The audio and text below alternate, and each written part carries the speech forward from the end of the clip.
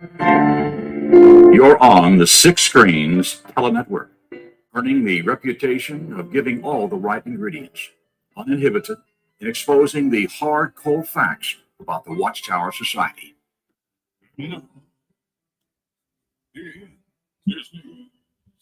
Well, so good to see you all coming in here tonight. We have got our program. It's called Awakening After Watchtower. We got our good friend Eric. He's a former Jehovah's Witness. He's down in Nashville, Tennessee, and he's coming on here tonight. Let's bring Eric on right now and say hello to Eric. Hello, Eric. Hey, how you doing? Well, doing good, Eric. So it's full speed ahead. A lot of people listening in tonight. So I think you'll have a very good program there. What's happening, Eric, is more and more people are getting out of the watchtower and, they want to hear what's going on in real time. So they tune into the six screens. So I'm glad you're with us. And what I'll do is I'll put the link on YouTube. What's the best place to put that in? Do you want it on YouTube itself, or should we put it in the comments, or should Um, we? I I think YouTube itself has been working okay. All right, I'll put You that. can ask the audience. What does the audience prefer? Yeah, well, what I'll do is I'll put it in. I got a couple places to put it. There's three places, so Okay. I'll put it in all three. Okay, so Yeah. I'll do that as you're talking. Now, when do you want me to play that clip? Whenever you get it, like in the beginning of the show, usually just to get it over with, and it's only about 4 minutes. And All right. I'll give it a little introduction. And one more thing, do we need to? Are the phone lines doing good? Because you have the Spanish show today. Yeah, let's shut the phone line down. You talk for a little bit. Sure. I'll mute my mic so nobody hears anything, and we get that phone line set up. So you go ahead and talk for a little bit, then I'll come back on. Give me about 2 or 3 minutes, okay? No problem, buddy. All right, Okay. everybody. I guess you know what? I like how Vern starts off his show, and I'm going to say hello to everybody. So let's see who we got in the chat group here. Hi, Beverly Howard and Steen One. My boy Bob Roberts. Dallas is here. We've got Becky. Let's see who else. John Marciano. We got Gigi for GB. We got Keith Silver. Did I say John Marciano? I think I did. And Jane Spitfire. Hello back. Hi, everybody. I hope you're having a good Saturday night. Can't believe you're spending it here with me. But yeah, we'll have a good night tonight. We're going to talk about some things that the governing body or got some stuff that they got up their sleeve that they've been doing.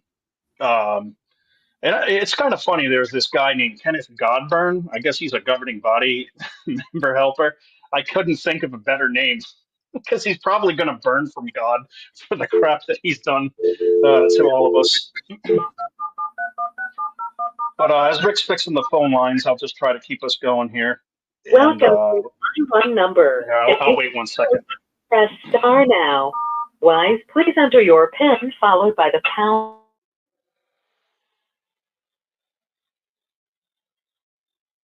Oh, we still here? All right. I guess I just hear dead air, which is weird. Okay. Anyways, I hope I'm still on. Everyone can hear me. Hi, Debbie. Debbie Moore's here now too. Let's see here. So we're going to talk about Matthew 25, 35, and 40. And no, this is not a biblical show at all. It's just to use it against them. Am I still on? Can everyone hear me? I'm just going to wait a second to make sure everyone can hear me in the comment section. Can you guys hear me okay? Everyone can hear you, Eric. Yeah. Okay, okay.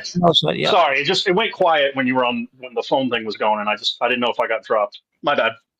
Thanks, Rick. Yep. But yeah, tonight, everyone, we're going to be talking about Matthew 25, 35, and 40 because this guy Kenneth Godburn uses it, and he says that let's see here. He talks about this with anointed ones. You know what? Just for the heck of it, why don't I read it? Probably everybody knows it from it being burned in our heads. It says, "And I was afraid, and I went and hid your town." Is this the right one? No, 35. Oops, I'm on 25. "For I was hungry, and you gave me food. I was thirsty, and you gave me drink. I was a stranger, and you took me in. I was naked, and you clothed me. I was sick, you visited me. I was in prison, and you came to me." Then the righteous will answer him, saying, Lord, when did we see you hungry and feed you, or thirsty and give you drink? When did we see you a stranger and take you in, or naked and clothe you? Or when did we see you sick in prison and come to you? And the king will answer and say to them, Assuredly, I say to you, inasmuch as you did it to one of the least of these, my brethren, you did it to me. Well, Watchtower has a much different version of it, and it's not just the version of it in the wording of the scripture, it's how they're using it as a weapon. Because what they're saying is that only the anointed are Christ's brothers. So they've elevated themselves, and in the video that I'm going to show, I'll show you how he says that. But they've elevated themselves, the anointed, to be of a higher class that doesn't exist within humanity, because we're all Christ's brothers. In fact, I wrote down in this video. I'm only playing half of it for you, not to bore you to death, but they say Christ brothers 6 times. They say anointed 12 times. They say the other sheep, interestingly enough, 3 times, only 3 times. And they say Jesus 27 times. And almost every time they say Jesus, they refer right after to the anointed.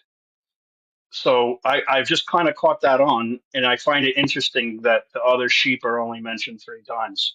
What they're doing is they like I said, they're elevating themselves. They really are putting themselves in a position that doesn't exist. They're the middleman for Jesus. Jesus is the middleman for God. Um, I found the video. I mean, as boring as it is, I found it interesting that uh, that they're so blinded that there's all this worship. I mean, they're against worshiping Jesus, but they seem completely fine in worshiping men in the governing body.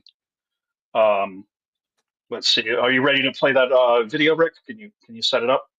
Yeah, let me set up right now. Hold on one second, Eric. Yeah, no problem. We'll get that up for you. So we're going to go 4 minutes and 28 seconds in. Yes, sir, till the end. All right, hold on one second. Let's get that ready. Hold on one second.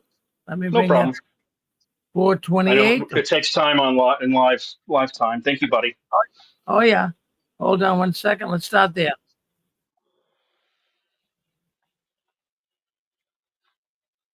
What I'm going to do, Eric, hold on one second. Yeah, no problem. I'm gonna I'll buy you some time. What I'm gonna do is I'm gonna put it on the screen, so rather than just hear, you can hear him talking, or you can see him talking. Okay. Sure. So Yeah. hold on one second. I'll get that. Share the screen, and we can do that right there. All right. Let's play it now. Here in this illustration, first with the sheep and then later with the goats, emphasizes his care about all of the anointed. The parable lists 6 things that they face, situations that they may encounter. And Jesus has that list repeated 4 times. He mentions it twice, and he has the sheep and the goats both repeat it. Clearly, Jesus is concerned with what is happening with the anointed. He knows that since the last days began, they have been the object of Satan's wrath. Revelation chapter 12, verse 17 says that Satan is waging war against them because they have the work of bearing witness to Jesus. So Jesus knows what they face as a group, but he's also concerned about what they deal with individually. Notice verses 40 and then verse 45. Jesus uses the expression, the least of these, my brothers, or the least ones. Now, the study note says in verse 40 for the plural term brother, that can refer to both men and women. And by stating the least of these, Jesus showed that he wasn't just focusing on those who have heavy theocratic responsibilities. No, he was aware of what was going on with all of his brothers, even those who may have been insignificant to others. Jesus views what happens even to these ones as though it happened to him. Jesus thus dignifies all of his brothers. He doesn't focus on their privileges. He focuses on their relationship with him. And he emphasizes this further in the wording of this illustration. Notice again, verse 40 and verse 45, you see the expression, truly I say to you. That was an expression that Jesus used to demonstrate the absolute reliability or truthfulness of what he said. So Jesus wanted all of the anointed to know that he cared about them. He was aware of what they were dealing with. And that's good for us to know because it lets us know that whatever we do in behalf of the anointed, Jesus is aware of it and he considers it as done just to him. Now, that brings us to the second thing that we learn. Jesus wants us to succeed. He wants the anointed to succeed. He demonstrated that he knew what they were facing, but he also emphasized that they would get the help that they need. There would always be righteous people here on the earth to help them. And that applies not just to the preaching work. We know that there are millions of people supporting the preaching work, supporting branch operations, Kingdom Hall construction projects, providing financial support, but it also applies to the individual needs that they might have. If they get sick, if they're persecuted, if they get rejected, if they're worried about their family members, whatever need that they have, Jesus' words indicate that there will always be individuals who will provide support. The anointed will always have what they need to succeed. That Jesus wants the other sheep to succeed too. Notice how he described what they would need to do. He described it as giving a drink, feeding, clothing, visiting the sick. Now, these are all things that a right-hearted person would want to do, find happiness in doing. These are things that Christians are obligated to do. What's the point? Jesus didn't describe what we needed to do in grandiose terms, as though we had to climb a mountain or travel some great distance. No, he used simple, everyday things, things that all of us can do. And doesn't that describe the preaching work? Well, all of us can engage in the preaching work, no matter where we are. And doing good to Christ's brothers would not depend on where we serve. Verse 32 says that Jesus is evaluating people of all the nations all over the planet. And it's good for us to remember that here at Bethel. You know, we greatly appreciate our privileges of service. We know that we're having a big share in supporting the preaching work. And we know that Bethel also gives us a unique opportunity at times to assist brothers, anointed brothers, personally, helping individuals in the ways that Jesus described. And we cherish those privileges. But the reality is, we don't all have the same opportunities to render such aid directly. A lot may depend on what our particular assignment is or what the needs are. And our work here at Bethel may change. Yet, according to Jesus' illustration, doing good to the least of Christ's brothers does not depend on where we serve. Jesus doesn't want us to be discouraged about what we can't do. He wants us to focus on what we can do. And no matter where we are, no matter who we are, we can all do something for Christ's brothers. And when we do, our King considers it as though it were done to him. So this illustration deals with a weighty topic, the everlasting destiny of billions of people. But the way that Jesus delivers this information draws us closer to him. We see his deep concern for the anointed, and that encourages them. And it also gives us motivation to loyally support them. And Jesus also demonstrates that he wants us all to exceed, anointed and other sheep. Now, as we approach the memorial, there'll be even other opportunities for this illustration to come and be important to us. Thank you, Rick. And thank you to the audience for having to put up with that. I don't feel that bad for y'all because I watched it about 6 times because I just kept going off in space. But yeah, you know what? That's a good point, Jane Spitfire. I actually don't know what the billions of people that he was counting either. Is he saying that billions of people are going to die at Armageddon? That's like that was a red flag for me too, Jane. Really bizarre talk. One of the last things he said, let me see if I can find it. Whatever we do in behalf of the anointed, Jesus is aware of it and he considers it done to him. That is one hell of a damn statement to make. Really. I mean, think about it. Think about how cocky and arrogant you are to think that the audacity to think that you have this privilege because you dreamt it up by reading parts in the Bible and said, yeah, that's me. I mean, oh, we got a guest on. We'll say hi to Audrey. Hi, Audrey. How you doing? Good, Eric. How are you? I'm doing Oh, we're doing pretty good. Good to see you guys. Oh, nice to see you too. Yeah, we're just talking about a talk that came out um from the organization. They're always How talking are you about doing? good, good. Do you guys get through the storm okay? Yeah, I didn't get touched by it at all. Just a little flooding, nothing much. That's Nothing good. that did any damage. Yeah, I So, heard I yep. heard Ruby was okay. Okay, that's good. Mhm. What part of the country are you in again? I'm in New England. I'm up in Maine, so we didn't get anything. Oh, okay, yeah, you didn't get nothing. Why didn't I remember that? Because I'm from New England. I should have remembered that. But your audio went off. Can everyone hear me too, or because I can't hear you, hon? We can hear you. We can hear All you. right, it's on her end. You know, I don't have a computer and I can't type a message to her, but I'll write one. I'll do it old school and write it out hand note. Let's see here, Audrey, your audio's out.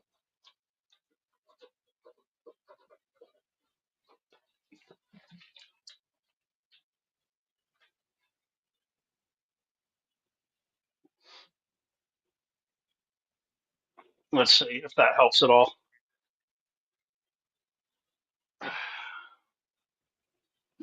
Eric, I got a comment if you There you want go. to. Go ahead, buddy.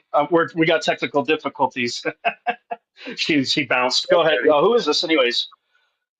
It's Dick Borgie. Oh, hey, Dick. Sorry, I didn't recognize your voice for a second. That's okay. That scripture says, the least of these, my brothers, the least, the beggar, the broke person, the guy in jail, the least of these, my brothers. And the Watchtower would like you to believe whatever you do for the governing body, you're doing it for Jesus. Talk about arrogance. Yes. They are so thick. It's pompous, arrogant, egotistical.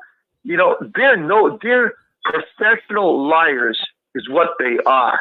They're fraudsters. They are deceivers. They are also the false prophet. And in Jesus' day, the false prophet was stoned to death.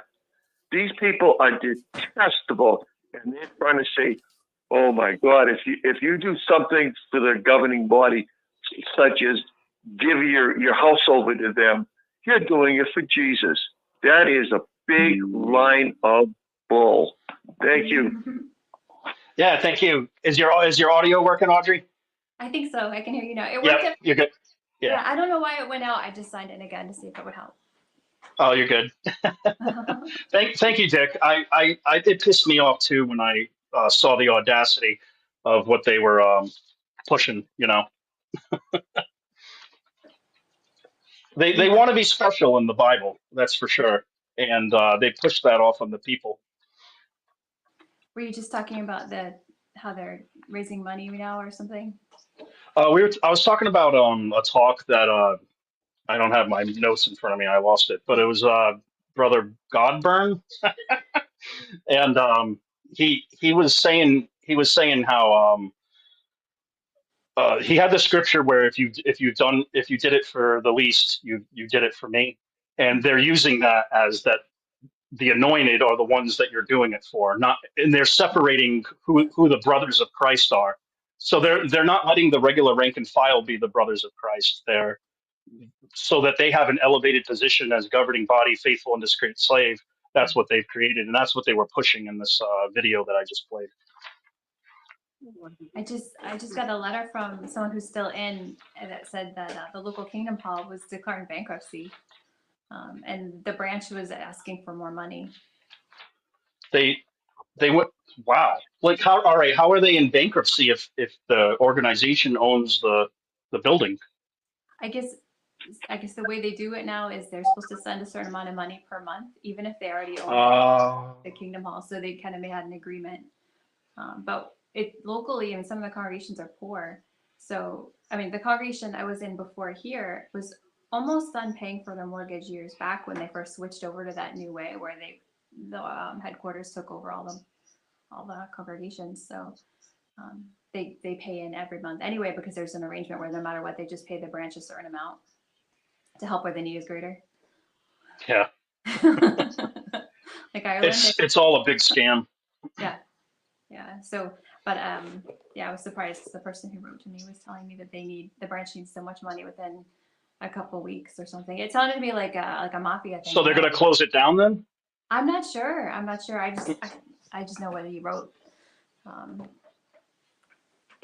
So I'm not sure how that works, but it sounds like I've heard on Reddit that there's a couple kingdom halls that can't afford to it's just people giving their story, but it's still I still count it.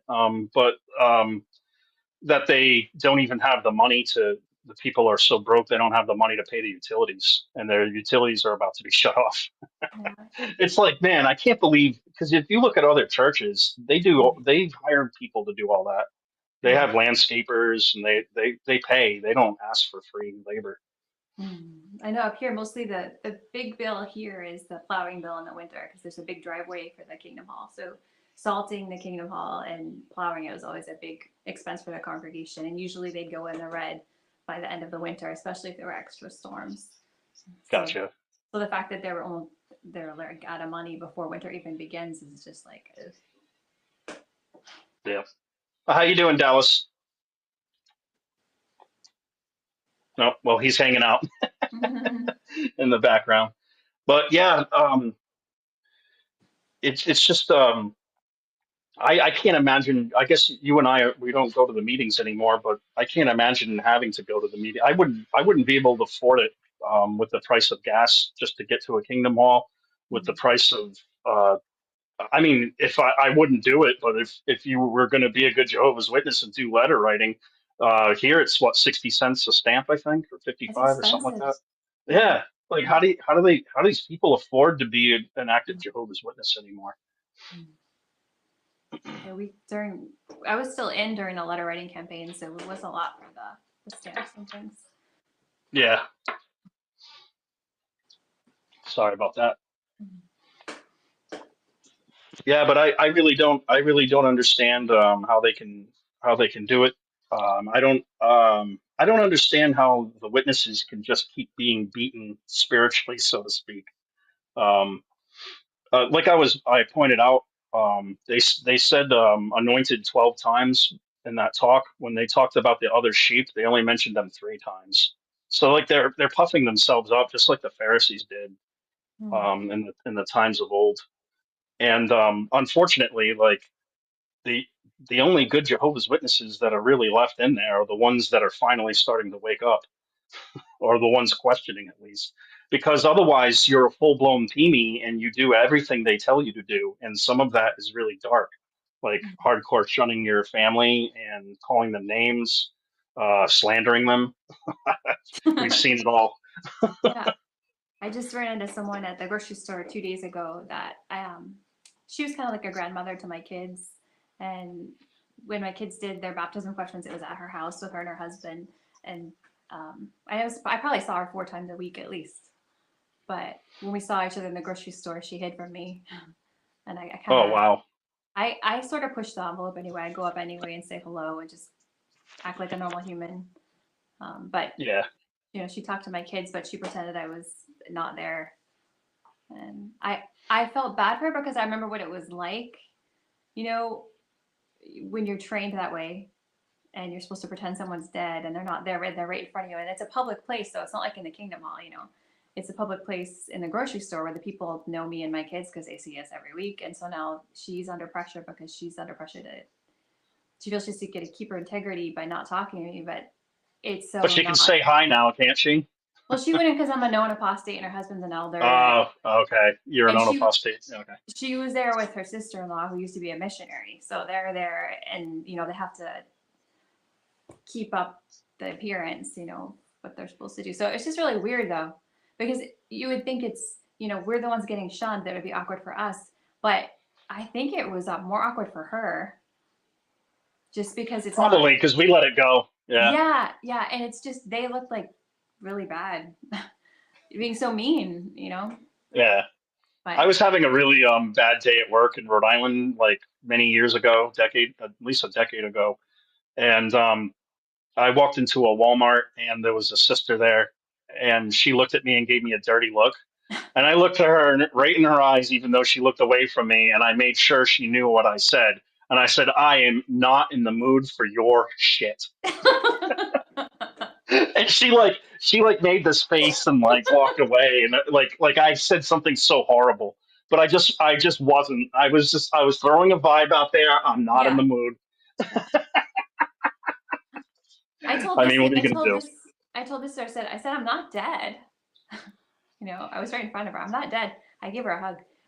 She was kind of, they don't know what to do. I think they just They don't know what don't. to do. Yeah. 'Cause- It's what happens when you allow someone that tells you what kind of medicine you can have, who you can love, literally, like who you can love as your partner and who you can love in your life. They control or try to control every aspect of it. In Jesus' example, they get that cognitive dissonance where they have,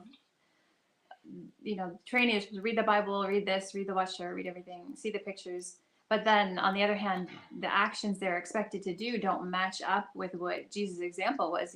Jesus taught about when you Yeah. see someone on the road, you help them if they're beat up on the side of the road. But instead, the Watchtower people are supposed to act like the Levite and the priest that just walk on by instead of being like the Samaritan and saying hello.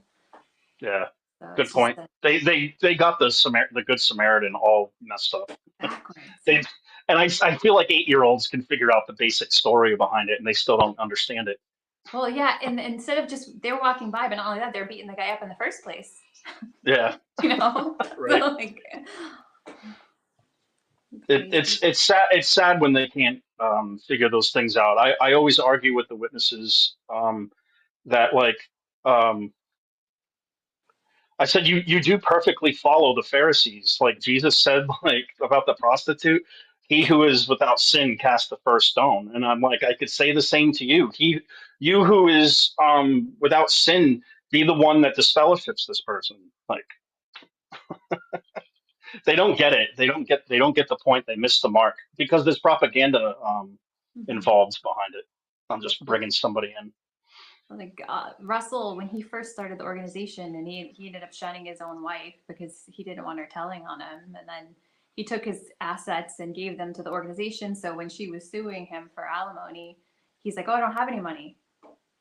It all belongs over there." It's the same pattern today that the leaders do. If someone says something that doesn't agree with what they like, they get disfellowshipped. And then Yeah. if they get sued for the CSA stuff, they say, "Oh, well, it belongs over there in that company. We don't have any money now." That's what it looks like it's going to right now with that left Mina Ireland asset company thing. It's pretty crazy. Yeah, that was extremely shady that they did that, and it shows who they are and how much money they have. I don't. I'm confused that they don't have an exact number where it's worth what it's worth. They said like tens of billions, but I'm curious to know, like, is it 20 billion? Because that's a lot. And I mean, I know it's tied up in assets. That's like saying that Elon Musk is rich. I mean, he is. He's a billionaire, but it's all in assets for the most part. He kind of lives simple. I mean, he is rich. Don't get me wrong, and he gets a check, but he's not as rich as like on paper as he actually is, like money on hand. And probably the Watchtower is the same way, but I have to think that these old timers have probably buried money. Well, when some of the research on the guy they hired for the directors of that the Ireland companies there, one of them was that Philip Lofts that used to be part of UBS, the bank, one of those huge Swiss banks, and they had gotten, it was probably one of the worst cases of corruption in a bank and money laundering in the world. Like France sued them and the United States sued them for millions and millions of dollars. And then he was one of the directors, and then Watchtower hired him to be the director for Lepta and Mina. He's like, and then the other guys that they hired for the directors all have worked for different kind of shady banks, including the Bethelites. So, I mean, how do they have that relationship already set up that they ended up hiring those people? Do they have also Swiss banks anyway that they're using? No doubt. I'm sure they have all kinds of advisors. And I think they have more than one company, right? They have shell companies. So they must have I don't know. I'm just guessing. They must have investors and people who have a say so over the company. You know, Mhm. it's interesting that they ended up calling themselves many names, but they go by governing body the most, and then I would say faithful and the great slave second. That's just my opinion, but like governing body is a corporate term that they're using to even insert it in the Bible and in like the original apostles. It's ridiculous. Mhm. That's a funny comment. I mean, Jesus was talking P Daddy Elder material. Oh my. You got me laughing there, Jesse. Yikes. Yeah, the bad elder, I guess. Yeah, Mhm. or the I wouldn't say typical one. I'm sorry, everybody. I'm still here. I'm just going to turn my AC up. It's getting a Mhm. little warm.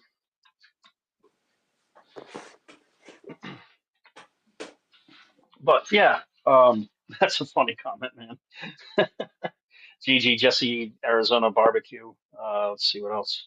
I don't see any other comments. But anyways, Mhm. yeah, it's crazy what they're doing and what's going on. And the governing body update. Gage Flegel, is that how you say his name? Gag Smeagol, Smeagol from Lord of the Rings. he he's bragging about their attendance in the special. I'm not going to play the video, but the special convention, and it's like, well, first of all, there's special conventions. There was like 6 or 7 of them, and everyone has to have like kind of like a ticket, so to speak, like an invitation. And so it's like prepared, and of course, it's not going to be empty seats. They're not showing like the regular conventions, like where my boy Jerry went. What part of California? I forget. It's the famous one in California. One of them. I can't remember now. Is it West Palm Beach or I can't remember. But their like attendance has been dropping like I think it's below half now, and you can just see all the empty seats. Rick Farron showed a ton of pictures with empty seats, so it's quite the contradictory of what they're saying to us. And I just feel sad because like just let people be free and just admit that you made mistakes and like stop with the cover ups and lying to everyone and deceiving, making everyone feel like they have growth. They had 680 something baptisms in um, what part of the world was it? Paraguay. Um, and Paraguay is not a third world country, but it's a progressive country, and it's close to it. It's not it. I don't think everybody has internet and knows everything about Jehovah's Witnesses as easily as Americans or Canadians, um, and even people in, of course, in Europe. Uh, but yeah, it's starting to be a problem with them, and I think that's why they're addressing it and why they're like lying about their like attendance. I mean, there's some truths to it. Yeah, they're like, we had record baptisms in Paraguay, but it's like, what about America? Did you give up on America because you're not getting record baptisms here anymore? Well, it's kind of like Pharaoh. You mentioned why don't they just let everyone go free? But same thing. Moses said, "Let my people go," and Pharaoh's like, "Who is Jehovah? I'm not letting Yeah. those people go." And the rank and file are used to make money for the guys up higher, so they don't want to let them go. Yeah. They want if they keep the congregations, even if they're only half full, they're still getting money. And then if Yep. they shrink enough, they can sell the building and make money that way. Hi, Ruby. Hey, Ruby, how you doing, hon? Yeah, I agree. There's I'm curious what kind of changes they're going to make in the future, or if any next month. But they're making a lot of mistakes, and it's obvious. And it's funny to see them lash out at everybody else. They like to blame everything on the people instead of their own shortcomings. But another sick thing that he was talking about is he was bragging about. I don't know if you followed it at all. There's like a sister in some other country, and forgive me for not having the details in front of me, but she like was forced a blood transfusion without her consent from the state, I and they're bragging that they won the lawsuit. I That like, seen. They're wanting that they're bragging about it, and it's just like that's not. You're bragging that like, hey, we won a lawsuit where this sister should have died for her sacrifice to Watchtower. I I mean, think that's. I really, think it's in Spain, right? I think that's where that is it case is. Spain? Okay, I think it is. yeah, you're probably right. I just don't remember. But yeah, I just found that disgusting that they were bragging about that. I'm like, really? Like, why would you brag about that at all whatsoever? Like, I just don't understand why they would even go there because I guess when you get so lost inside of yourself, what's his name? Tony Morris calls it being wrapped in smoke. I guess they are. They can't see straight because they're wrapped in smoke. They can't see how it looks. Like you're suing someone for saving her life. I guess it's perspective. I mean, I think Yeah, you're right. we probably talked about it before. Personally, I think the blood industry is kind of cutthroat. But as far Yeah. as Watchtower's point of view, I think they're profiting off of the blood industry by selling the blood fractions. So they, if someone was to have a whole blood transfusion, that's one thing. But if you take the blood and you multiply it different ways and you make a lot more profit off of it, that's kind of what the blood industry does. And Watchtower has all that stock in those big pharma companies. So when they promote blood fractions, it's not like they have a moral high ground and they're saying, oh, we're refraining from blood. So, they're saying actually you guys should take blood fractions. And so what they'll do is they'll take news like that happened in Europe and they'll say, oh, we want some kind of religious freedom, but they're not really concerned about religious freedom. They show that because they disfellowship people who exercise for their religious freedom. So they put a spin on everything. It's same as the Russian persecution thing. They're part of the reason there is persecution in Russia, but then they'll say, oh, Russian persecution proves that we're God's people, when it's like, no, you're just using that to spin and advertise. Basically, yeah, that's exactly what they're doing. They're masters at manipulation. They're not as good at it anymore, but they did a damn good job for all these years, getting people to do free labor and stuff. Yeah, and part of that is, the people they take advantage of are, if someone's a sheep-like person, they are vulnerable. It's not a bad thing to be vulnerable. To be a person that's loving and trusting isn't a bad thing. But what's bad is being a wolf. So, taking advantage of people and tricking them and spinning things around and fleecing the flock and eating them, I mean, that's evil.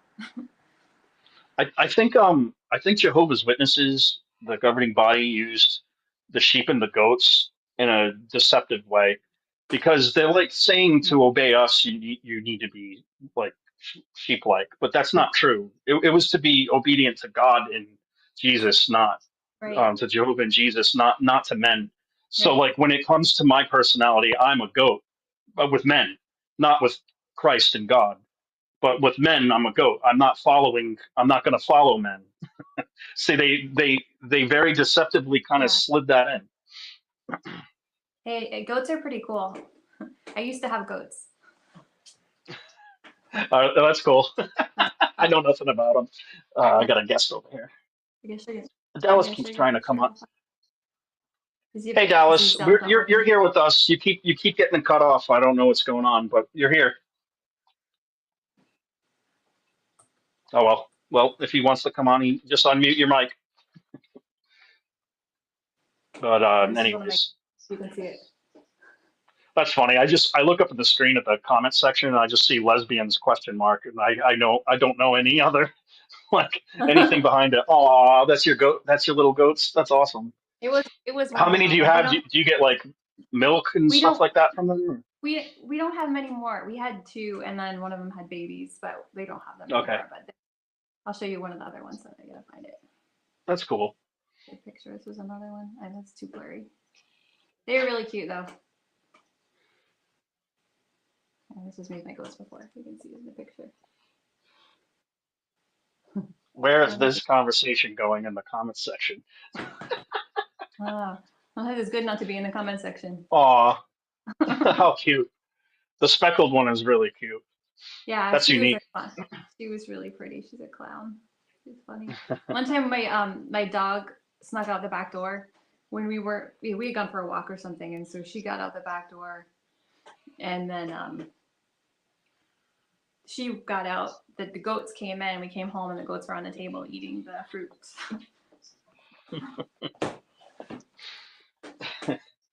I'm kind of a mess. Oh, you're good. That's funny. Well, that's cool. Do you have any other kind of animals, like chickens or anything? We did have chickens. I miss my chickens. Yeah. I'll show you. I'll show you a chicken picture too. But we just have a dog right now. Okay, that's During cool. COVID, I when would they love to still have chickens happened, for the fresh eggs. The fresh eggs are so much yeah, better than the store. they're awesome. And chickens are so cool. Yeah. They're just really cool. Yeah. I show you chickens. There was this Jehovah's Witness that I knew, and she was my buddy's wife, and she lost her mind, and she ended up in a mental ward, and oh, how sweet. But she had pet chickens, and yeah, that's cool. Aw, that's good. The kids get to have to be around the animals. It's really healthy because like children are little empaths. They feed off all the energy, and it's good to teach them responsibility through pets and stuff like that, and just the kindness that you can give to an animal and how an animal, like I've heard that chickens actually can grow an attachment to you, like they have feeling. Yeah, we could tell all their different clucks. We could tell which one it was. That's it's like, funny. oh, there's Henrietta.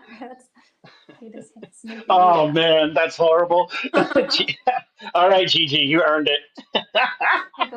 My goat is named Berea, the tacos.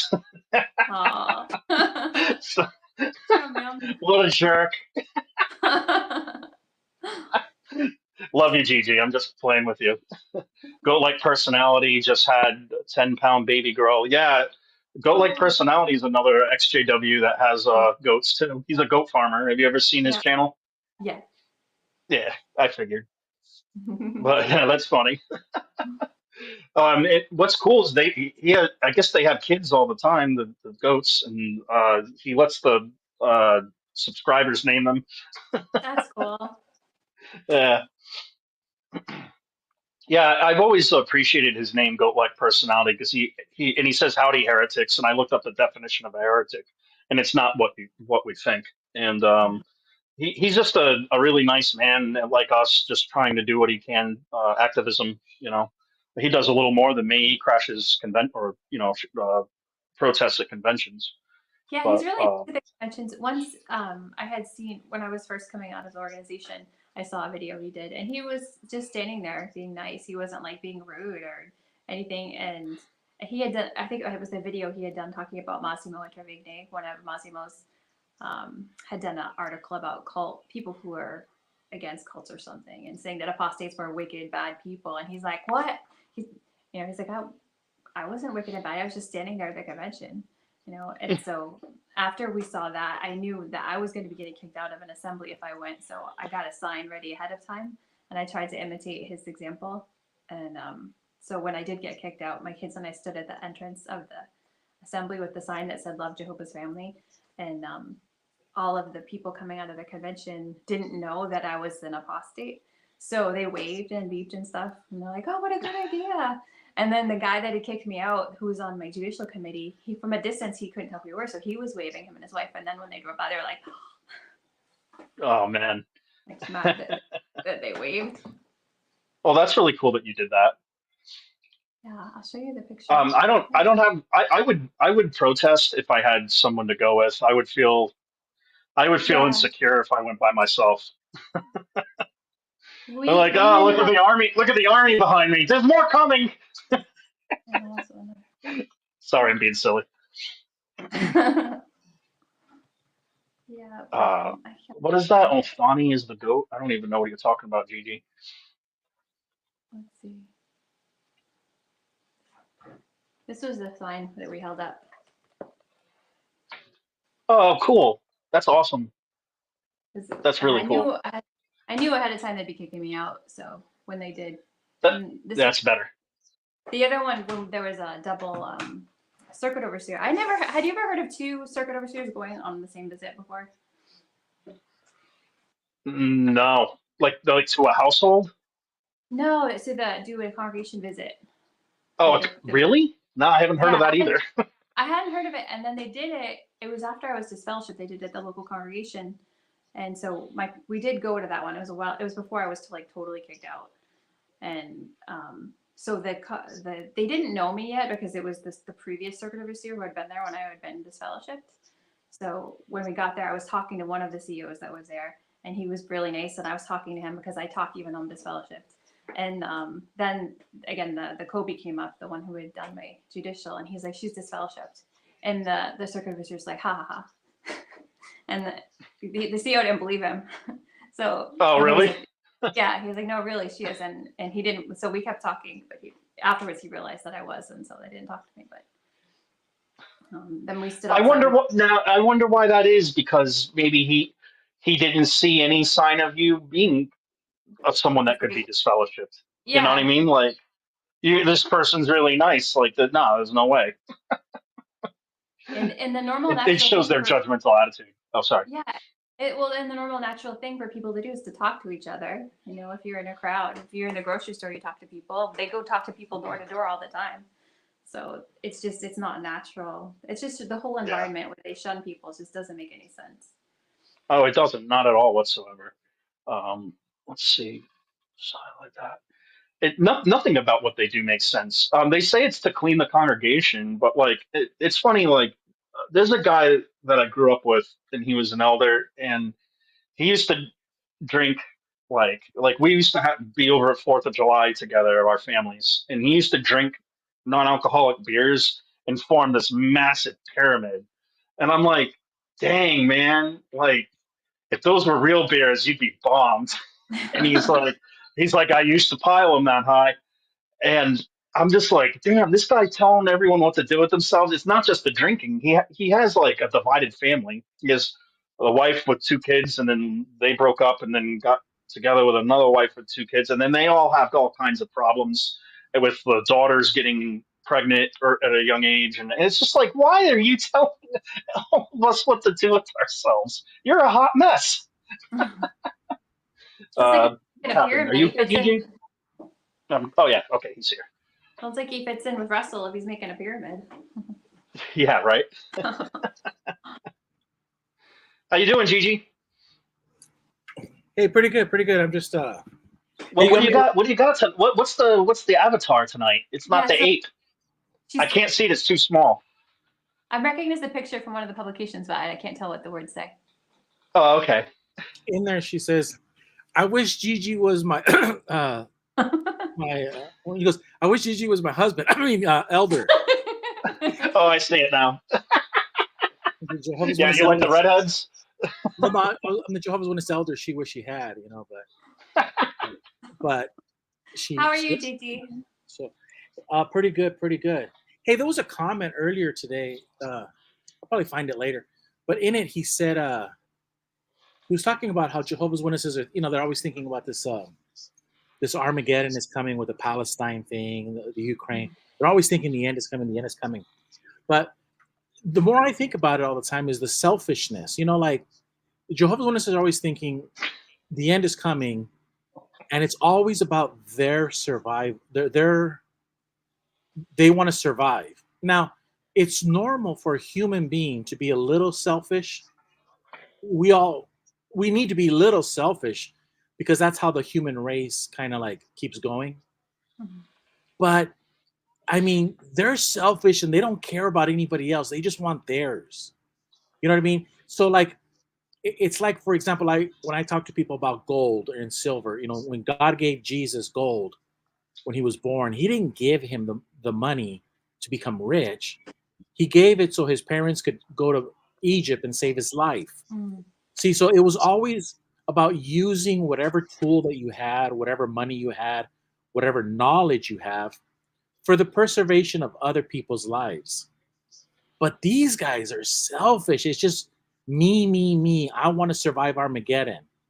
No, I'd rather die in Armageddon if all of my friends and family can't be in it. We can't go together. You know what I mean? It's the way they think is backwards. It's selfish. You know. I would never want their paradise. Their Yeah. version of paradise sounds like complete hell. Yeah. Do you hear that 311 song about paradise? Amber is the color of your energy. No, not that one. No, I'm not sure. It's the part of I the can't lines think going, of it.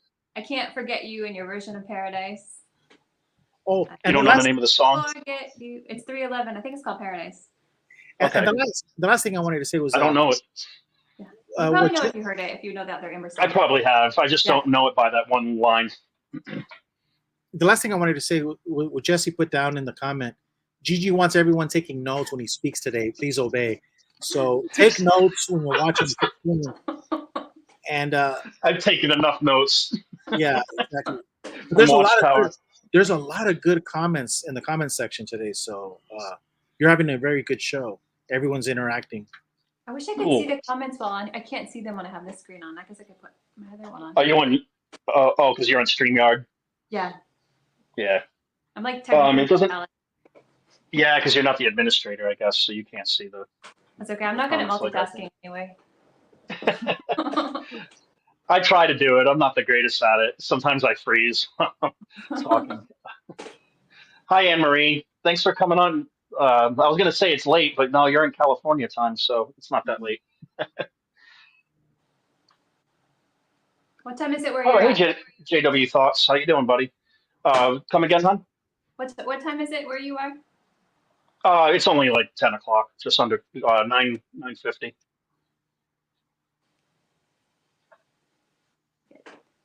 I'm 10:50 here. Let's see. Yeah, you're Eastern. Yeah.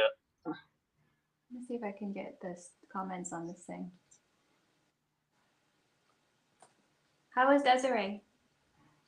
Oh, she's doing okay. She's been a little under the weather lately, to be honest, but I won't get into that. She'll beat me up. No, just kidding. She's a private person. Go ahead. I hope she gets some rest. Oh, thank you. Eric, do JW elders announce this fellowshipping or approving of minors? I don't know if they've changed that, Booker T. Adams. They might have changed that because of Norway.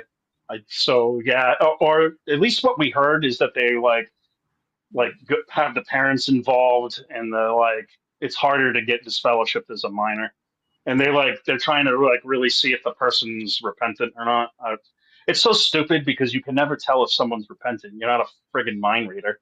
I always hated that. When I was arguing with a friend of mine, I'm like, if the disfellowshipping arrangement is biblical, then in the prodigal son, why did the man not have a judicial committee before him and wait 6 months to a year, maybe even more than one time, reinstatement letters? Why is none of that in there? Why was he instantly forgiven and brought right in and they slaughtered the bull or, the calf or whatever and had a feast? Yeah, and he wasn't They even. don't get it. He wasn't even. He didn't even have a chance to say, "Oh, I have works befitting repentance." I mean, if that's what they're looking for and stuff. I mean, the father ran to embrace him before he even knew anything about the situation. The father ran to embrace him, and they're planning the dinner and stuff. So I mean, all that stuff that they make up in the elders' manuals is just so silly.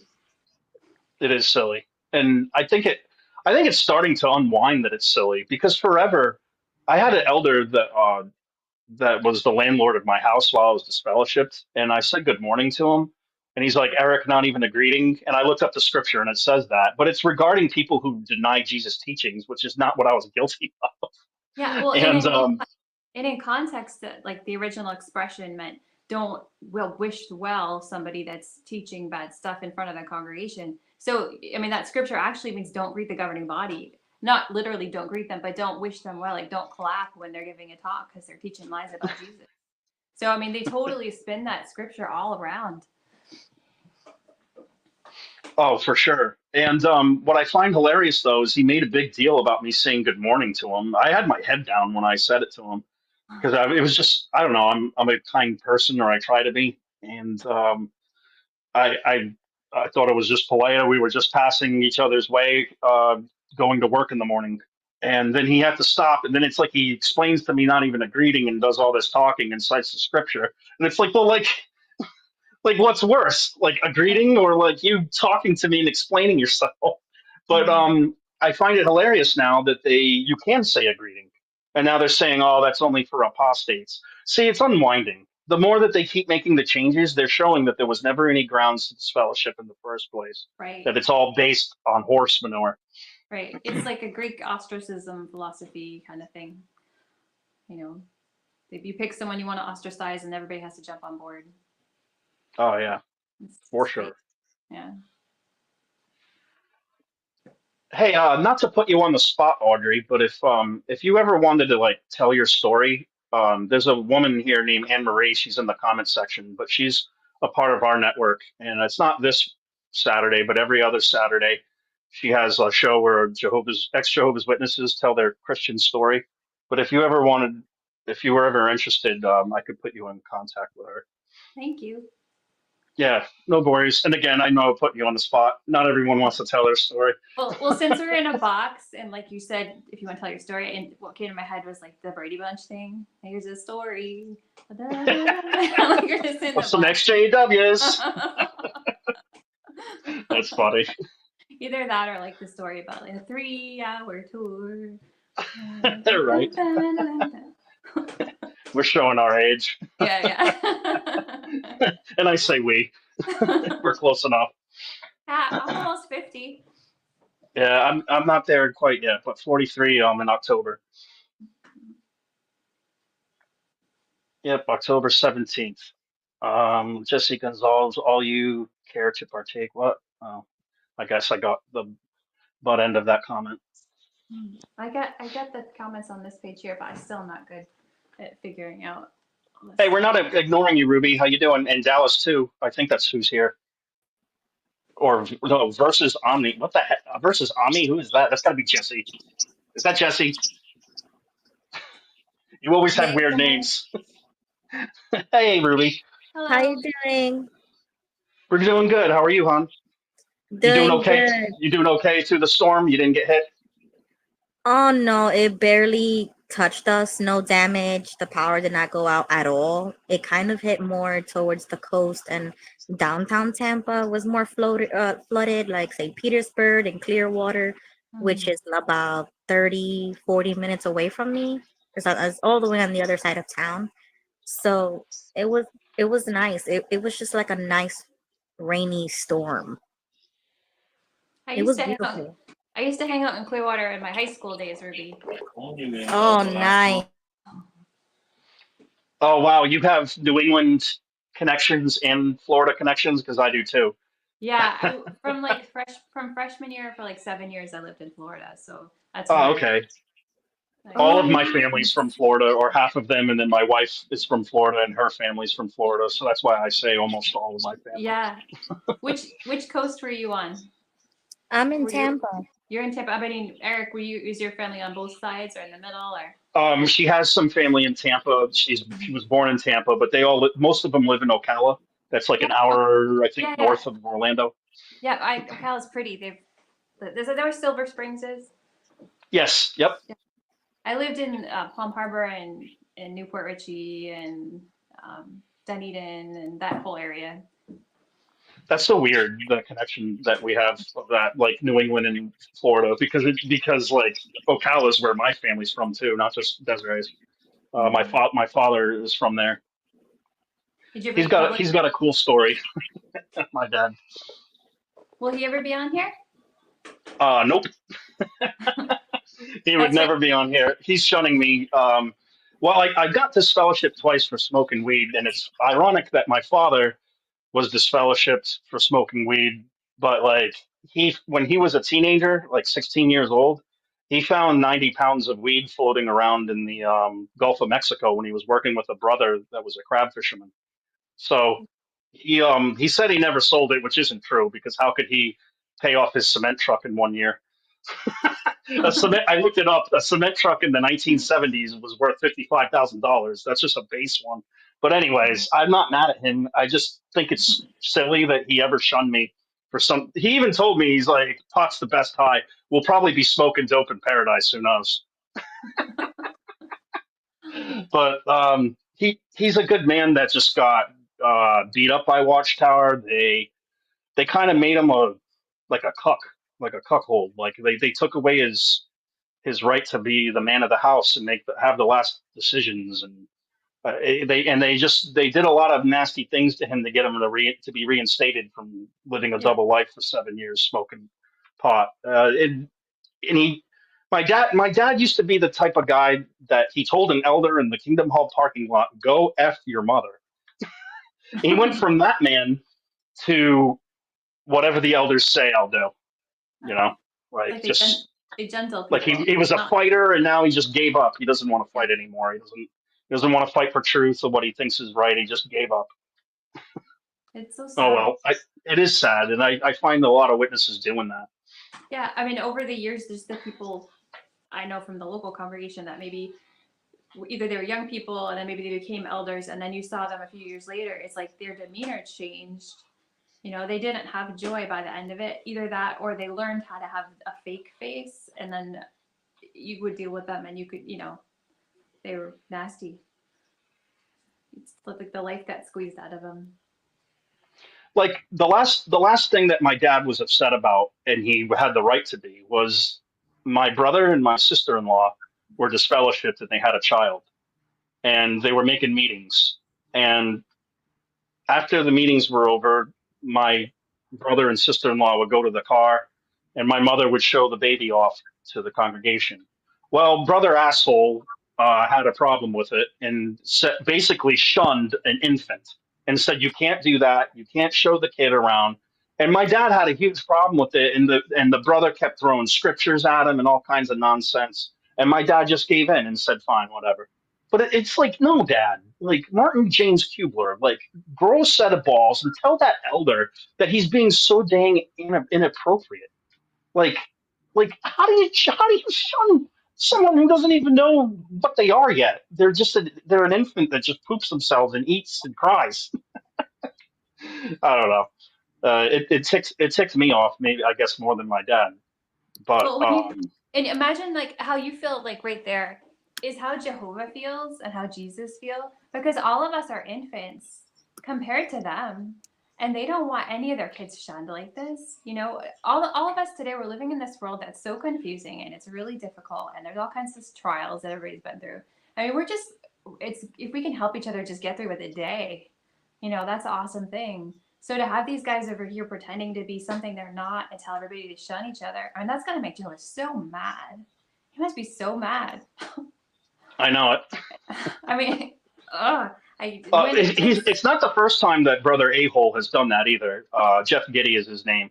He shunned these other kids because there was a friend of mine who had four children, and his wife went crazy, and he's a single dad, and he committed adultery or whatever and got disfellowshipped. But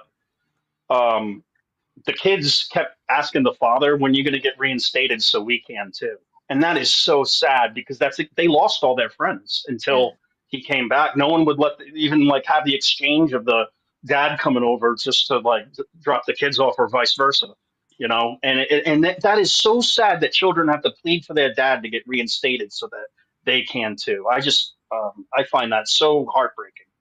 Well, that's what happened to my kids. They lost all their friends when I got disfellowshipped.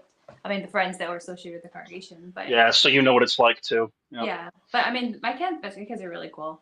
They're like, Yeah. nah. Well, They that's probably bounced back and met new friends, no problem. we're in a situation because my husband's not, you know, he's still in the organization, so it's hard. But as far as there's just a line to have to walk. But yeah, the kids are really good. That's good. They can see through stupid stuff. They're like, that's stupid. Yeah.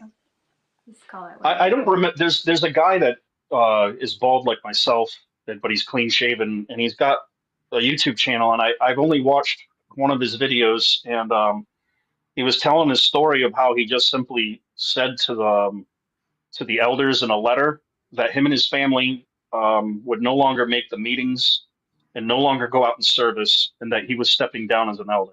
That's all he said in the letter. And slowly by surely, the entire congregation, including about 95% of all of his family, shunned him.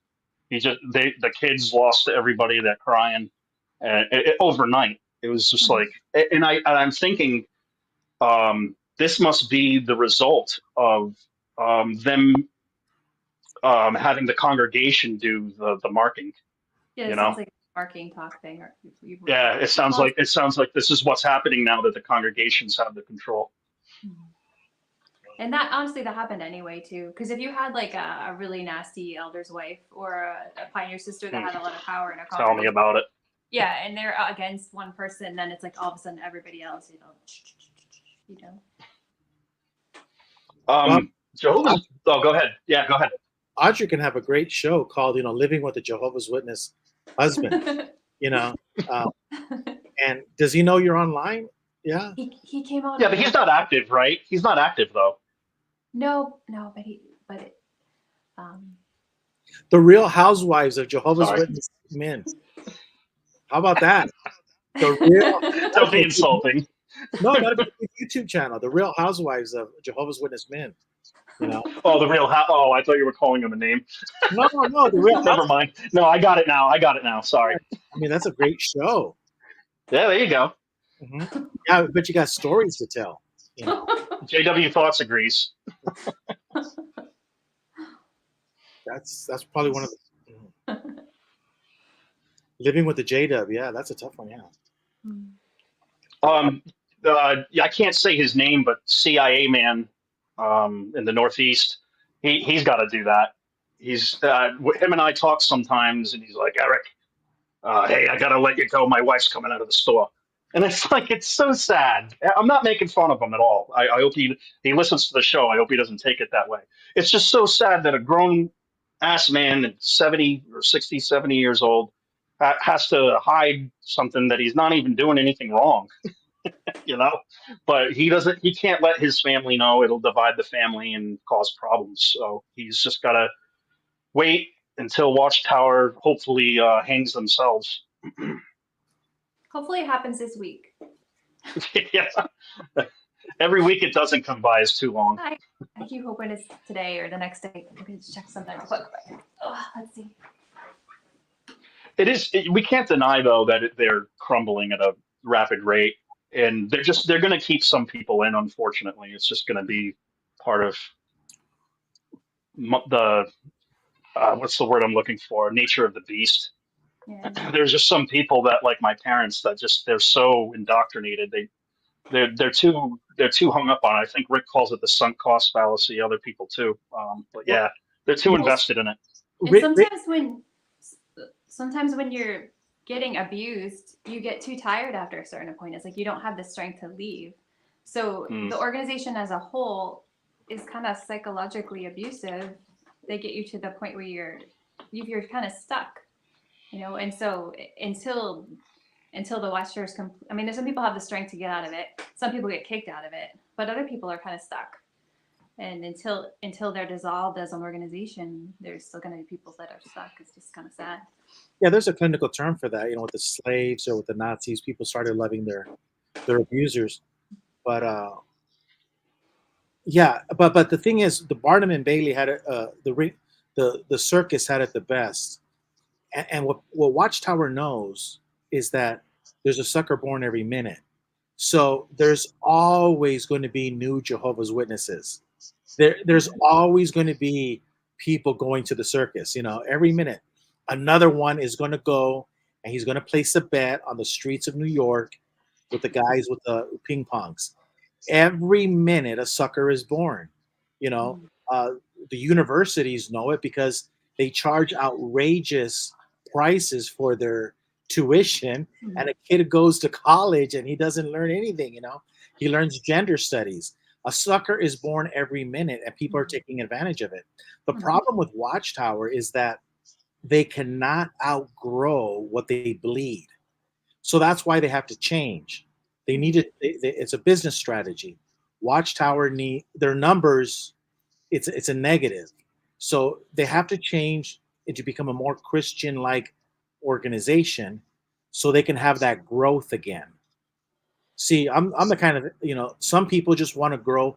This is like Wall Street. They say, grow, grow, grow. But they just want to grow for the sake of growth.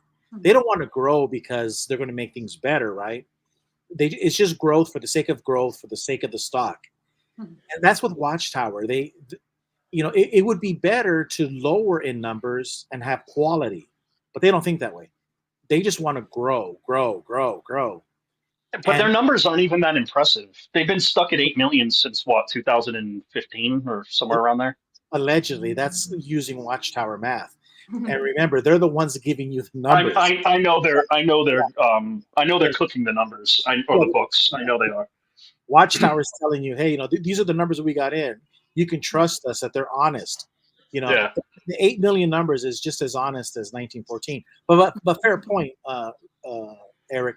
All I'm saying is that from a business perspective, because Watchtower is a corporation, they have more people leaving than coming in, and they're like Sears, they're like Radio Shack. If they don't change, they're going to die. And it's really as simple as that. Well, they're a pyramid scheme, so that's the thing. They have to keep on expanding their base if the pyramid's going to keep working out. But at a certain point, it topples over because it's not really the right way of doing things. Yeah, Gigi would know. He's running for office, so he would know he needs to go in there and change some things. And what would be the best way to change it? It works for Joel Osteen. It works for the 700 Club. The online religion is awesome because you could sell Jesus for $40 a month.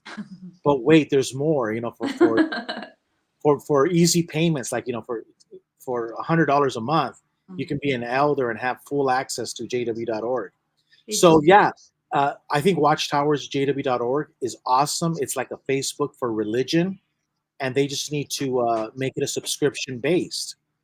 And if you do have 8 million members and everyone's paying at least $10 a month, I mean, that's $80 million a month. Think about it. So Watchtower has a cash cow. It's called jw.org. They just need to make it interactive so you can justify paying Jesus $10 a month. Whose side are you on, Gigi? I know. I'm letting them finish it. I'm just as confused as you, Ruby. No, this is how you do it. Did you ever see that? There's the Saturday Night Live skit. It's a really old one, and they have the Father Sarducci. He's comes on with he says everybody can be a pope. You can buy a pope. You just call me and you pay and you. Yeah, you call him pay. And you can get the uniform and everything. Yeah. The best. Yeah. The best Father Guido Sarducci skit is the 35 cents when he talks about masturbation and how every time you sin, like if you kill someone, that's like $1,000. And then if you steal. But don't they do that anyway? Isn't that what the Catholic Church does anyway? No. So what happens is when you die, God counts all of your sins, but he doesn't use a calculator. He just like immediately knows how much money you owe. So you have to pay for your sins. So when you're born, you're given an X amount of money. And if you sinned more than what you were given, then you're born again and you have to go back to earth and do it all over again. And masturbation is like 35 cents. That's a sin. And so he starts talking about how at the end he has this recurring nightmare all the time. And he wakes up, in sweat because in the nightmare, he's with God and God is counting all of his sins. And he's always 35 cents short. So you get it? It was like a Norm Macdonald joke. You made us a long time wait a long time to get to the punchline. The punchline was that he masturbated one too many times. I know. I got you just said it like Norm Macdonald explaining it. One too many times. You literally are Norm Macdonald. Yeah. So the guy in Cheers. What's that? It makes perfect sense to go online religion. Everyone else is selling Jesus for a monthly fee. I mean, come on. This way you can do it without calling it a tithing. You can make every elder, and then you can turn. And if you're a Jehovah's Witness single brother, I mean, for an extra $10 a month, you can get access to the dating site. No. What happened to it's your birthright, Gigi? You're not making any sense. Forget that, man. I'm into the cash cow, man. Are you still on the medication from your surgery? But they do have a cash cow, and they know it, but they need to monetize it. They know. Yeah, Wally was saying how their cash cow basically is their real estate, all their assets. And now that they have the asset company in Ireland, Mhm. I mean, shoot, yeah, I bet they could figure out real quick how to sell property if they need the money. They Well, don't need the money, dude. I think they're obsessed with the money that they used to get from us, and it's cooled off, and they want it back, and they'll never listen, get it back. I'm going to disagree with Wally, and he's probably right. But real estate is so 1990. Look, we have a billionaire. His name is Donald Trump. He's into Yeah, real and estate. he made his money from real estate. But guess what? He's poor. I mean, he has no money compared to Elon Musk or Zuckerberg, and they don't have real estate. They have digital technology. You know what the real estate is? The website name.com, facebook.com, x.com. The richest billionaires own real estate. It's called URL, www.amazon. It's the web page. It's the information, and that's. But you know, if there's a crash, maybe it goes back to real estate. Watchtower has jw.org. That is their jw.org can bring in them more money than all of their properties could ever bring them in. I'm telling you, man, that website, I'm telling you, that website will sell Jesus for $20 a month. It's I'm a sure good that they'll idea, get to but that point. Yeah. He's gonna Go fire ahead, them Ruby. though. that's a good idea, Gigi, but you know how much they would have to backtrack on how the internet is so demonic and influenced by Satan, and to leave your computers in the living room because you don't want computers in bedrooms and things like that. All of that, they would have to backtrack that and make it good to start using the internet again because supposedly it's demonic to go on the internet. That's all they do is backtrack, Ruby. Yeah, And then they have a scripture to explain their new backtrack and why they have new life. And then the scripture will contradict the old scriptures. Like they just, Exactly. yeah, they go down this rabbit hole or this continuous gerbil on the wheel. So You know, they never go anywhere. We know you're listening, so I'm going to give you the advice. Everything they're saying is true, but this is where they're wrong. You never talk about the past. You only talk about the new religion. And I don't know what Ruby's talking about. I don't know about false prophecy. I have no idea what she's talking about. I never heard that. Uh, we're talking about the new stuff. And that's how you do it. You always push forward. You talk about the new stuff that you're doing. You never look back. And you know what? All of you look back, you'll never make it into the kingdom of heaven because you're always looking back. You know, Jesus talked about this, you know, follow me, keep looking your eyes forward. And those of you that go on the internet or looking back in the 1950s and the 1800s, you're going to lose sight of the prize. You know, you have to look forward if you're going to grasp the prize. When does a winner look backwards when he's running the race? Only apostates go to the back. Because apostates are losers and they run backwards. But winners that get the prize always keep their head up straight up high and with their hand out, you know, getting the prize. So that's what I would sell. Yeah. So Watchtower, you got your agenda for the next Wednesday meeting. Hell no. Wednesday meeting. Yeah, I was gonna say Wednesday was yours, huh? Mine was mine was Wednesday at one point. Then it turned to Tuesday. Yeah, we had Thursday here. Okay. Yeah, and I'm saying this because you can see my picture in my avatar, right? Yeah. That's Don Adams. He was the president after Henschel, who was president after France, and he just died about 2-3 years ago. And right there's the New World Translation, and he's swearing me in. But that's awesome. But hey, Gigi, you kind of look like what the heck's the name of the actor from the original Godfather? The guy with the voice. I can't think of his name. Gigi, you're the Godfather. What the heck's his name? I can't think of it. I don't know. Yes, you do. Come, Marlon Brando. Gigi. Oh yeah. On the graves of my grandchildren. On the souls of my grandchildren, as he is swearing him in the Bible. Hey, Audrey, I just want to I called my assistant. I'm sorry we kicked you out, but my assistant should have you right back in. And yeah, here you go.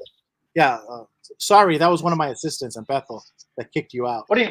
Does that Jesse? Did Jesse do that? Yeah, she's back in. Yeah. Jesse, what's wrong with you? I bet Gigi did it because So, you'd be the type of guy to blame it on your big brother. Yep.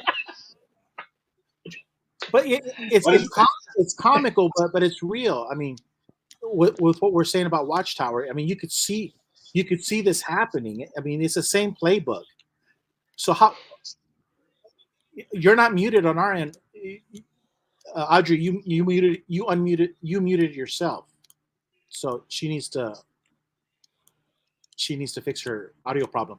But think about it. When you just think about what other religions are doing, you guys are seeing it. I mean, uh, why would Watchtower can say, "Hey, why can't we get in on this gig?"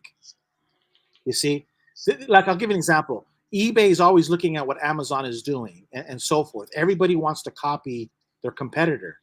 You don't think Watchtower wants to copy uh, Joel Osteen? You don't think Watchtower wants to copy the 700 Club? Yeah, and they see like, wow, how many? How can we get rid of all of these elders and all of these circuit overseers, which in legal terms are called liabilities? Mm-hmm. All of the liabilities Watchtower has.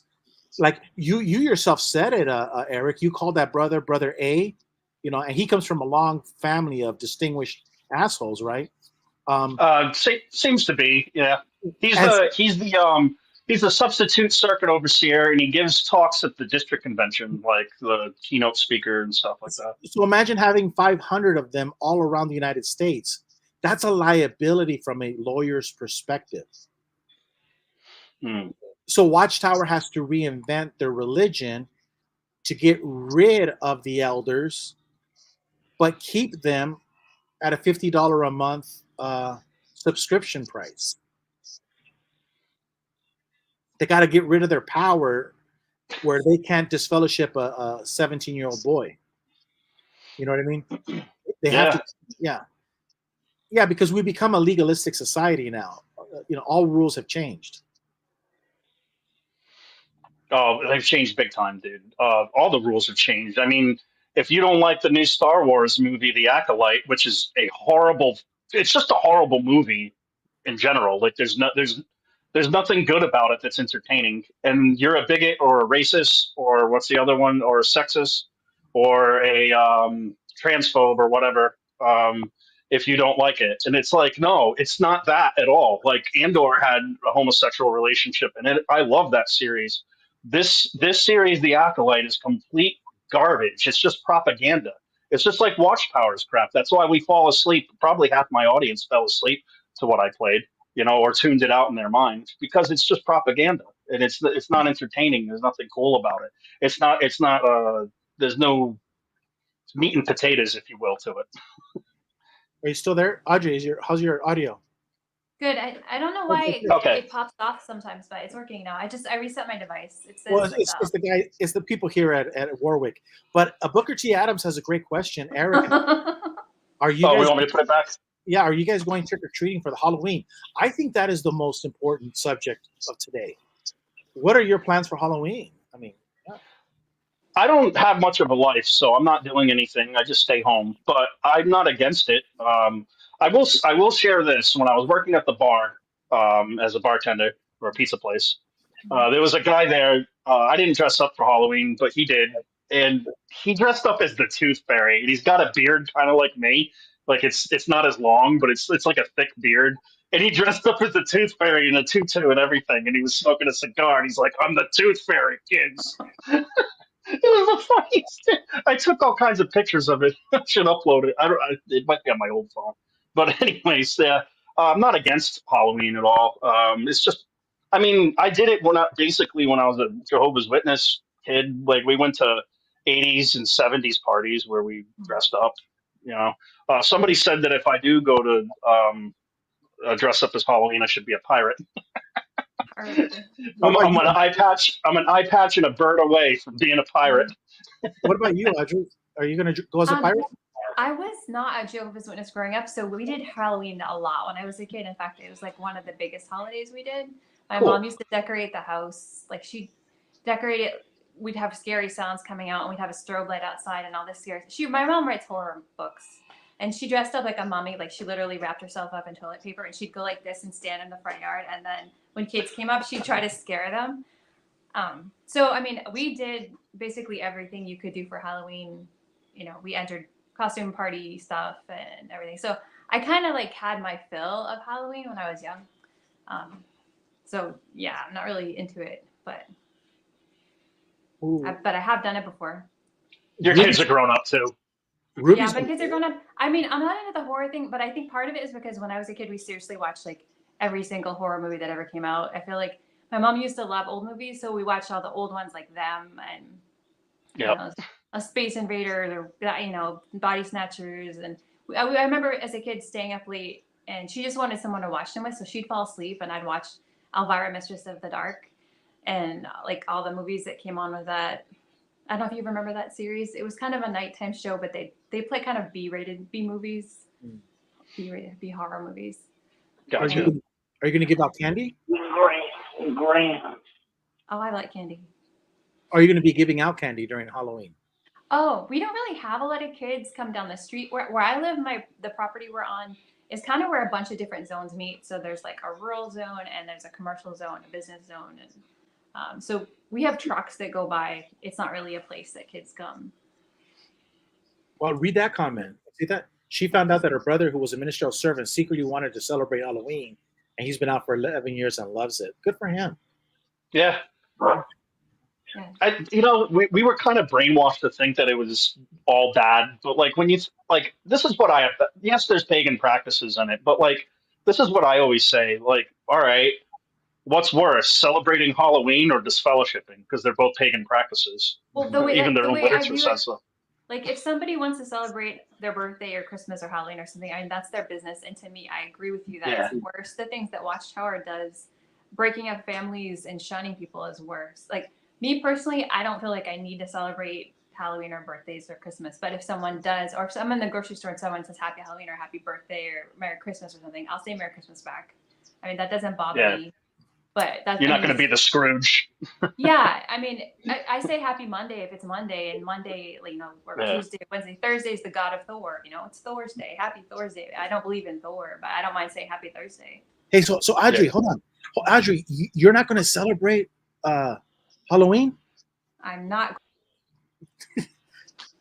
I'm just kidding. I removed her. When she said I'm not, I kicked her out. No, that was funny. Did you like that? That was funny, huh, Audrey? Well, I guess if you think it's funny. Oh, I see what you're doing. You're like, oh, you're not going to celebrate Halloween, and you kick her off for it. Yeah, that's real nice. That's our Gigi. That's our governing body right here. Gigi for GB. That was so. He just fellowshipped you. You didn't like the answer. Dun, dun, dun. That's such a Jehovah's Witness. Yeah. Yeah, that's funny. I think I did quite a bit of Halloween in my life. I probably had enough of it. Good. No, good for you. Ruby's gonna do it. She's gonna dress up like what? Something. Yeah. Nah, I think I'm in a weird spot, to be honest, because ever since we left the the witness, the phone line. Oh, okay. I'm actually I am unsure, and it's pretty hard for me because we started celebrating holidays because we never did before, right? But then as soon as I started going to this church and I'm inquiring into Christianity again, it kind of feels weird to do Halloween things again, but it's not like I'm used to it, so it's kind of easy for me to drop it again. But then it's confusing for the kids because they were really excited about costumes and things like that. So it's a weird spot for me because I don't want to say no because I've never, I've allowed it already. You know what I'm saying? So it's confusing. They're too young to understand. But all I told them was that I'm not going to do too much of the scary stuff or demonic stuff, but we will keep it light and fun and just do like the candy stuff. But I'm going to follow along with whatever this church does because they do celebrate Hallows Eve and it's quite different. It's a different tradition. So I'm just going to focus on that and not be too much on the scary stuff. Yeah. Yeah. To each their own. Hey, that was awesome. I don't really like the gore either, to be honest with you. Not personally. I mean, I play some violent video games, so I know I'm contradicting myself, but I don't typically like movies that are like really overboard graphic. Like, what did my brother make me watch? Sweeney Todd. Oh my God! I'm like, dude, I can't watch this. It's just Hey, like too much gore. But so that's just me.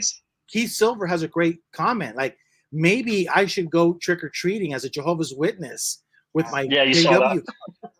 You know, like somehow that'll be a good video. Like, hi.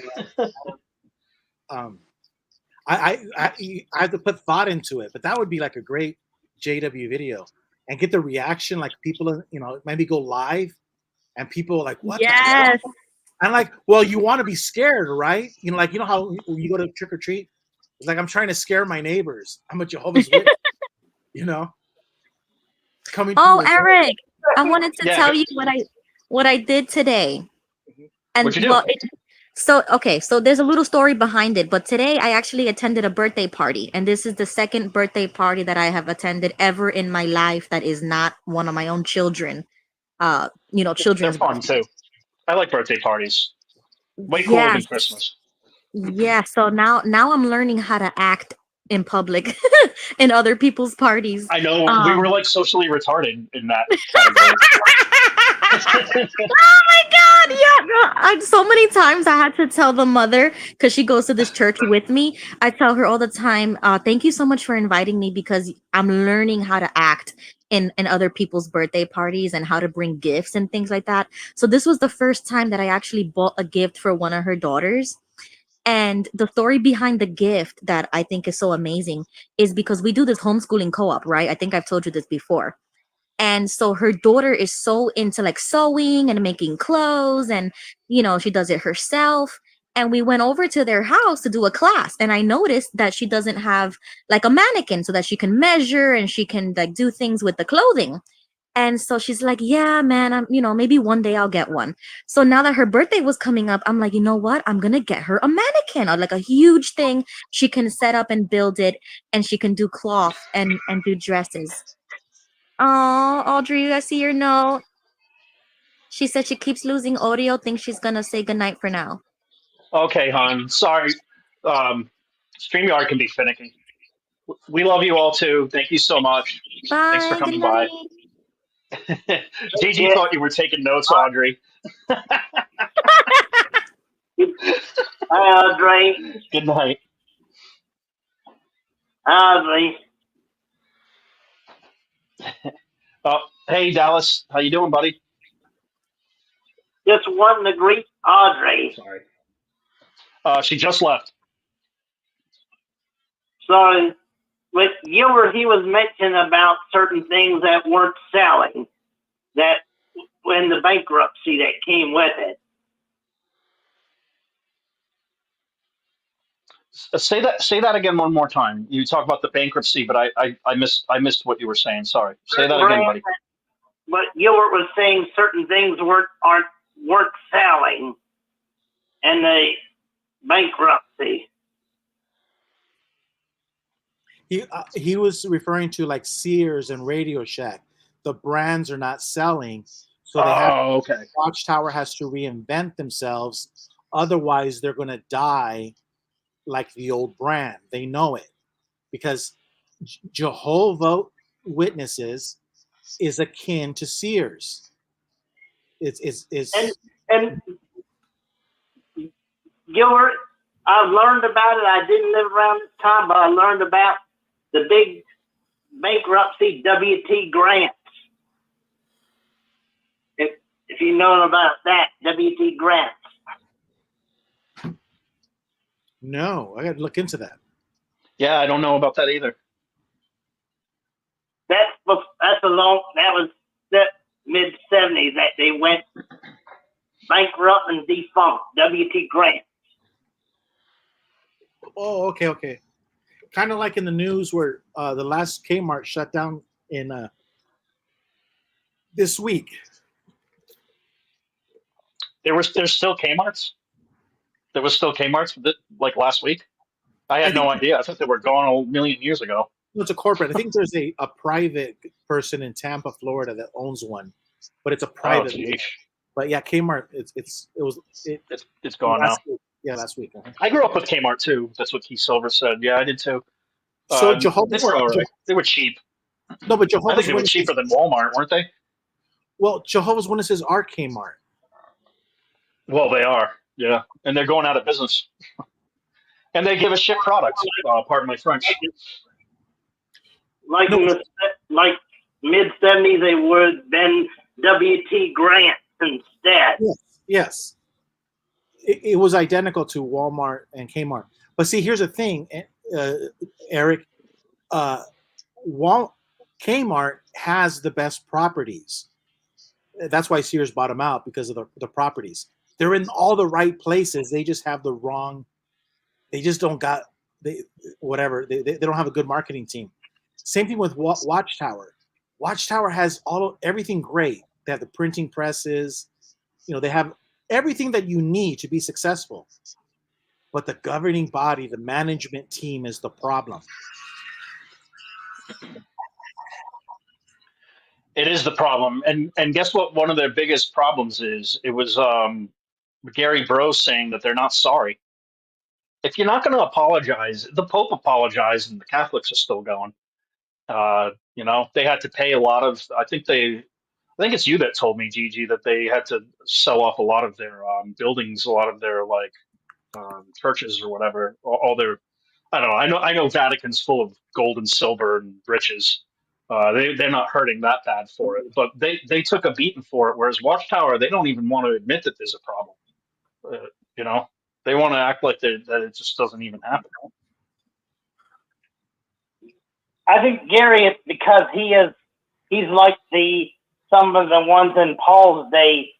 He's a Zionist. He supports Israeli apartheid, I think. You have a good night, Wally. Appreciate you coming by, man. I'm Ricky Bobby. I'm that guy that leaves the weird comments on your channel sometimes. But yeah, thanks for coming by, dude. And hi, Anne-Marie. She's still here with us, too. Didn't mean to interrupt you, Dallas. Sorry. It's okay. Don't worry. Hey, look what we got. What's his name tonight? Wait, hold on. Wait, hold on, Eric. I wanted to just before I forget, I want to tell you the rest of that story, because after I saw that would be like an amazing gift to get that girl, because it was her sweet 16th birthday today. I bought her the mannequin, and so I brought it, and she didn't notice what it was until later on, because I didn't have time to wrap it or anything. I just put the box next to the table. As soon as I let her know that box was actually like shipped to me, I said, it has my name on it, but it's yours. And when she said, okay, let me take a look at it, her eyes lit up and she got so happy. She couldn't believe that I bought her the mannequin that we talked about, because she's into sewing and she wants to make dresses. She wants to make dresses and things like that. And I told her, this is for you so that you can get better at sewing and making things. And, because we're all homeschooling our kids. And so that's why I would always do birthdays better than any other holiday or Christmas, because you're actually thinking about the person and, buying the gift specifically for the person. It's like so much thought that you put into a person. I would rather do that than any other holiday, because of the happiness that you see in other people's eyes. And we've never got to experience that, So this was the first time that I actually bought a gift for somebody. And that was like an amazing fulfillment type of feeling. Yeah, no doubt. Well, there's more happiness in giving than receiving. And when it's based on doing it out of love and not out of, what's the word I'm looking for, out of requirement, or that's not it, but out of duty. Out of because, it's Christmas, or, I got to do this because it's your birthday.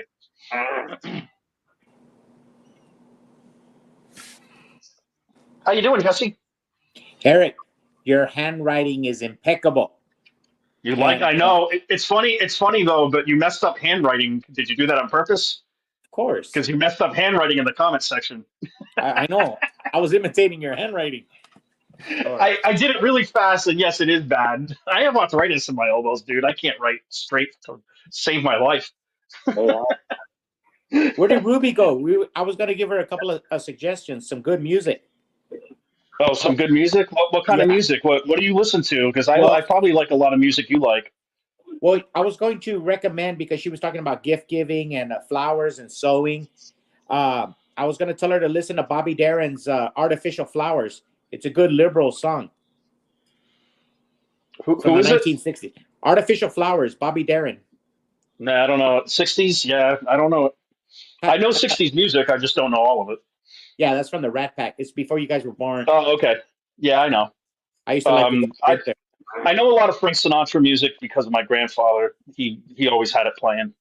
Um, what else do I know from the oldies? I don't know. A lot of I don't even remember him anymore because like I there used to be this guy that I worked with and he was like if I was an 18-year-old he was like 42, 45 somewhere around there. Carpenter that owned his own business and he always if he was in a bad mood he always put the oldies on. So I heard the oldies all the time. But now if you listen like that was back in the 90s. But now if you listen to the oldies in 2024 they'll go back to the 80s and say that's oldies. And I'm like what? Yeah, That's not oldies. I Not at know. all. When I Not even think the about 70s is oldies. The oldies is like 30s, 40s, 50s, like yeah, 40s, 50s, big time, 60s too. and That's the oldies. there's a neat scene in I think it's King Creole, and Elvis takes his girlfriend out there, and I believe she's still a nun in the Catholic Church. I think she's still alive, but she was his girlfriend back in the 50s, and they never got married. She never got married. But anyways, they're sitting out in the bayou in Louisiana, New Orleans, and he's showing her the property, and he goes, he's talking about the oldies. And I used to watch it when I was a kid. We used to watch Elvis movies from the 50s, and we would stay up whenever they were going to, because there was only 3 channels. So when they were going to play The Wizard of Oz or an Elvis Presley movie, you waited all year for that movie. You waited all year for that. And so you'd wait for an Elvis movie. And he talks about the oldies. And he was talking about songs from the 30s and 20s. So it's all relative when we say the word oldies, Yeah, I guess it is. It depends on your generation you were born in. Exactly. Of what's And old so to you. a But lot of still, it's times, just still weird to hear 80s as oldies because I was born in 81. And I'm like, that ain't old. no. I'm hearing Journey on the oldies station and not like, the real oldies. Now, what I heard is that Journey did not like Eddie Van Halen. Oh, I don't really? know. They had a feud?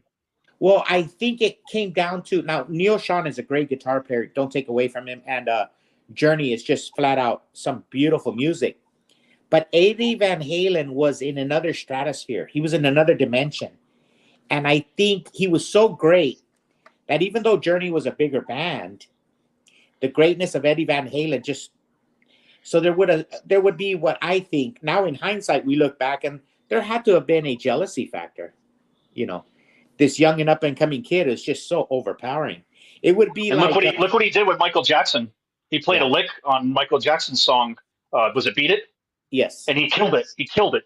And I don't even know if he made much money on it. He might have got some rights to it, but no money. and he didn't want to. He didn't like because he was pop. He didn't want his name tarnished. He's like, I don't want any credit. Now you know what But that's an incredible song, Jesse. And the story, if you lived it, I remember back in 79, 78 when Michael Jackson did Off the Wall. And that was the song your big sisters listened to. That was the music your big sister. So if you were a guy in 1979, 80, and you don't listen to Michael Jackson, if you're a guy, if you're a man, you don't listen to Michael Jackson. That's just the way it was. We didn't have transgenderism. Back then, a man was a man, a woman was a woman, and a gay was a gay. And everybody respected those things. So a man would not be listening to Michael Jackson Off the Wall. It was a pop song. You heard it on the radio, but it wasn't something you hang around the guys drinking beer or smoking a blunt and say, hey, let's put on that Michael Jackson track. It just didn't happen in those days. So what happened was when Eddie Van Halen did Off the Wall and you were hanging out with the guys, now you had the toughest guy in your neighborhood. The toughest guy goes, hey, you know what? This Michael Jackson song is just incredible. Listen to it. So it really did change music, that Eddie Van Halen solo. And he had some great guitar players. He had Steve Lukather of Toto playing on the guitar, and you had that great arranger. What was his name? Quinn or Quincy. Gilbert talks. Gilbert talks about him all the time. Quincy. Quincy Jones. So Oh, Quincy Jones. You had the best of the best on that album. You know, on that one, there's one of the Michael Jackson's most famous songs. I can't remember which one it is right now, but it starts off with a violin. It's a violin riff, and Violin. And what song is it? I can't remember. Yeah, it is. Violin. Does he have a violin riff? Well, Man, is it not a mainstream song? Is it something off it's, like it's one of his most famous. It's one of his biggest hits. And is it Thriller? Is it Thriller? Just kidding. No. But what happens is this. That's like piano. Or see, because I'll get it right now. But Quincy Jones is. Quincy Jones arranged for Frank Sinatra, Count Basie, the big bands, and everything. And here's the point. The point is that Michael Jackson was thrown off by the violin in the very beginning. And he goes, "Can you please drop that and replace that with something else?" And he's like, "There's no way in hell we're dropping this." And then finally Michael Jackson did the song, and it became one of the greatest songs. I'll get it to you right now. And when you hear it, you'll. But I'll tell you why I told you that story later. Go ahead. That was a great story. And you know what? My favorite Michael Jackson song. And you know what, Michael Jackson, we're all ex-JW, so he's our brother. I don't know what the comment section is going to say about him, but I consider him our brother. So we have a shared experience. You know, the elders beat the crap out of him. You know, their family took a beating, man. This kid. And so when people tell me Michael Jackson was whack, I go, no shit. All those Jehovah's Witnesses are whack. Mm-hmm. Yeah. One of my favorite songs is You Are Not Alone. I love that. And I think he does the video with Lisa Marie Presley. It's just a beautiful. Oh, okay. That song, yeah. His ex-wife. Yeah, I love that album. Uh-huh. I like what's the one, The Man in the Mirror? I like that song because that's a song that's like teaching people to do better in their life. And I think he was hated by the establishment for it. I know this is controversial, but I personally do not believe that Michael Jackson was a pedophile. I don't see enough evidence, and he never really got prosecuted of it either. And my dad always makes jokes. Hey, what's Michael Jackson's favorite berry? Boysenberry. He's just like he's simple-minded. Because maybe I'm wrong. Maybe he really did do something, but I'm not buying it. I'm not buying it because of all of the people in his life that have said, nah, he wouldn't do that. Donald Trump is one of them. He had his back during that. Go ahead. There was I remember listening back a couple of years ago when is JP trying to call him? Who talks first? Well, let me just get this out of the way because with Michael Jackson. All right, JP, just hold on. Jesse's talking. Yeah, I'll get right next. But getting to the pedophile issue of Michael Jackson, I remember years ago, Rush Limbaugh talking about it. I was listening to him on the radio, and he said something interesting because he went through the police department. He had drug problems because he was in painkillers and he was buying illegal painkillers. So he went through that. But he said something very interesting. He said he believed Michael Jackson was innocent because he goes, you had the most corrupt at that time. That was one of the most corrupt police departments in the country, the LAPD. And in his opinion, naturally, we're allowed to have an opinion, right?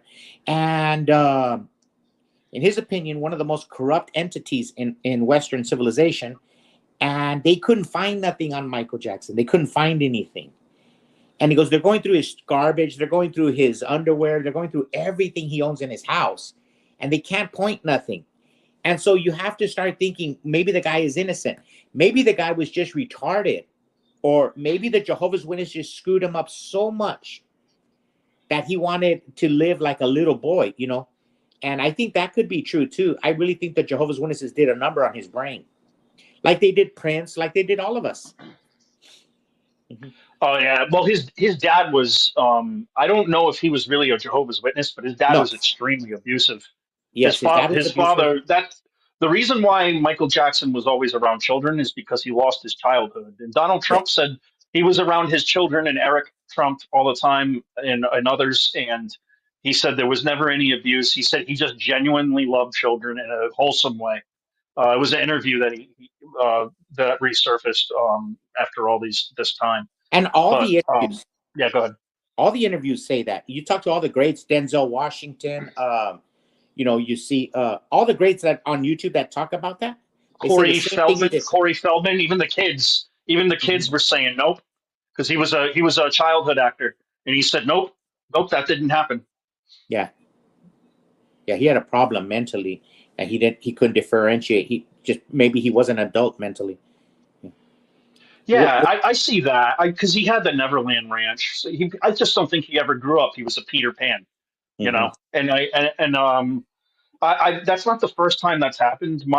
Sorry, Mom, but my mother-in-law, she still clings to Betty Boop, which is kind of just like a kid's thing, you know. Sometimes, see, now she was robbed of a childhood, my mother-in-law. So was Michael Jackson, and when that happens, you almost never grow up. You're always like a kid, you know. I'm not saying you're never an adult, but there's a part of your mentality that's trapped in. And you know what, wanting to. Eric, are you on Facebook? No, I don't do that. Well, listen, on social media, sometimes Jehovah's Witness pop up on people you may know. And if you go all the time. I'm on it, but I don't use it. Exactly. So sometimes if you go onto a Jehovah's Witness you know in your community, you'll see them walking through Caleb and Sophia in Bethel. These are grown-ass men, and they look so retarded in their suit with their children going through Caleb and Sophia. And at the bottom, the caption says, going out in service with Caleb and Sophia. So this guy's 40 years old, 45. You see this littered all over social media. So an argument can be made that many of these Jehovah's Witnesses haven't grown up. Yeah. My wife and I say about our mothers that neither of them have grown up past 16, 18 years old. That's it. Because they're gossipy and they're shallow and they're very just they're very nitpicky of what everyone else does around them. They act childish. They act like they're teenagers gossiping and stuff like that. It's just not good. It doesn't make them look like a mature woman to Jehovah. Okay. Hey Jerry. Hello. Hey buddy. Was JP there? Oh, I thought it was Jerry. You there, man? Hello. This is the Michael Jerry. Jackson show. Hello? Yeah. Hello. Hello. Hello. Hey, we can hear you. Can you hear us? Okay. Yeah, sorry about that. I was just Excuse me. wasn't able to get my phone. I'm working around my house a little bit. Oh, you're good. What's the topic tonight? Michael Jackson and Halloween, or what? Yeah, and we've been all over the place. The topic left a long time ago, so I guess we should just probably abandon it. And Ruby said she's not going to trick or treat this year. Yeah, I don't know. I think I might do a little door-to-door work this year for Halloween. I don't know. I'll have to see. Are you going to go as Tampon Tim? What's that, Jesse? Are you going to go as Tampon Tim? No, I think I'm either going to go as Michael Jackson or Prince. Whoa, good pick. Good pick. Stick with Prince. He's got a better vibe for Halloween. Mm-hmm. Everything he did with that guy was just a flat-out genius. Yeah. And now that they're passing away, don't they get better with time? Who? Both of them, Michael Jackson and Prince. Every time you hear them on the radio, just incredible. Well, I think you know what? I don't know. I hate to get to conspiracy theory, but just think about this. Michael Jackson and Prince both took the rights to their music. And they died a year later, both of them, after they took those rights to their music. Right. And both of their music was not on the radio very often. But when they died, it was on the radio all the time. So that's just weird that because like they're making royalties off of it. If even if they did get the music at some point now, who owns the music because he's dead? Right. I don't know. I'm not saying he was murdered or both of them, but there's just something fishy. Yeah, we can hear you, Jerry. Are you having a hard time hearing us? Yeah, I think it's my phone because I couldn't get on the StreamYard earlier, but I'm in a little better spot in my house. You can hear me now? Oh, are you on Yes. the StreamYard now? I have a guest on here. Who is it? Is it Ruby? Sorry, Ruby. No, I'm just calling in. The StreamYard's not working on my phone, so I'm just on the phone line. Word. Yeah, we hear you good. You're real clear. Yeah, now. you're coming in clear now, man. One thing I was gonna say though, I like, out of the two most famous XJWs that were really big in music, which was we're talking about Michael Jackson and Prince. I was a fan of both of them growing up because I was like a child of the 80s and the 90s myself. And I really like Prince a little more. And he wrote so many good songs that aren't even played on the radio. Like, for example, he did like the soundtrack to the movie Batman in 1989 with Michael Keaton, Tim Burton's. He did that soundtrack? I didn't know that. Because that's a good soundtrack, actually. Yeah. Huh. A lot of the Joker songs and the other ones, like he wrote a lot of those songs, and they're not really any very popular songs, but yeah, he's a very talented guy. I think with Michael Jackson, probably my favorite song of his is maybe Thriller, but that was the one that actually got him kicked out of the organization. And I think maybe if Jesse and Gilbert are still on, maybe they were around when this happened, but I think, didn't he write kind of like an apology letter, like in the Wake magazine or something? No, he did it on the album. He did it on the album cover. He did it on the album, not in Awake. Yeah. And on the video. On the video, he had a big, when you would watch it on MTV, because back then, you got to go back in time. You can't judge our fathers from the prism of today. If you could go back in time, MTV was the shit. Excuse my French. It was you're right, though. It was big. It was huge. It was beautiful. It was beautiful. It was about music. It was one of the greatest things when we were kids, MTV. Listen, in Bill Haley in the comments, Elvis Presley, Little Richard, Chuck Berry, back in the 50s, if they had MTV, they would have loved it. If the Beatles had it in 64, it was the best thing. And when Michael Jackson did Thriller, it just ruled. But I remember before the video, he had, what is it called, a disclaimer? You know how we have disclaimers every time we see an apostate video, they put out these disclaimers? Yeah. Michael Jackson he was like the father of disclaimers. But wasn't there a Watchtower article written about it or something? Yeah, well, yeah, they did talk about him, I think. On a Wake magazine that had something to do with that video. You know what? I did. I was a real good Christian. I didn't read my Watchtower. I was an elder. I didn't read the Watchtower. There was something. They made some kind of public statements denouncing Michael Jackson, basically. Wow. Like saying that he was disfellowshipped. I don't know what it was in, if it was in a Watchtower or in Awake, or if they just did it. That's sad. Mm-hmm. That's sad. I didn't know that. A long time ago, I told this story on Rick Barron's show when my mom was cleaning a house in Brentwood, California, her and some other sister. And this was in the early 80s, probably around 1984, 1985. And they're working in a very wealthy neighborhood, as a lot of witnesses do, cleaning houses.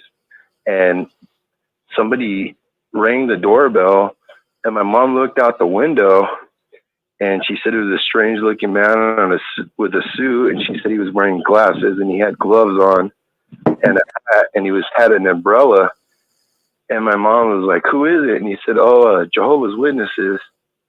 And my mom kind of opened the door, but she's like, "Oh," he looked kind of strange, like how most witnesses, because it was like not like during winter, it wasn't a rainy day. But she cracked the door and she wasn't really sure.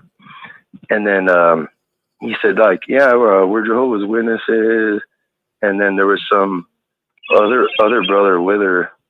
or with him, with Michael Jackson, and then he started giving the presentation, and then my mom opened the door a little more. Like a brother, started giving the presentation, and then my mom was like, "Oh, I'm a witness too. We're just here like cleaning the house." And then he was like, they just said kind of hi, and then the sister my mom was working with, she kept like hitting my mom's back, and my mom was like, "Stop! Like, hold on! Like, I'm talking to these guys."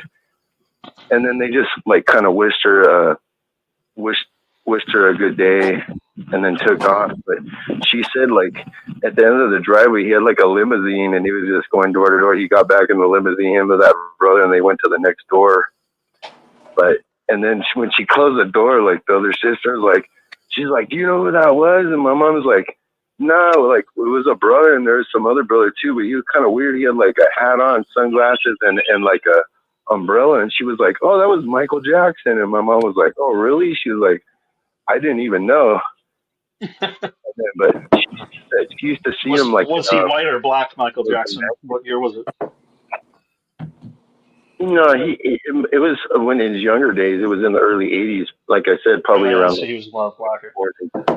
Hey, Before he had that surgery done or whatever. hey, just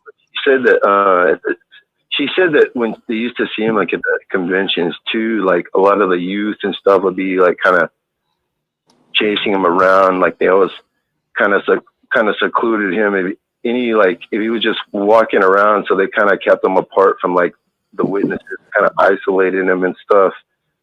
He was kind of popular at some time, but I thought that was just kind of crazy. Like, what are the odds that like Michael Jackson went to a house that my mom was at, and she answered the door. What town did you grow up in? What town did you grow up?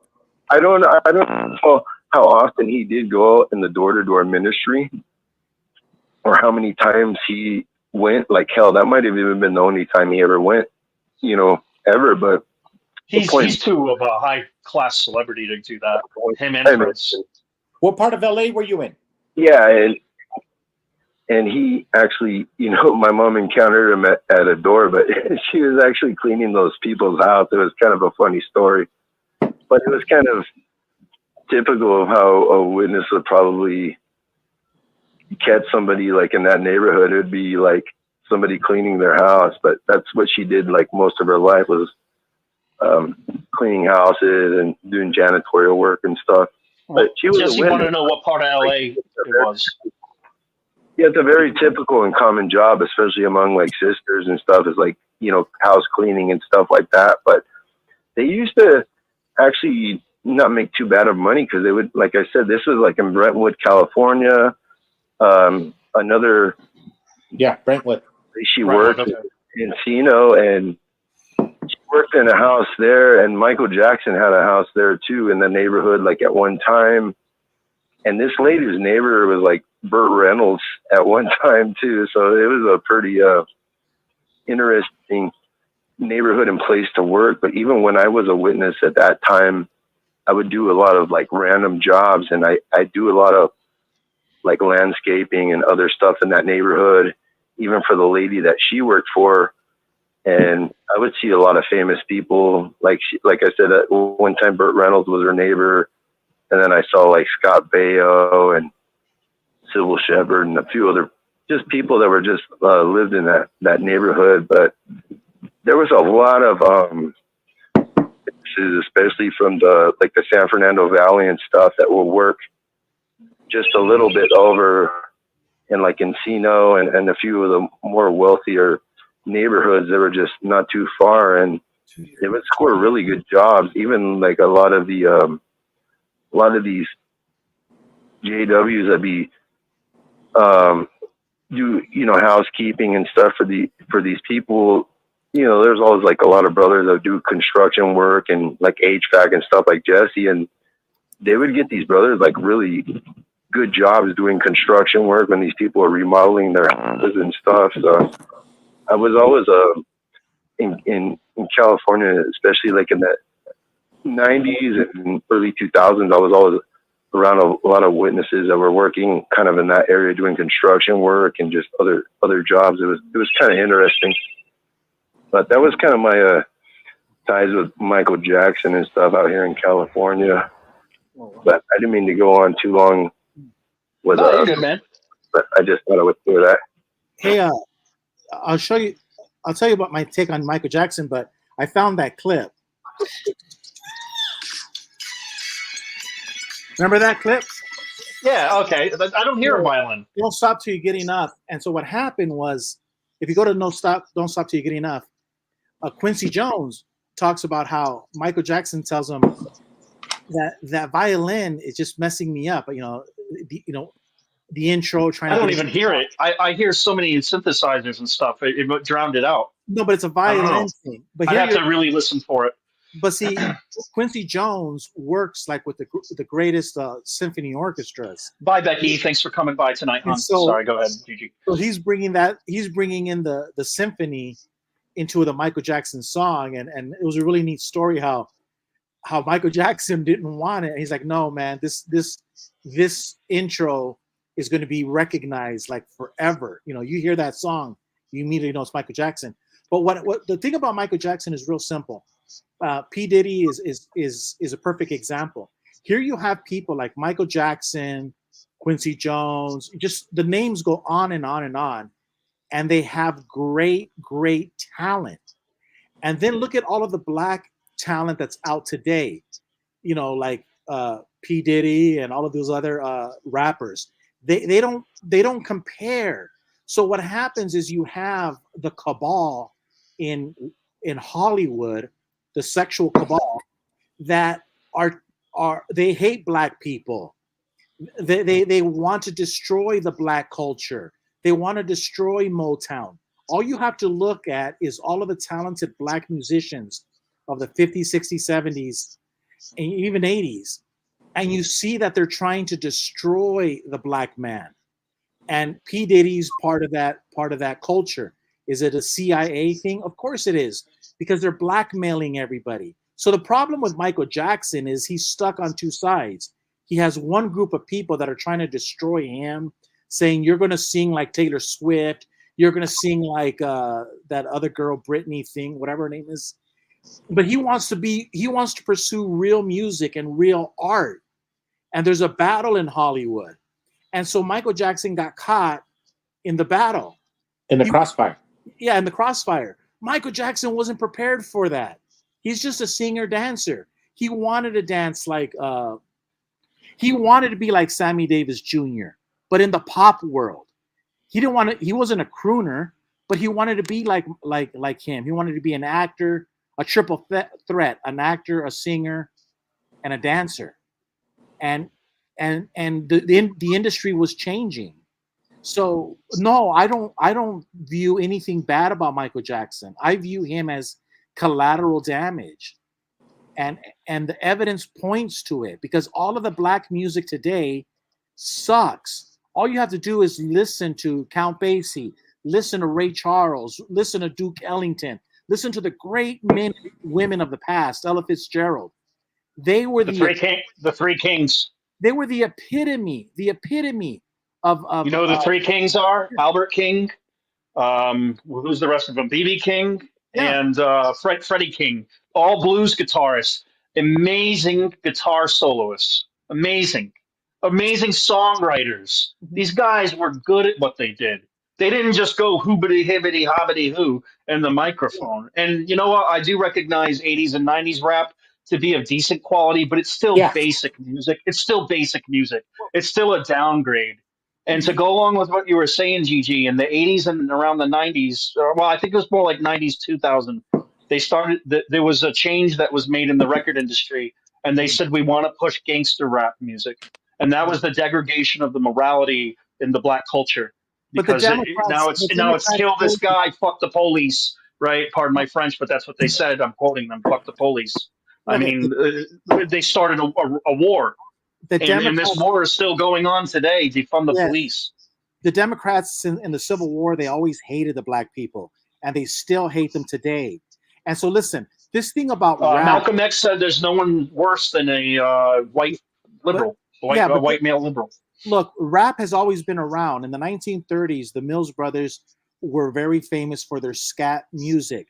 And a lot of white people picked up on it, and Ella Fitzgerald and and a lot. Mel Torme, white guy, is singing with Ella Fitzgerald in a thing called scat.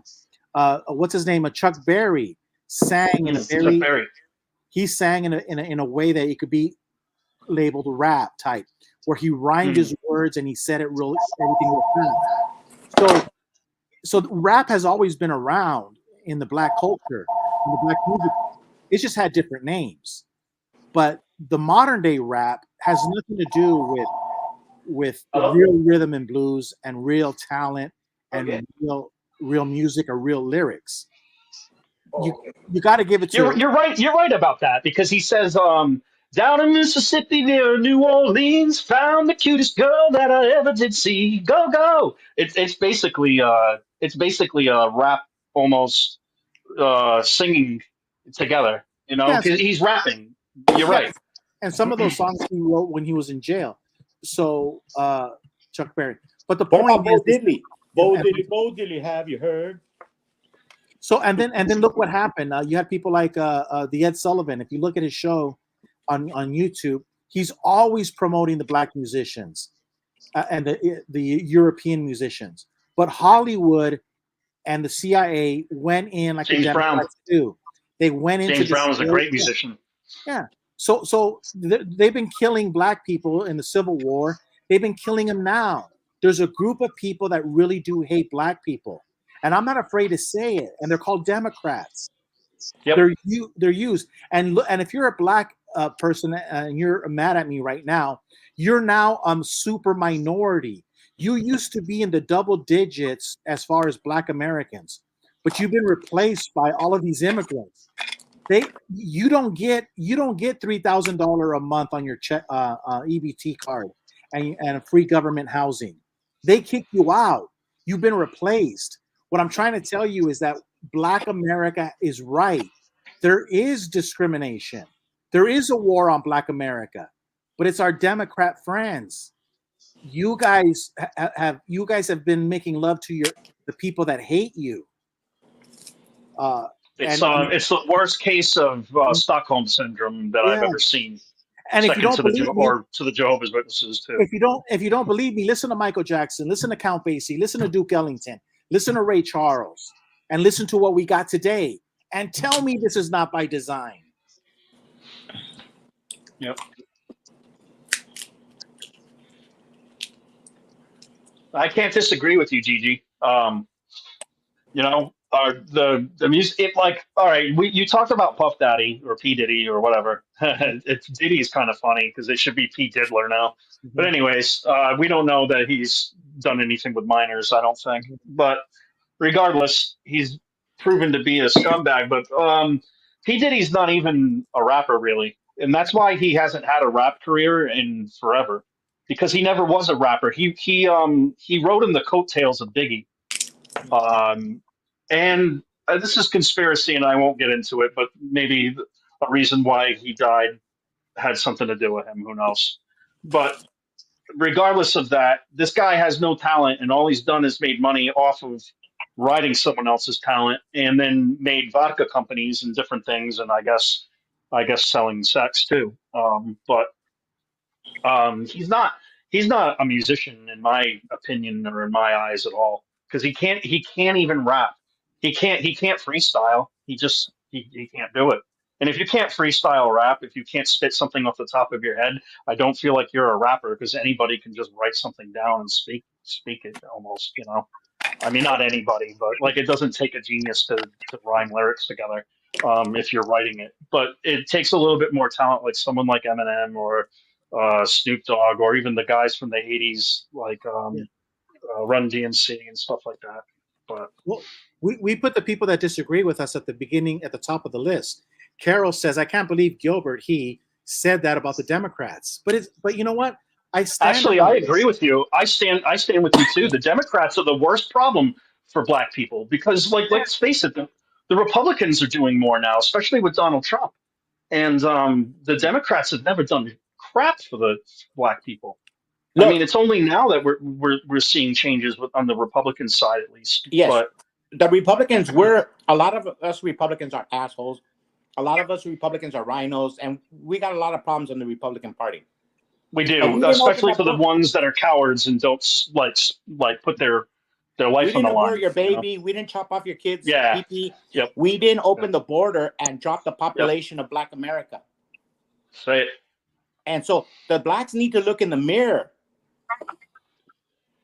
And that's what Gilbert is saying. Hey, guys, something happened to the Black culture. We love the Black culture. We gave you everything, your adoration, everything, respect, honor, everything.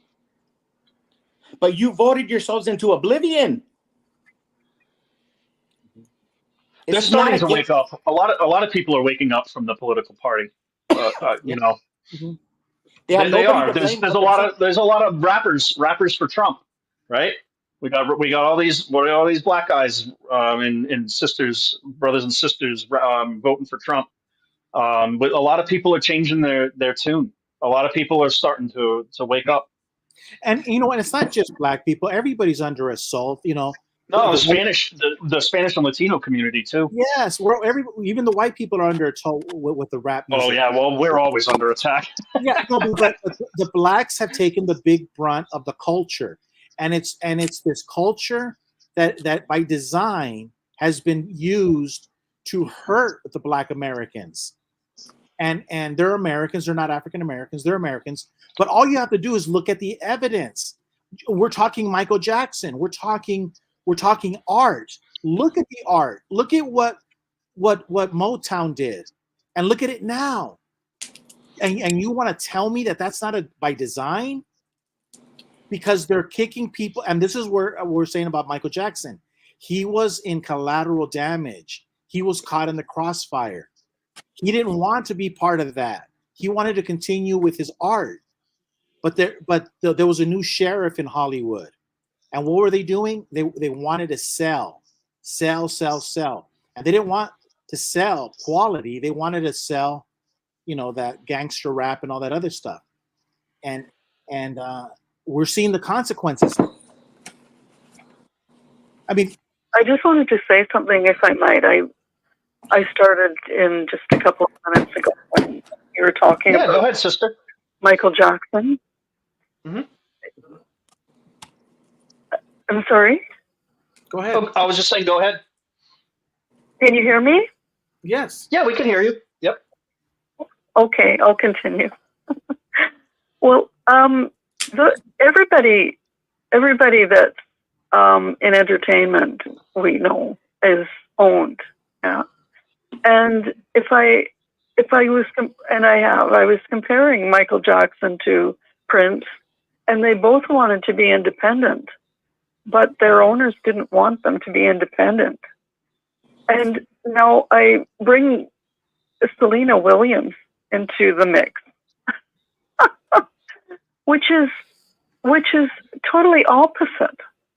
Of course, she's owned, but she just seems to be now the poster child. But she's raising issues as a witness that we could never even dream of saying out loud. So what are your thoughts about that? You hit a home run. Jackson and Go ahead, Prince, Jesse. and she hit a home run. Making a lot of money, right? But from them still. I think you're making a great point. Yep. Ditto. She hit a home run. Yep. No, you're making an absolutely great point. I didn't think about that. Yeah. She's like Otani. She's hitting home runs. She's playing on both teams. How can she play on both teams? I mean, when we were two masters as Jehovah's Witnesses. we couldn't fulfill our potential. We couldn't do what we like to do. We had the meetings and we couldn't miss the meetings and blah blah blah. You know the whole story. So now she comes along and she's trying to make it look like JWs can do whatever they want. You see what they've done? They've used her to cover themselves. But That's a good point. These athletes, I think, are quite the people that own the athletes, the stars. they invest also in Watchtower.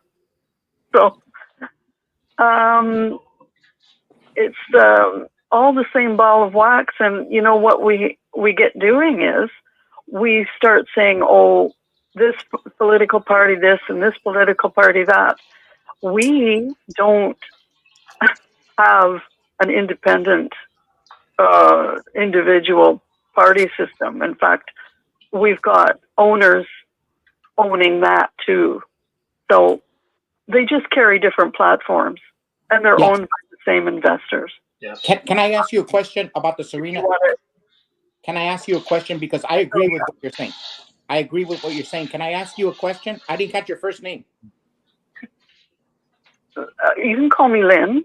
Lynn, do you think that Serena is not as powerful in independence as Michael Jackson and Prince because she's a Jehovah's Witness or because she's a celebrity? What do you think? Why do you think she doesn't? Like, we all know Prince was a fighter. We know Michael Jackson was a fighter. Prince fought for freedom of speech, freedom of entertainment, freedom of his concert. But why do you think Serena quit so much? Well, what do you think the difference is? Well, the way I see it, I mean, I don't know her. I don't know Michael and I don't know Prince. I don't know any of them. Just from what we see in the media and, you know, kind of reading between the lines because we know what we know. Because we were in a cult that was owned by the same investors.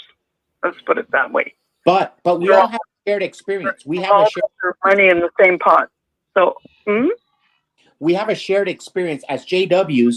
We're talking as JWs. We saw the fight that Prince had. Even though he was a JW, Prince wasn't going to take lip from nobody. I don't see Prince taking orders from elders or circuit overseers. He was going to do his music but Serena, yes, but he died, and he died humiliated, right? Like they put an overdose on him, like they put an overdose on Michael Jackson. Michael Jackson.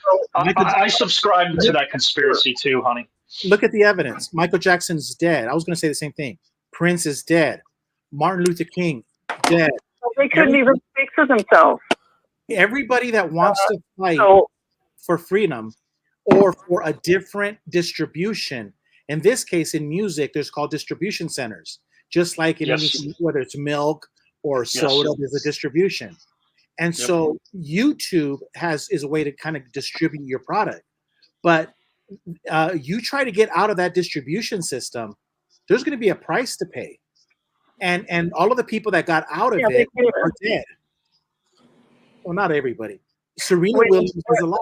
To partly answer what I see with Serena Williams is that she got her fame before she was allegedly, technically, a Jehovah's Witness.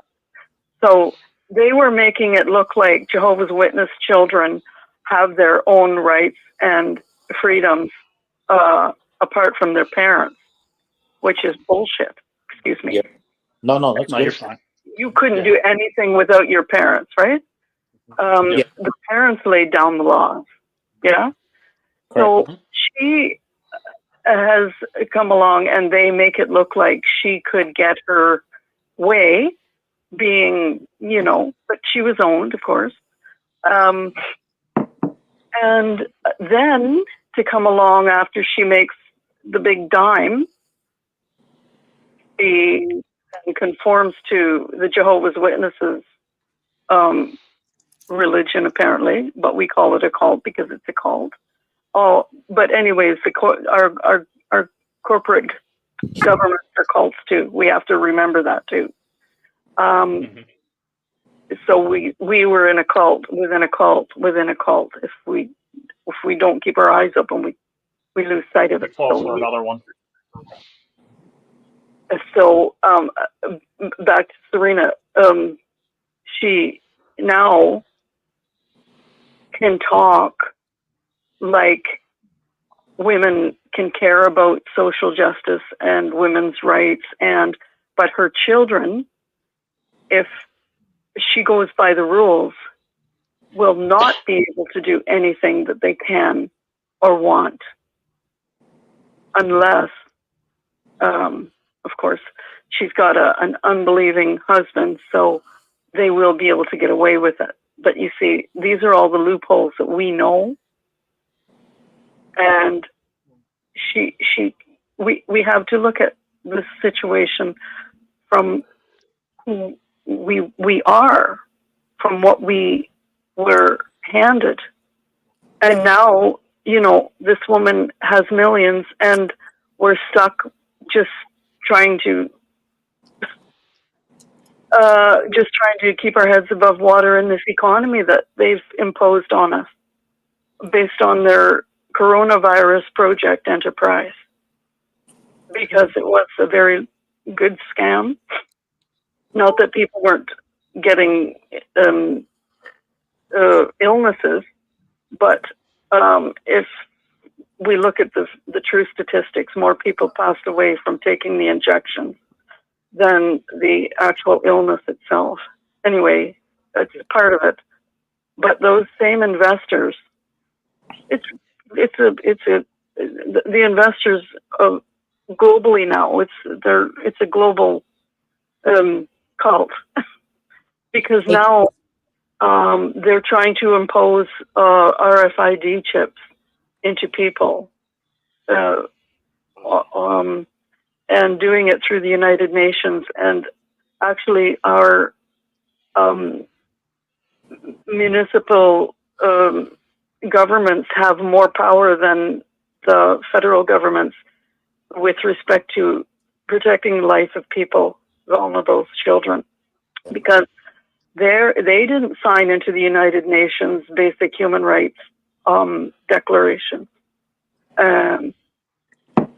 They can make bylaws because they're corporations based on whims and how they want to wear their glasses and how well they slept the night before, etc. There's no legislation based on United Nations in the municipal government level, and I'm talking Canada and as well as the United States. And if we want to change that too, we have to address the criminal code, because the criminal code must include coercion, psychological violence, well,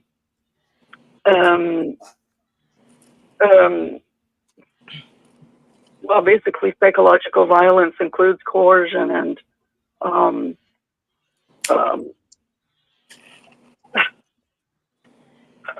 everything that the Watchtower has been employing on Jehovah's Witnesses.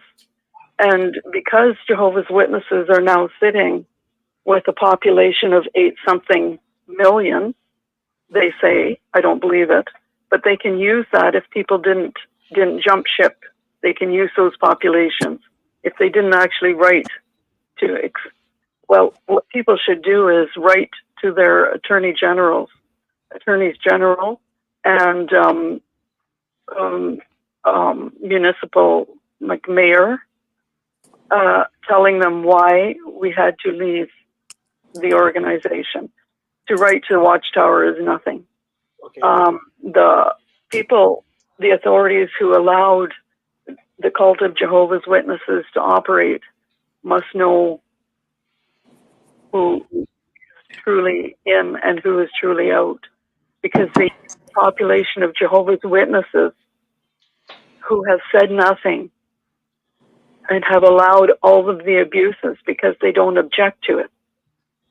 It's only the ones that have left that aren't part of JW that get disfellowshipped or disassociated who have to say something because of the way it's set up. And it makes the rest of the people complicit when they ignore the evidence in front of their face. Hey, I have a question for Lynn. Watchtower uses the population that is still in to legalize all of the abuses that has provoked the suicides. And hey Lynn, Jesse had a question for you, if you don't mind answering his question real quick. Jesse, go ahead. Hey, I want to take it back. I want to take it back a step, because we got a little bit so many. That's like 12 topics right there. But getting back to the Michael Jackson and Prince and the Jehovah's Witness angle, Lynn, I have this question. In the Spanish, we had this one Jehovah's Witness. Her name was Selena. And she was a very powerful woman in the Spanish community. Very powerful. And she was a Jehovah's Witness. She was a and singer, this is, was she? yes, a Tex-Mex. Yes, I think I remember her. And she was doing crossover. But the point is, and Jennifer Lopez did a movie about her. Oh, yeah, I saw that. Yeah. I know what you're talking about. Right? But here's my point. She did a song called Amor Prohibido, Love, Forbidden Love. And she talks right there. And I always thought it was a Jehovah's Witness anthem because it says, Amor Prohibido, discusan por la calle. And she's talking about that she could not have a love affair or with her guitar player. So she married her guitar player who was not a member of the Jehovah's Witness organization. And that song, if you listen to it, a Jehovah's Witness would recognize it, but nobody in the world would understand what she's saying. They would just think that it's just another love song, but it's not. It's talking about you're forbidden to marry outside of the organization. That's why I say Selena was a very strong person, and she was going to be a big star. Her murder, it wouldn't have anything to do because she was a Jehovah's Witness. Would anybody think that? No. But isn't there an irony? About that, I was thinking about whoever was disfellowshipped and took their life after, and I know two people in my age bracket who took their life when they were young, and they wouldn't be reported as Jehovah's Witnesses who took their life. They would be reported as just some kids, right? A citizen, just a They wouldn't citizen. get any religion pinned on them. Correct. Watchtower would have already washed their hands of it, and their name wouldn't be on the list. They would just cross their name off the list. Yeah.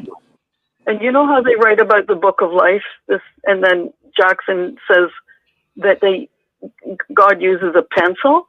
I don't know if you ever heard this, Jeffrey Jackson, when he gave that sermon about they're Jehovah using a pencil to write your name in the book of life.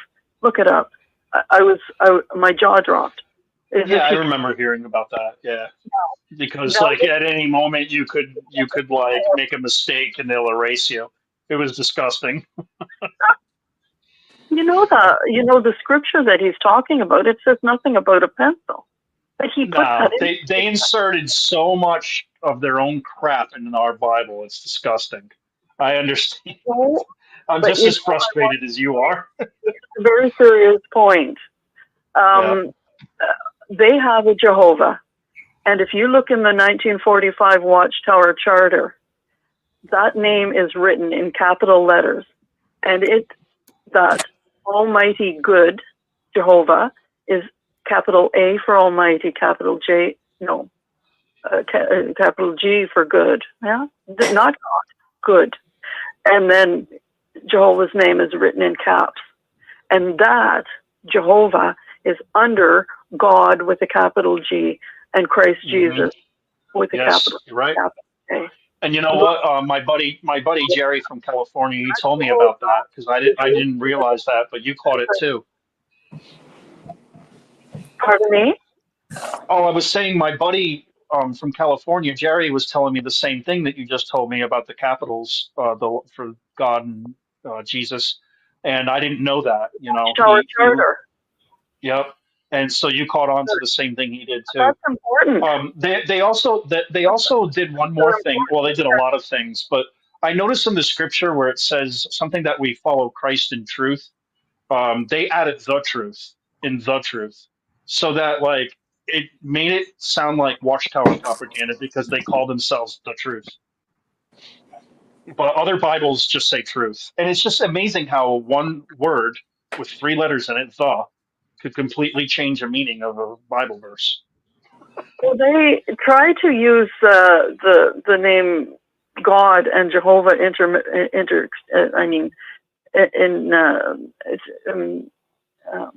Intertwined. Word? Interchangeably?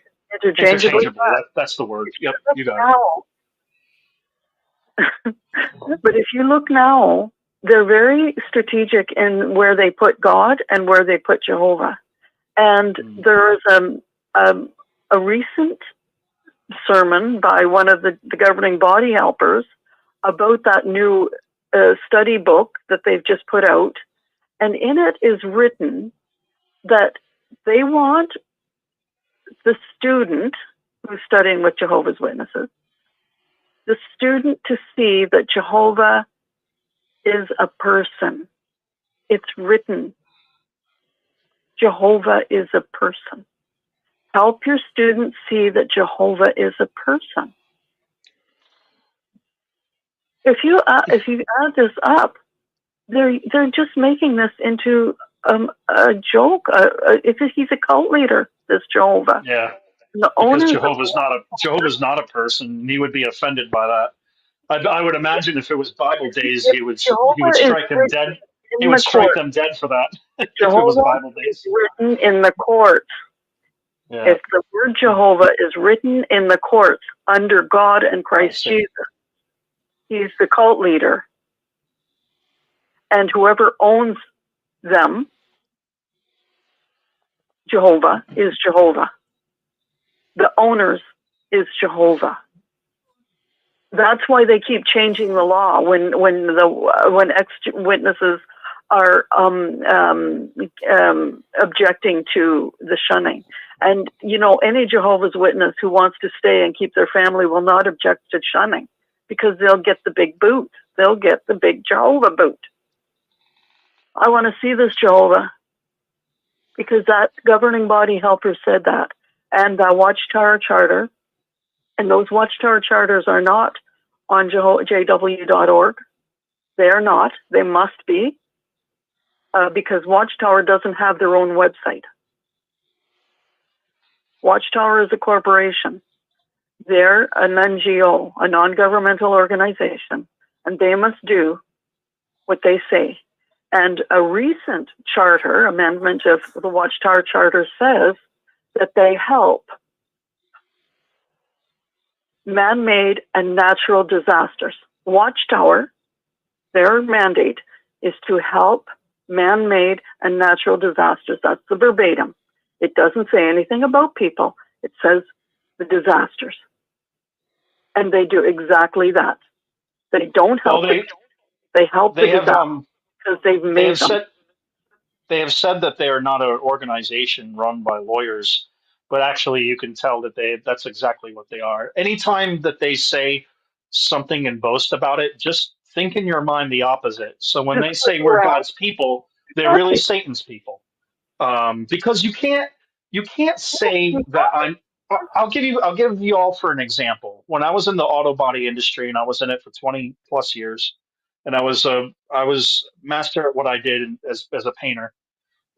And anytime, if my boss was looking for another painter, not to replace me, but because we had more than one booth, and if he asked me, "What do you think of this guy?" and I would sit in the interview or whatever, we would both look at each other and laugh. Anytime someone said, "I'm the best," because anytime someone says they're the best, it actually is they feel very self what's the word I'm looking for, self-conscious, and they don't have a lot of self-worth and respect, and they actually know they're not good, but they got to say that they're the best and they're the worst, and that's what ends up happening. And that's what Jehovah's Witnesses did. They said, we're the best. We don't celebrate holidays. We don't take blood. We don't do this. We don't do that. We don't allow fornicators and adulterers and cigarette smokers in our congregation. We are amazing. We're God's people. Anytime it's just boasting and bragging like the Pharisees did, and it doesn't bring pushes people towards breaking God's laws. Oh, sorry. Oh, you're okay. I can't hear you. Oh, you can't hear me? Guess what I'm doing? I'm on the phone and I have a computer and I'm looking at the screen so I can see that you're talking, but you can't hear me. yeah, now I can.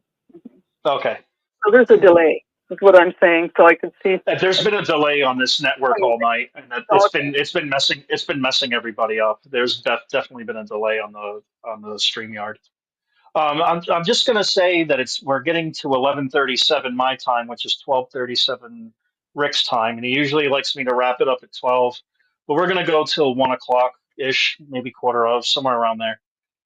Just because he went a little overtime, and the conversation's good, and it's not getting him in trouble. When we get too political, sometimes we can get him in trouble with YouTube. And I'll tell you, YouTube, I'm sorry if you don't like to hear it, but YouTube censors me a lot. What's that? Oh, I said Watchtower is political. We have no choice. It is. Yeah. Every bit a part of the world. Mm-hmm. What I was just going to say quickly is that I've lost my. Oh, about your about Jehovah's Witnesses saying one thing and being another. What they have created such psychological problems with people who are still in. You know that, and if this psychological violence were in the criminal code, then even the government and the political parties would not be able to lie like they do, and people would have teeth actually to actually bite into charging them. But Jehovah's Witnesses and Watchtower don't do anything that wasn't done before them. They do exactly what's been done prior to their, them doing it.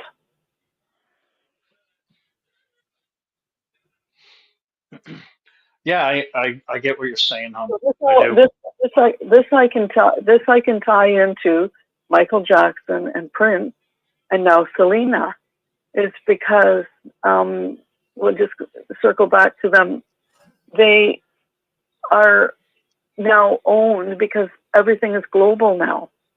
So we have a global society, and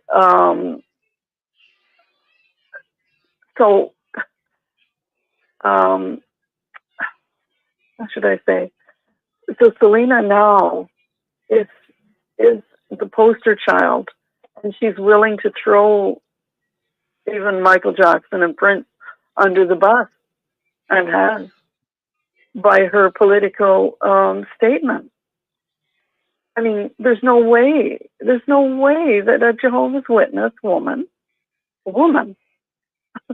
never mind Serena Williams, who's made her money and more, and now can talk about women's rights and about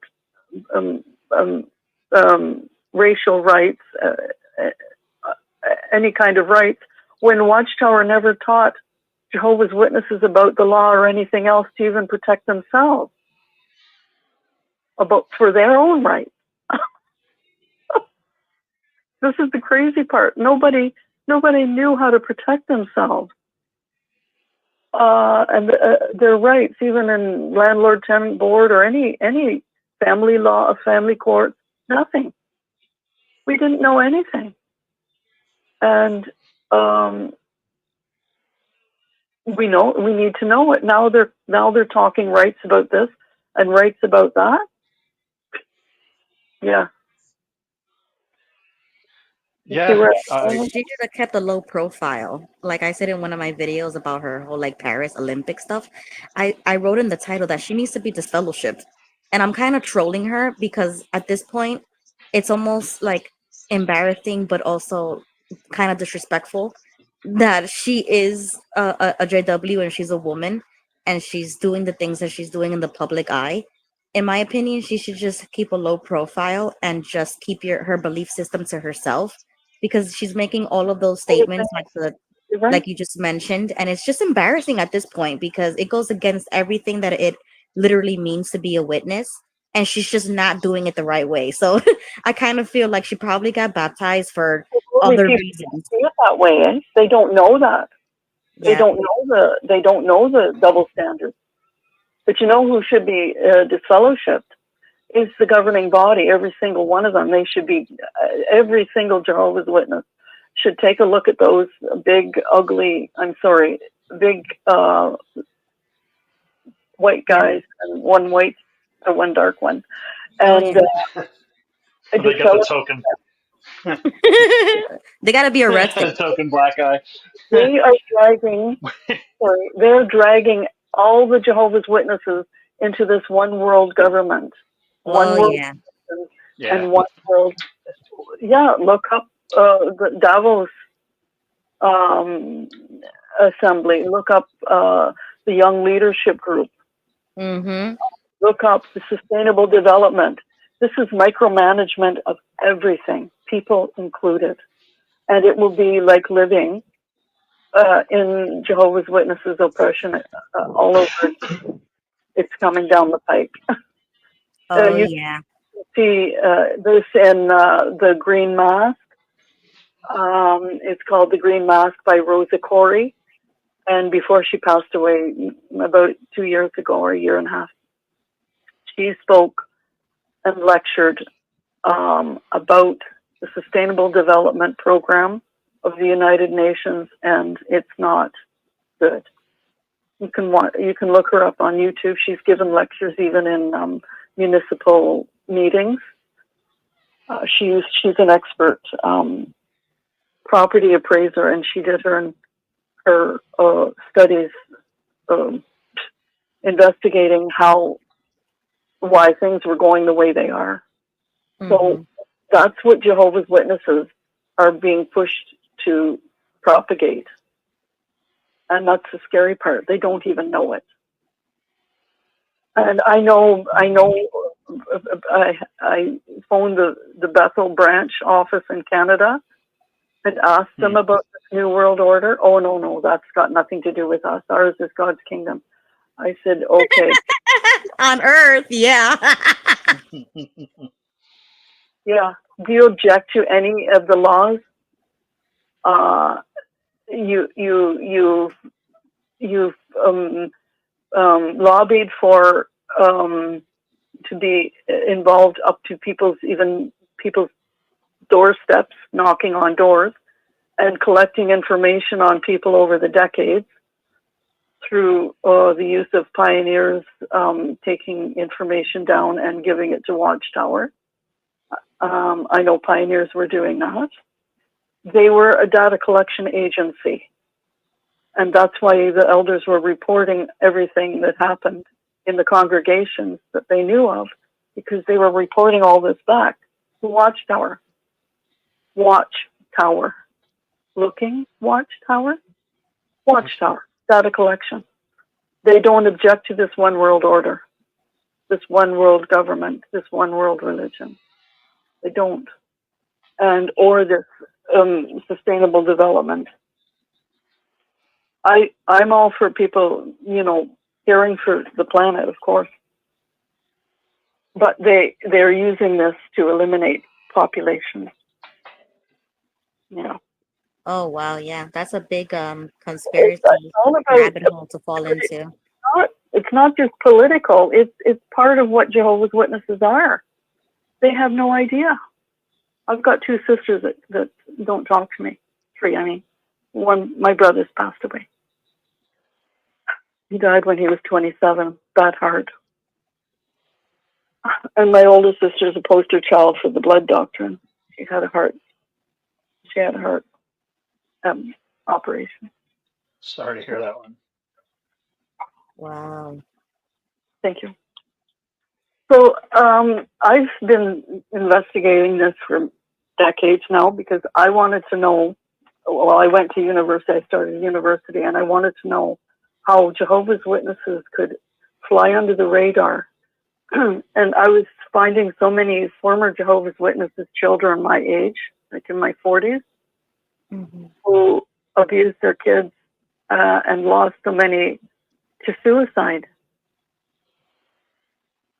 I needed to know why the JWs could just go fly under the radar. Nobody was complaining. Nobody said anything. Nobody was, nothing on the news, very little. And it was because they are approved by, they have to be approved as a religion. And the governing body was in the Privy Council. Like, you can investigate, take down these words that I use, because the Privy Council advised the Queen of the Crown of England, and you know, in your own country too.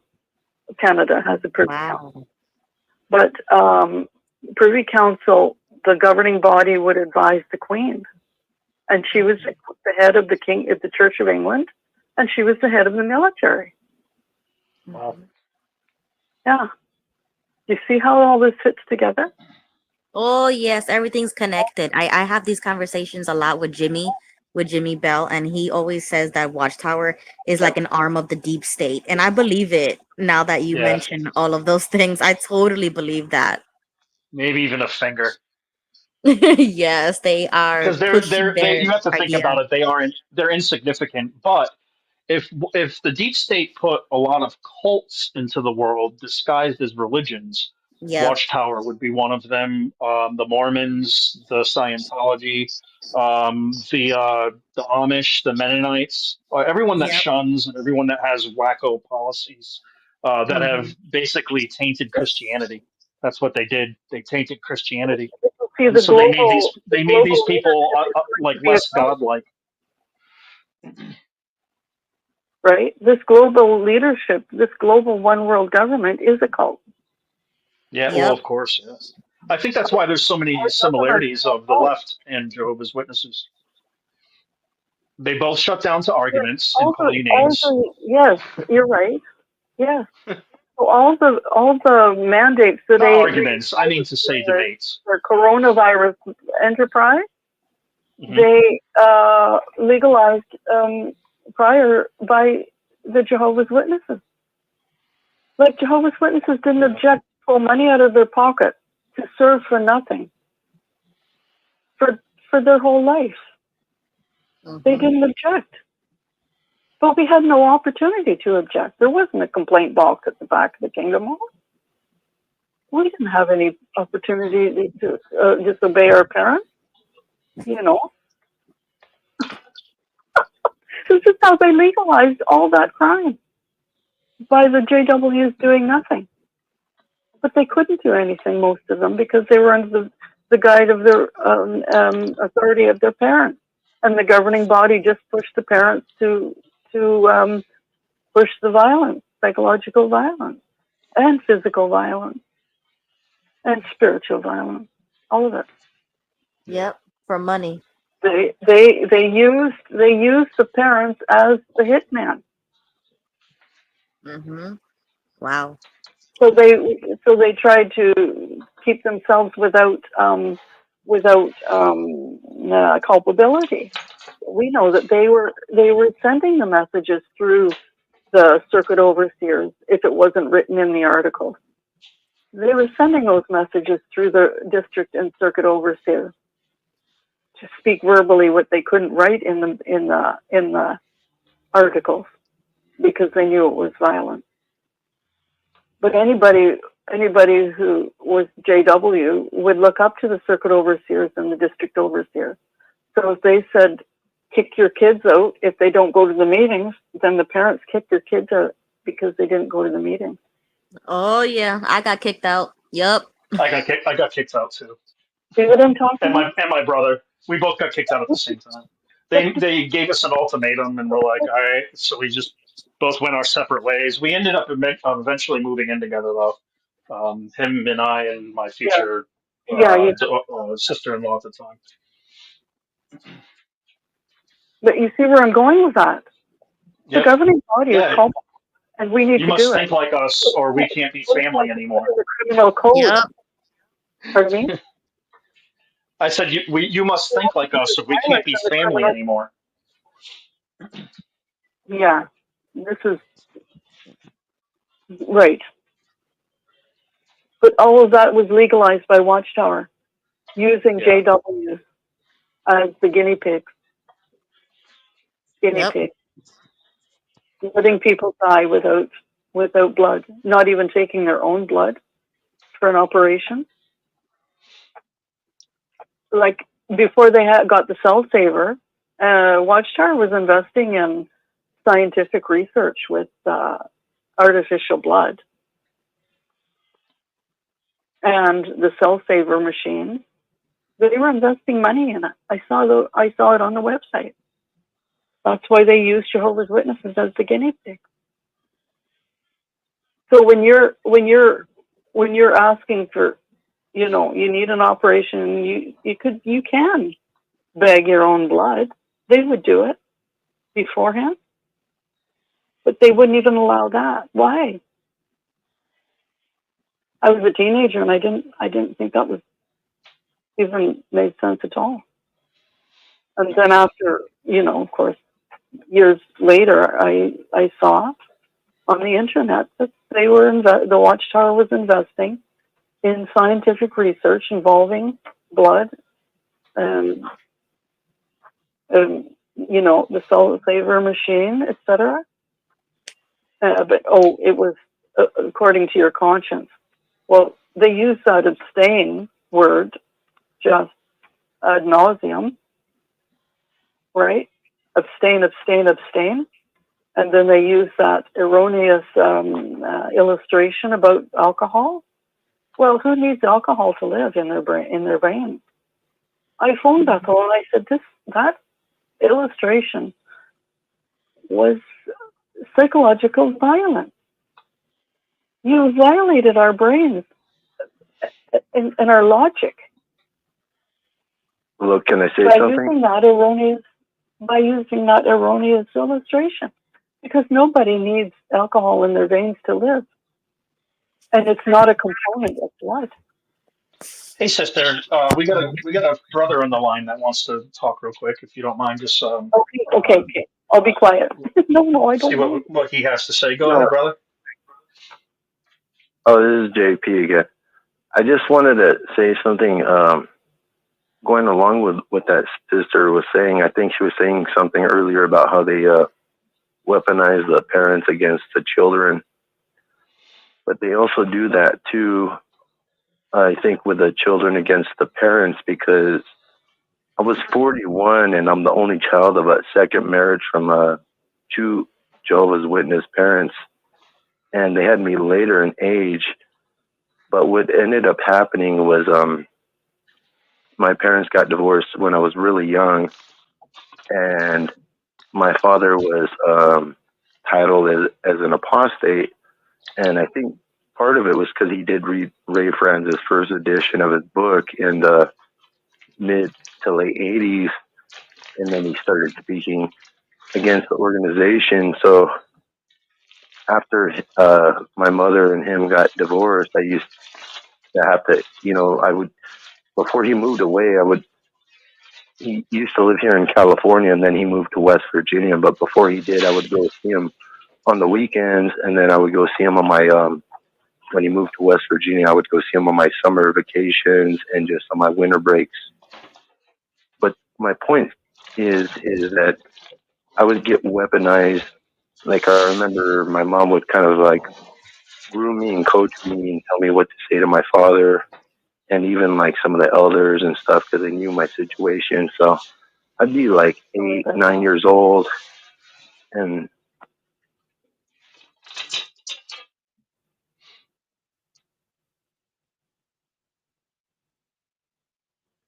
We lose you?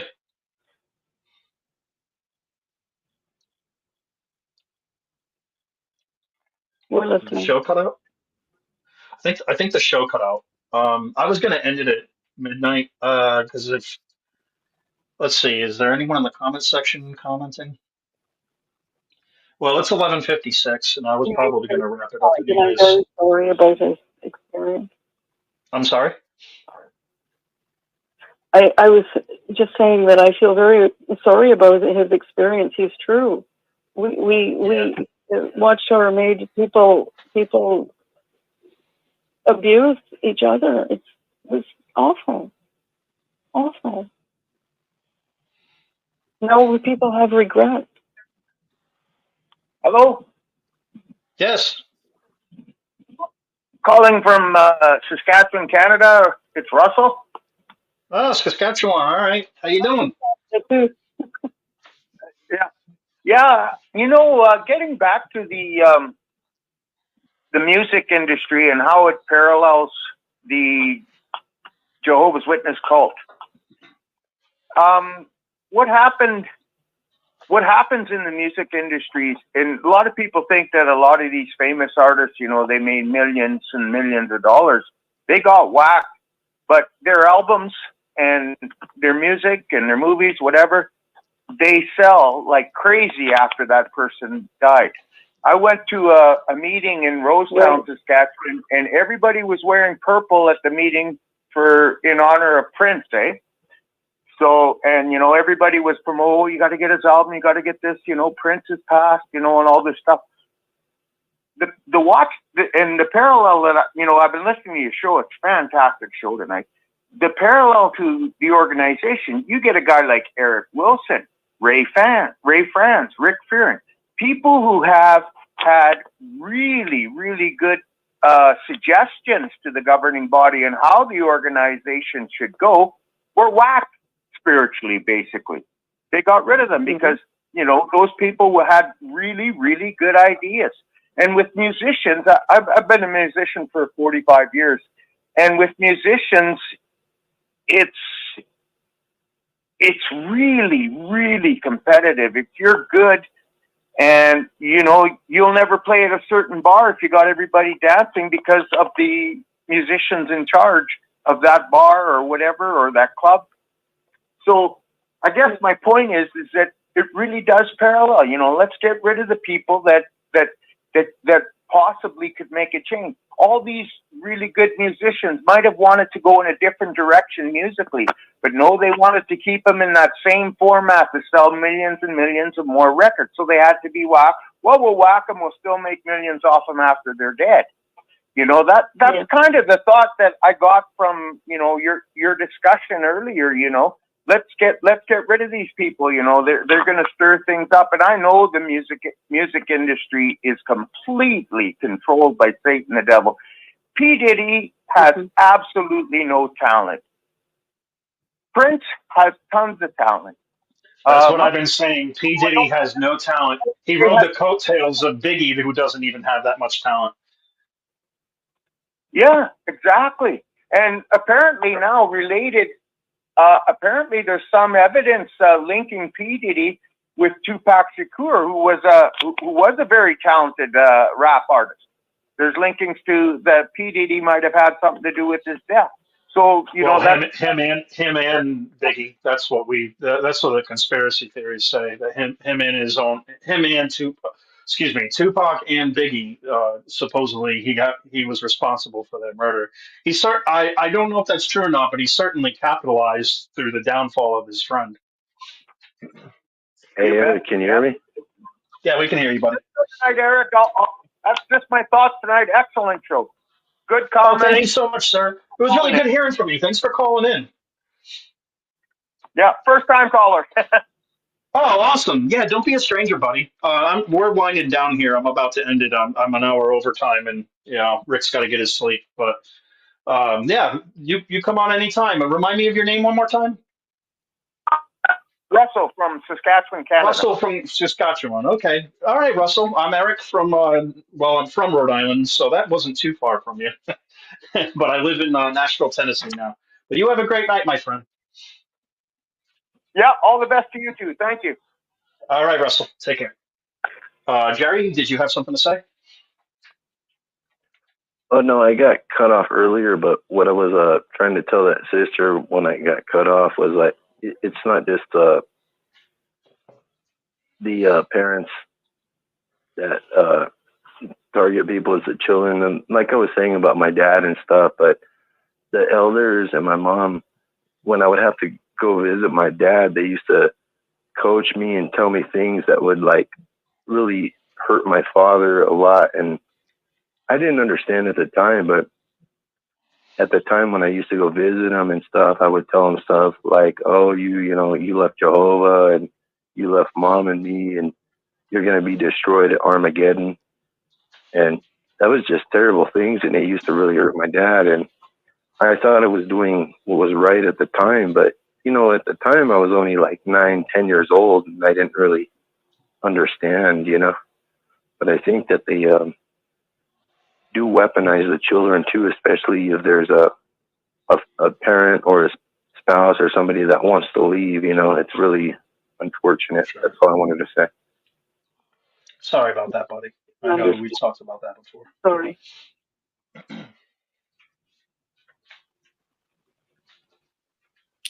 Eric, before you leave, I wanted to give you a fun fact talking about music industry and celebrities. Did you know, or do you know of the group CNC Music Factory that made that hit Everybody Dance Down? Do you know Yeah, of I know that that song? song. I don't know the band, but I know the song. Yeah. That one of the co-founders became a Jehovah's Witness up over 10 years ago. Oh, okay. And Dang. yeah, he keeps a really low profile and everything. But fun fact is that he's my cousin, and he was one of the very first person to shun me out of all people when I used to go and spend time with him and his kids and practically live at his house before he even became a witness. And I remember his whole conversion, him getting baptized, his kids getting baptized, everybody got baptized. And all at the end, when I, got this fellowship and, did what I did, he was one of the very first people to shun me.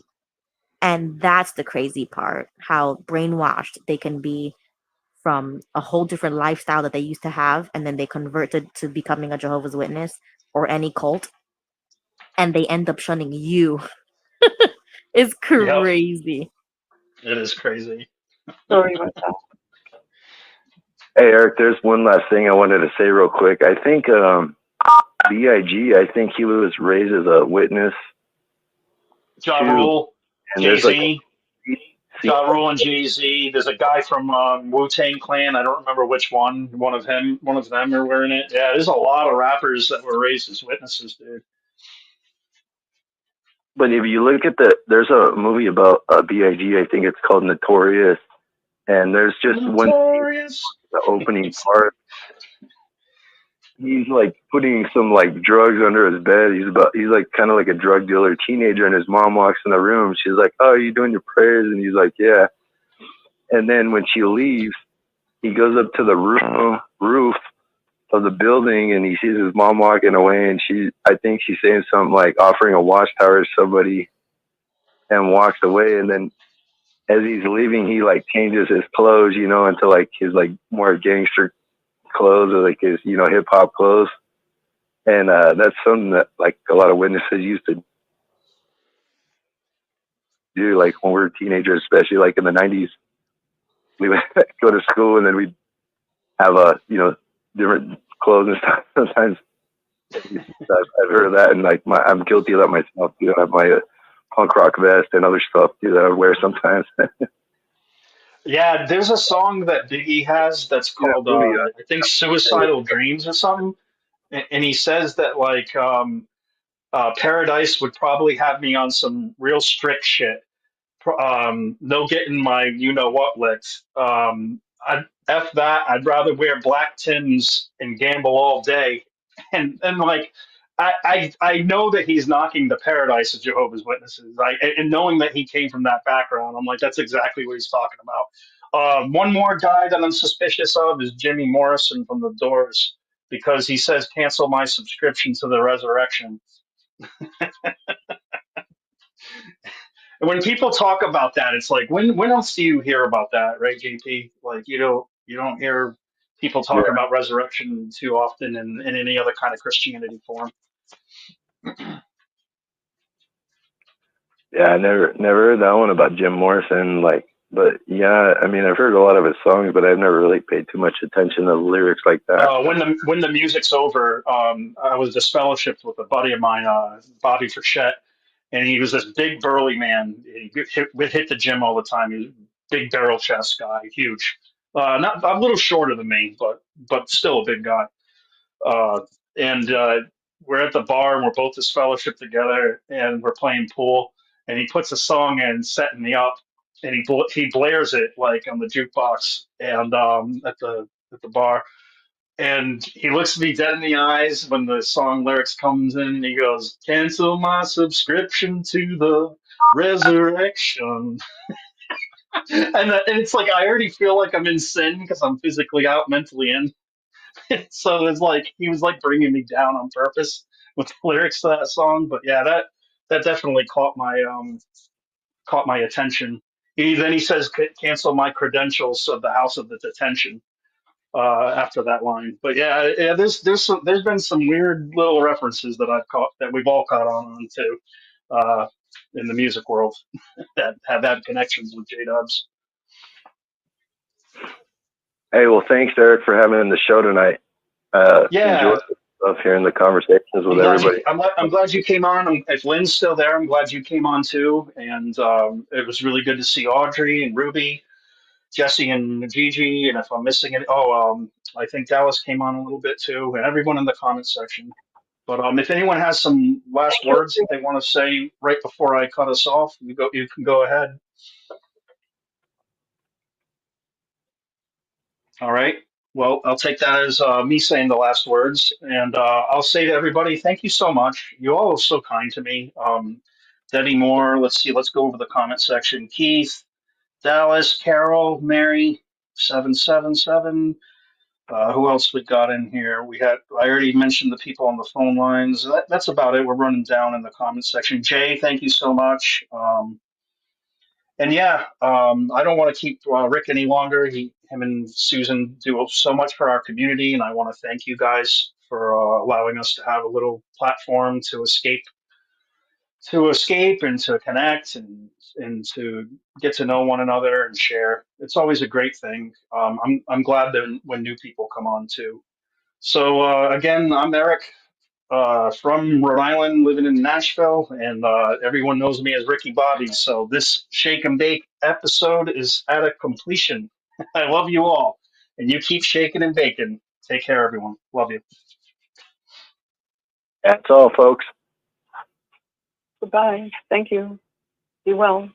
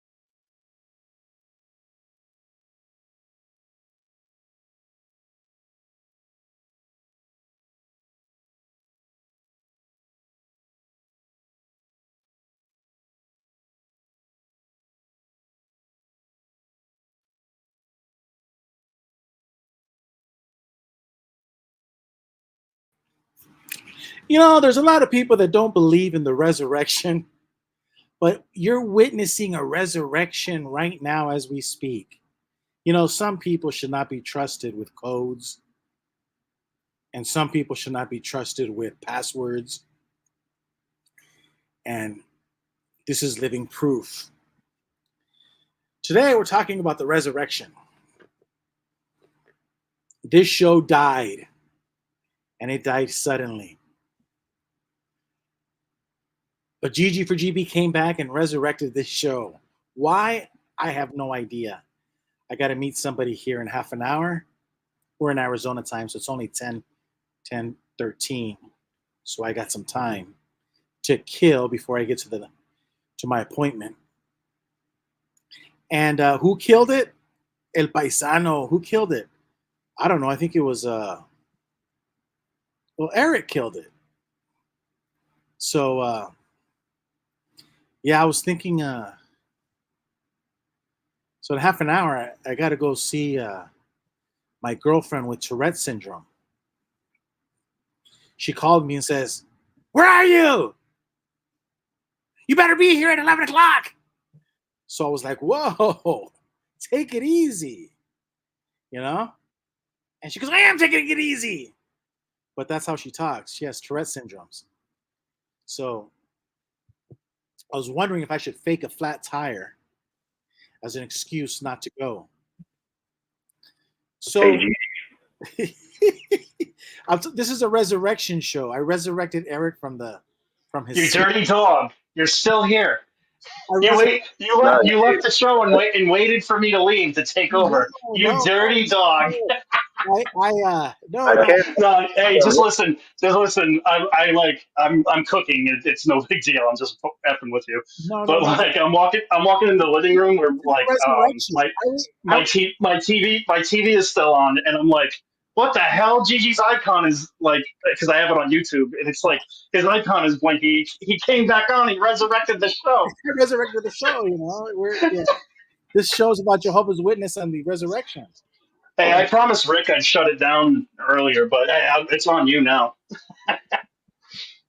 I'll tell you what. I'll listen to what you guys have to say, and I'll chime in here and there. No, if you stick around, I mean, it'll give me an excuse to not see my Tourette syndrome girlfriend. Gilbert, tell her you got a flat tire. You should do the shake and bake thing first. Mm-hmm. Tell her an old friend came in from college.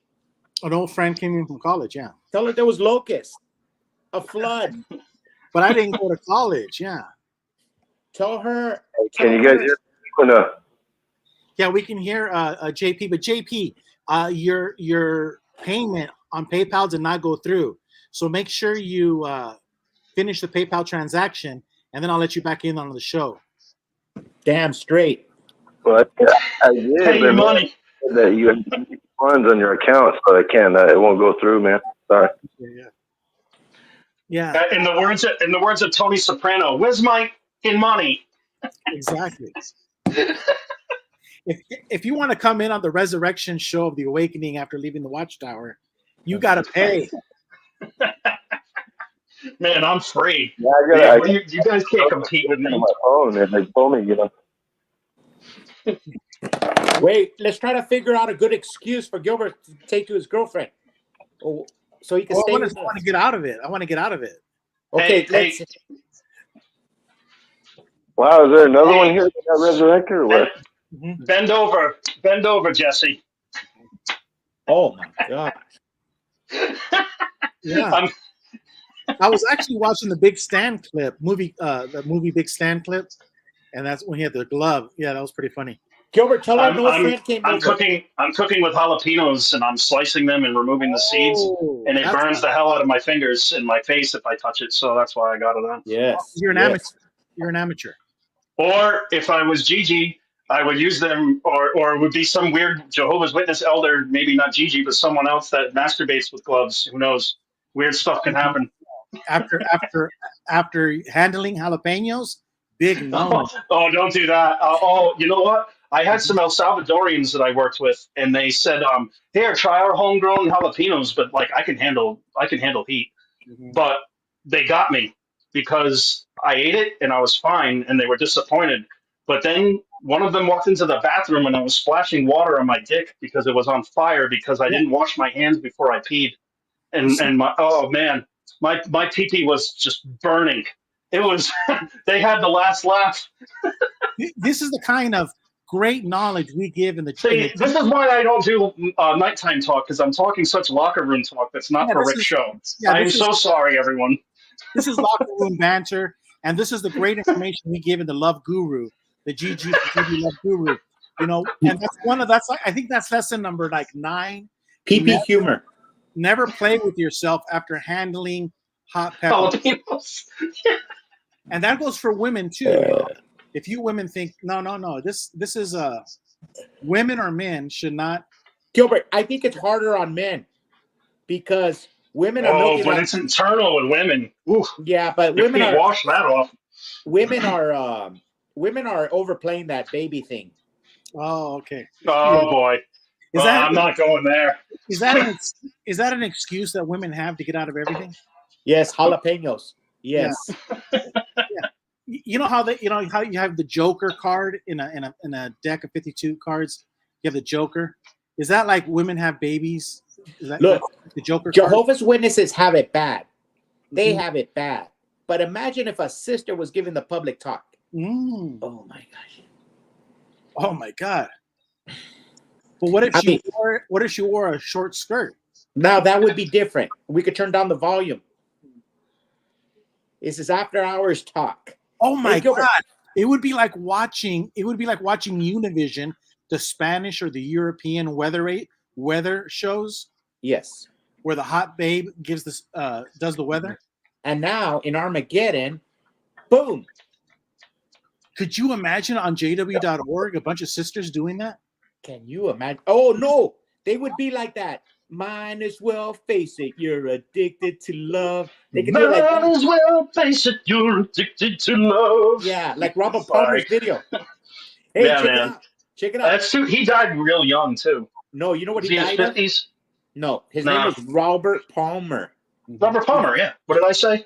Oh, he died of jalapeno disease. Oh, okay. He had a hunk of burning love. Might as well face it. I think all of them, Prince, Michael Jackson, Elvis, they just were relocated to Antarctica. You think so? Yeah. In that pyramid or underneath? Yeah. Hey, JP, what do you think about that? You think Elvis still lives, but he's in Antarctica? I don't know, man. I think he might be frozen, in Antarctica, because I know Walt Disney's frozen too. And didn't Michael Jackson get frozen too? Yeah. Yeah. Rumor? Mm-hmm. I heard that they're going to defrost them because they're getting new freons. And so they're going to have to get defrosted. I know according to witnesses, they're going to get resurrected and they're going to study with them all. So that'd be pretty cool. I mean, I'd like to have a Bible study with Elvis, when he's resurrected. Or, maybe like Jerry Lee Lewis or some shit, Hey, you know what? I have a great new thing for the show. This is the awakening after leaving the Watchtower, but the last section for the show, ex Jehovah's Witness locker room. Yeah, you know what? You know what we can even do? Look, right? Let me see. How do I do this? I got to flip my phone the other way. All right. So this is how you make a T incision into a jalapeno. So we got a cooking show going. Now you stuff that with cream cheese, green onion, chopped green onion, and like some kind of cheese of your liking, like Colby Jack or something. And then you bread them. You got to peel them too because they won't stick to it. But you bread them, and they're better than the restaurant. There you go. So we got love, we got cooking, and cooking and love can almost mix together. You make your girl these, oh yeah, you'll be listening to Marvin Gaye all night. Marvin Gaye, holy one. Come on, man. He's sexy music. It's old school, but it's still sexy. It's a Mexican thing that every time you eat a lot of jalapenos, you always finish it off with ice cream. I don't do that. Well, you know why, right? Because I'm not Mexican. No, because when you go to the restroom and the jalapenos come out, then you say, come on, ice cream. Yeah, you're gonna need that ice cream, buddy. Yeah. Hey, let I me handle see heat that. okay. Let me see that jalapeno again. Oh, I'm peeling it. Hold on. Hey, so Ah, speaking of conspiracy, there's a thing. This guy, A. Ron Hubbard, still going awesome. I think he's a Scientologist. Hey, that looks like the bottom of the flat Earth. Oh. I heard it's green on the other side. Yeah, right. Hey, let's do this. Let's see who could come up with the most whack conspiracy theory. We'll call it the Jimmy Bell Hour. The Jimmy Project Bell. Bluebeam. Oh my God. Or the Ruby Project Quinn. Bluebeam. The Ruby Quinn show. No, just kidding. Just kidding. Okay, I got one. Hey, does this mean that if the show goes sideways, right, and it goes to a bad place like it did one time, and Rick Yes. just canceled the show on me, that means you guys get the fall, not me, because I just joined in after and I canceled it, right? Yeah, well, we got in trouble, man, because of I all did too. because of all of those clips that we were showing, the song clips, and we can do it on the channel, but okay, here's this. Here's the conspiracy theory. Mhm. In the flat Earth Mhm. was invented by the CIA. Mhm. Yeah, I believe that. I have no No, evidence. I have no proof. No offense to people that believe in the flat Earth, but you have looked into a telescope, right? Yes. Like, and if you haven't, I understand if you're poor, and I grew up in a blue collar neighborhood, so maybe I was privileged. I'm not gonna say I had white privilege, yeah, like I don't see any flat. There's a lot of flat on the Earth. Yeah, sure. Like half truths. You know what I think? I think the Earth is round, but the flat Earth people come up with some damn good arguments. Do they? Example, yeah. So Yeah. I think. So what I think. I guess I'm ignorant. I think a lot of the scientists have lied to us about other things. Well, that theory that we came up with, that in Genesis the Earth is flat, but it evolved in Isaiah to be round. I think flat Earth is like global warming. Mm-hmm. The Earth was round, but we men messed it up. Oh. You know how the Earth was perfect and pristine, and then we started building cars in Detroit? Yeah. And then we messed up the environment? Yeah. Somehow we flattened the Earth. Mm-hmm. Hey, so John had it half right. He says Jimmy and the Smurf Show. No, Jimmy and the Selena. What's up with Selena? Now, Selena had a good point. Yeah. Because at least of all the apostates, she was going to do something. She was going to lawnmower Anthony Morris's ass. Uh-huh. Oh, that's Selena. So in a way, you're talking about Selena Vertolomo, not the tennis player. No. And Jimmy. Uh-huh. But Selena, okay. Selena was going to take on Anthony Morris. She was going to do the work that us apostates didn't do. Mm-hmm. She was gonna mow him down like a flat earther. But the problem is she's not Mexican, so she's not. Mexicans are the ones with the lawnmowers. The problem, she's not Italian. She didn't just shoot him down with a friggin' AK. Mm-hmm. I think she was Italian. Or put a 22, because that's what the Italians use. They use 22s to do their assassinations. I think she was Italian. Yes, but they're not. Yeah, Vertolomo is Italian. Yeah, well, she wants to mow his ass instead of using the gun. Well, when have you ever heard of an Italian lawnmower, a lawn company? You never heard of Guido's Lawn Service? Actually, can I say Matarese Lawn Company? My family's name is Matarese, but they're not related, but we might be. But yeah, they're in Rhode Island, so there you go. I stand corrected. I think Vertilomo is Italian for the flat Earth because it's vertical. Lomo is a hill, so it's the flat hill. Yeah, but yeah, exactly. But Lomo's a hill. But I don't know. Verti would mean vertical. So, anyways, it could also be the green hill. The green hill. Then she would be like an environmentally friendly apostate. I think she meant well, and the fact that she got all those what was it? 400 million views. Um, I I think she added a lot of. I mean, she put Anthony Morris on the spotlight. Got to give her credit. And you know what?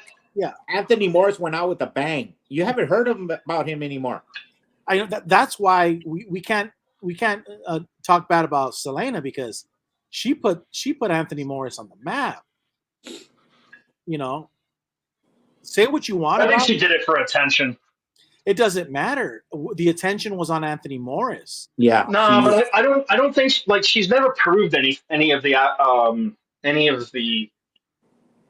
Well, Eric, this is what what am I trying to say? She hasn't any of the anything that she's accused him of. She hasn't been able to prove anything of it. No, Eric, And we haven't heard from her in like a long time. So it's like, yeah. well, where's your credibility? Well, this is where you're wrong, because the Kardashians, there's no such thing as bad publicity. Even though it was bad publicity and everything you're saying is true, the spotlight, in my opinion, was still Anthony Morris. And so that it goes back to the Kardashian theory of there's no such thing as bad publicity. Because if you could use the publicity, even if it's bad, you could use it to your benefit. And I'm going to give her credit on this one. I think that what you're saying is true, but at the end of the day, the one that suffered the most was not Selena, it was Anthony. That's just my opinion. Could Anthony Morris just have Alzheimer's, and maybe he's just been taken out of the equation? That's a good question. They don't want to show a governing body member with Alzheimer's? Yeah. Well, he's got to be somewhere. So the question is, where is he? Is he still in Lumberton, North Carolina? Because there has to be more apostates than just us. And I know if I lived even remotely close, like in the state, I would probably just go one day and just like try to sell or deliver him a pizza or something, I wouldn't go near his house. I wouldn't go here near his house. JP, you would go deliver a pizza at Anthony Morris's house? Don't call the cops on you. Probably try to sell him like a subscription to 6 screens or something, Now he only has liquor delivered. His house.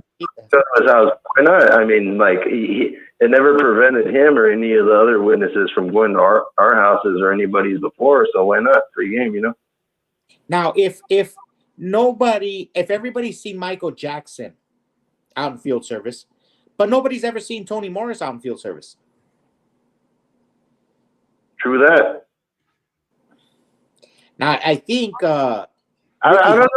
Eric went to. He was a Pioneer School. You went down service with him before, right, Eric? Ricky, did you go? Did you go to door knocking with him? You told me. Yep, I sure did. Was he good? Yeah. He was pretty good natural speaker in general, not just at the door, but even on stage. He just, because when you know how some guys you can tell they're totally reading off a script and they're nervous, but he's just comfortable and relaxed and just spitballs whatever the frig he wants. Like I told you guys before, I fell asleep during his last talk on the last day. It was a Friday, and he embarrassed me and woke me up and said, "Brother Cuba, can you read the next paragraph?" And there was nothing I could do or say except for the words, "I have no idea where we are. I was sleeping," and everybody laughed in the audience. Wow. all the pioneers. Hey, where's our trusted? We have an XJW Lyft driver, Aaron, who usually comes in on this time. Why can't he, if he's close to Anthony Morris, try to give him a Lyft ride?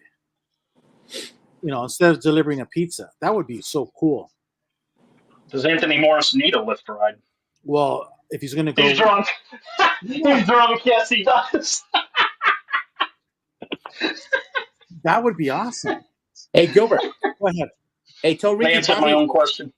Tell Ricky Bobby what you saw today, that you were driving down the street in Phoenix. It was 110 degrees, and the witnesses were out there at 12 o'clock. Well, it's a state fair, so the state fair is starting. But, Jesse, there's nowhere to park. Everything is $20. Because, in Phoenix, by the state fair, all of the houses, they pimp out their front lawn, $20, a car. But the point is you can't park anywhere, and the police won't let you park in the street. So I'm not going to pay $20 to go talk to a bunch of Jehovah's Witnesses, you know. But they were right there, man. It's 100. It was like 105 degrees, Jesse. And Wow. and you know, if you're going to go to the state fair, do you really want to stop while it's 105 degrees? Talk to JW's on the corner. Yeah.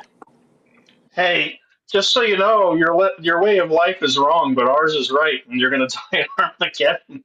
I mean, they don't say that, but it's basically what the message is. But in all fairness, the two Thanks guys. for bringing that to the fair.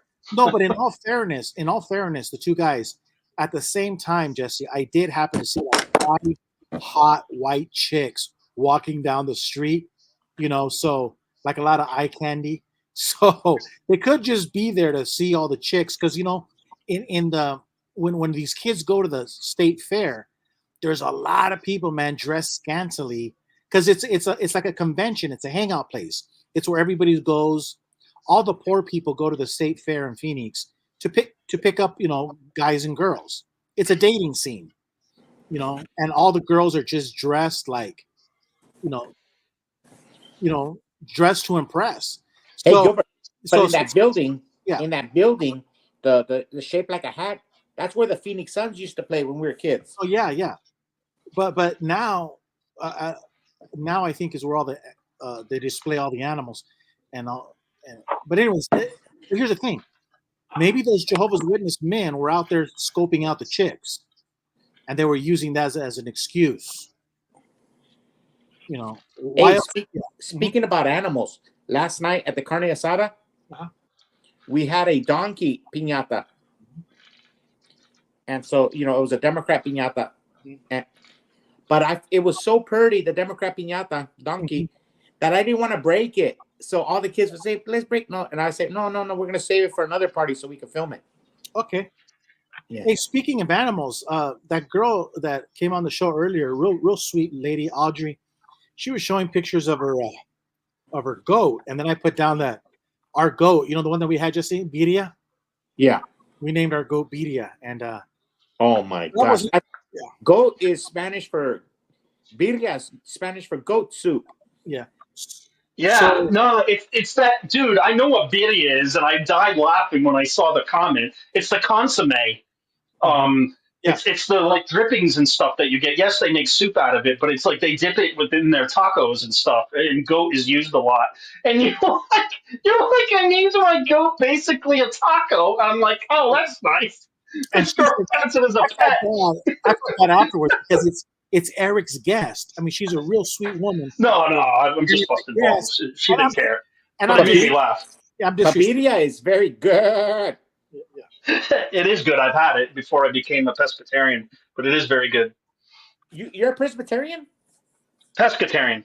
Oh, pescatarian. Hey, Sorry. can anybody make sense of this comment? I don't understand it. It says Raven Giuliani. Raven Giuliani. Who's Raven Giuliani? Is he the circuit overseer? I know Giuliani from New York, but I don't know Raymond Giuliani. I don't know Raven. Oh, Raven. Oh, nope. The other thing that we were talking about the goat with your friend, is that the goat is in Los Angeles right now. It used to be in Indianapolis with Caitlin Clark.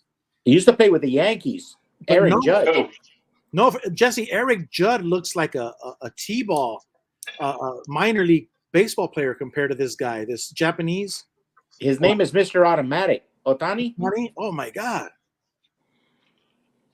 He hit another home run yesterday and a stolen base. He's at 55, 57.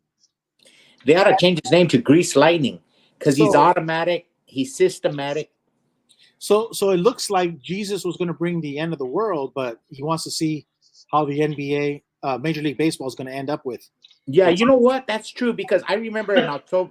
I remember September 1975, and I was a little kid. I got a picture of it. Yeah, the end of the system of things was supposed to happen. Here's me and Gilbert and my brother Joe, 1976. Oh, wow. And they were telling us that the end of the world was going to end in 1975.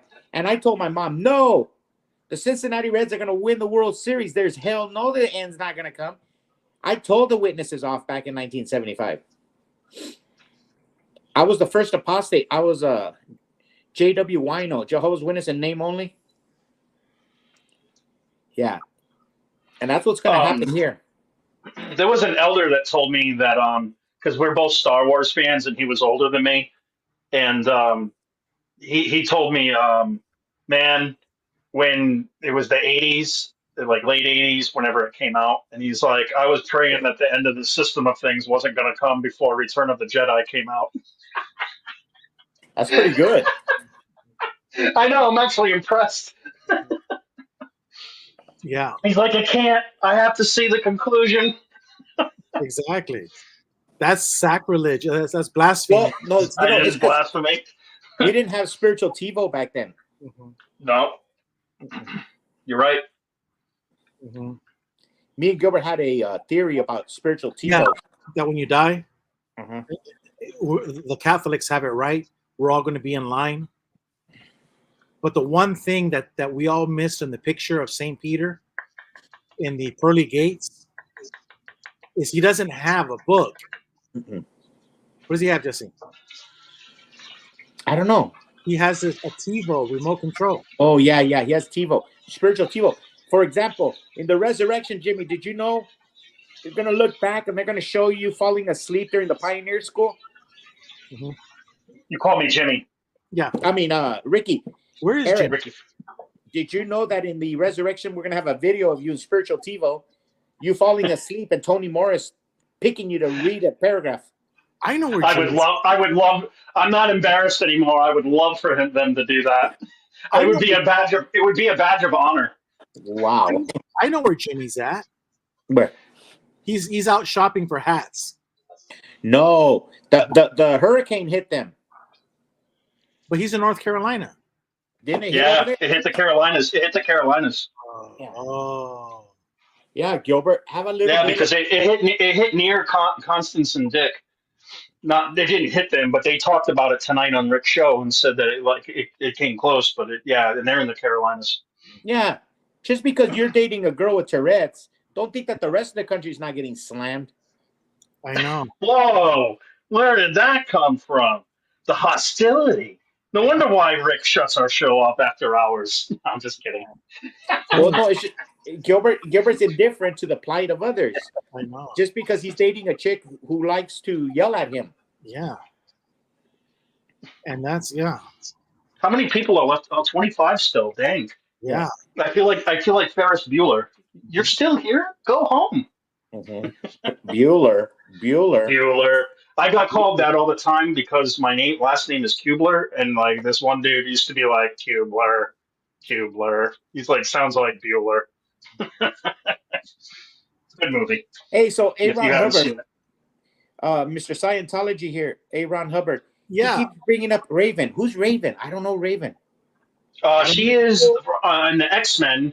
She's Mystique, but that's her biological name is Raven. I don't know. Am I right, Aaron? What is X-Men? X-Men, the comic book, Wolverine, Cyclops, Jean Grey, Professor X. No, You I'm haven't too seen old. any of these movies that came out? Not even just comic books. They did movies on them. Hugh Jackman played Wolverine. I just saw the Deadpool 3. That was really good. Well, you guys don't know any of that? No. Really? No. Yeah. Yes. Wow. We saw. Yeah, movies my with father clips. kept throwing out all my X-Men books, but I kept buying them back. We believe this Aaron Hubbard is he's really a Scientologist. He's trying to infiltrate our. Nah, Aaron Hubbard's cool as shit. I got his number in my phone book. He's a good guy. He's got a cool name. We love the name. Okay, so he got you. Yeah, he got you. You know, He sounds real sexy, but I still haven't heard of Raven. I wouldn't say he's sexy. That's a little weird. To each their own. If you find Jesse, if that's your thing, I'm not knocking it. Aaron doesn't sound very sexy to me. But Aaron sounds very sexy. Do run, Aaron, run. I still think he's a Scientologist working. Maybe if his name was like Jennifer Love Hewitt, I'd be like, yeah, that's sexy. He sounds like Aaron Hubbard sounds like a mix between a telescope and a cult.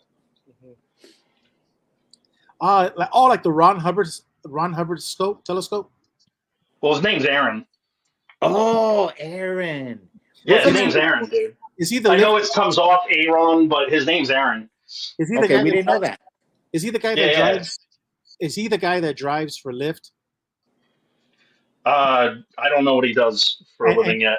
Because there's a guy, Jesse. He's a Lyft driver at nighttime, and he'll come on, and he's always stalking the Kingdom Halls, trying to pick up, sisters. I'm pretty sure it's not this guy. He's a Okay. really cool dude.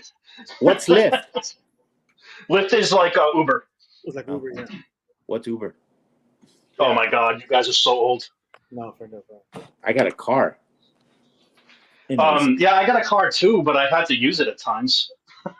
Oh, here it is. Here it is. Raven Giuliani is an ex-JW friend of mine. Okay, now we're cooking with gas. Okay. Yes, she drives. Is it a he or a she? Oh no, the other guy.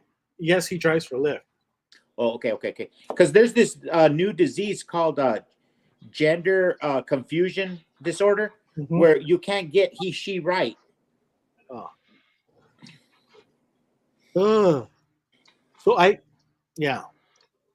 So he called in one night to tell the story where, he just happened to be next to a Kingdom Hall and just happened to pick up a sister. No, just kidding. I like to tease the guy, but now is Raven Giuliani? Is she related to Rudy Giuliani? That's a good question. Raven is a female, and Aaron is a male. Aaron. His name is Aaron. Aaron. It's not Aaron. His name is Aaron. Yeah, I mean, I know it's said that way, but his real name is Aaron. We gotta ask Aaron what he likes better. Does he like to be called Aaron? Aaron or Aaron? Yeah. He's not related to Rudy Giuliani. And does Aaron Hubbard work for NASA? Oh, like the Hubbard telescope? Yeah. Yeah. Aaron. He likes Aaron. He likes to be called Aaron. Okay? I won't call him Aaron no more. I'll do that. Okay. Because that would be like a neutral gender, right? Aaron. Yeah. Like neutral. He wouldn't be male or female. No. Well, I'm Ricky Bobby. We all have our weird little names that we use on YouTube. Like I was destroying Jehovah's Witnesses in the beginning, and I didn't want everyone to know my name. Wow. Actually, my original YouTube name was Rick James because my name is Eric James Kubler, and everyone called me Rick. And then they found out Rick James, like James was my middle name. So when about that time when Dave Chappelle was coming out, I'm Rick James, bitch. All of my friends were doing that to me. Well, so that was my original YouTube name, but that account is destroyed because Jehovah's Witnesses were not happy what I was saying about them, and they kept reporting me until I lost my account. Hey, so Jesse, Ricky Bobby, that's also a gender confusion because Ricky's a guy. Bobby's could be a boy. Yes, but it's also a bastardization of the English language because it's two first names. There you go. That's why it's a nickname. That's why it's a nickname, and I didn't make it my personal name. I knew something was wrong. I'm Eric Kubler, and I'll never not say it. That's who my name is. I even tell people my name on Quora. And I told one person I'm Eric Kubler from Rhode Island, and this MF looked up all of my records, and he's like, "Oh, you got some traffic tickets." I'm like, "Who doesn't?" And then I had to report him, and Quora removed the comment. That was like, dude, witnesses are so super creepy. They are such creeposaurs. I would never do that to somebody. Oh yeah, you know when Gilbert started, he was doing a video in Tucson, and this one guy. I should have deleted it, but go ahead. This one real creepy Jehovah's Witness. He's an apostate. He comes on the show sometimes, but he was like an FBI agent on Gilbert's ass. And Gilbert was even arguing with the Jehovah's Witness outside the convention center, and this guy was calling Gilbert a liar. He was an apostate too. He's still out here, yeah. He received more persecution. And you know what? We never cry racism, but man, it felt like racist because I never saw this guy go after any white people or black people. He was trying to fact check me all the time. Yeah, it was because that guy. Remember, he didn't threaten. He threatened to not rape me, but F me in the rear end. And but because I didn't get it on recording, he was trying to fact check me. That's always the funniest insult to say to a man. So then it's like you look back at it and like, so you're a queer. Yeah. You're not my type. Sorry. And you know what? We saw this dilemma with these people. These some apostates. They come out and attack other apostates so viciously. And you know that if you had spiritual TiVo and you go back when they were in the elders' room, they were probably on their knees begging the elders. I bet you. Hey, Mr. Lift is here. Hey, I'm sorry, I didn't call for a lift. Oh, is it? Oh yeah, he's a Lyft driver. Yeah, it's Mr. Lift. No, it's Mr. Hang on a second. MR. Maybe you could tell us some stories. That's what I Hey, said. Aaron. That's what I was What's talking up, about. everybody? The two Mexican boys have the show now. This is their show. I'm just here chilling out with y'all. Is it Aaron or Aaron? What do you like better? Well, that's just actually okay. There's a history behind that handle that I use.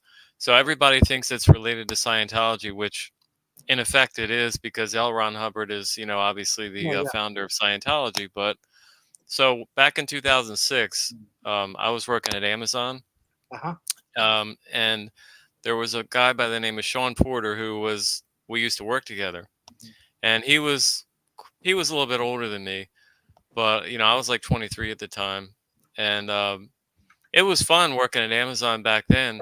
And somehow after me and Sean got working together, we used to perform this one particular task, something that usually would require an entire department of people to do. Sometimes that department had very little work for the day.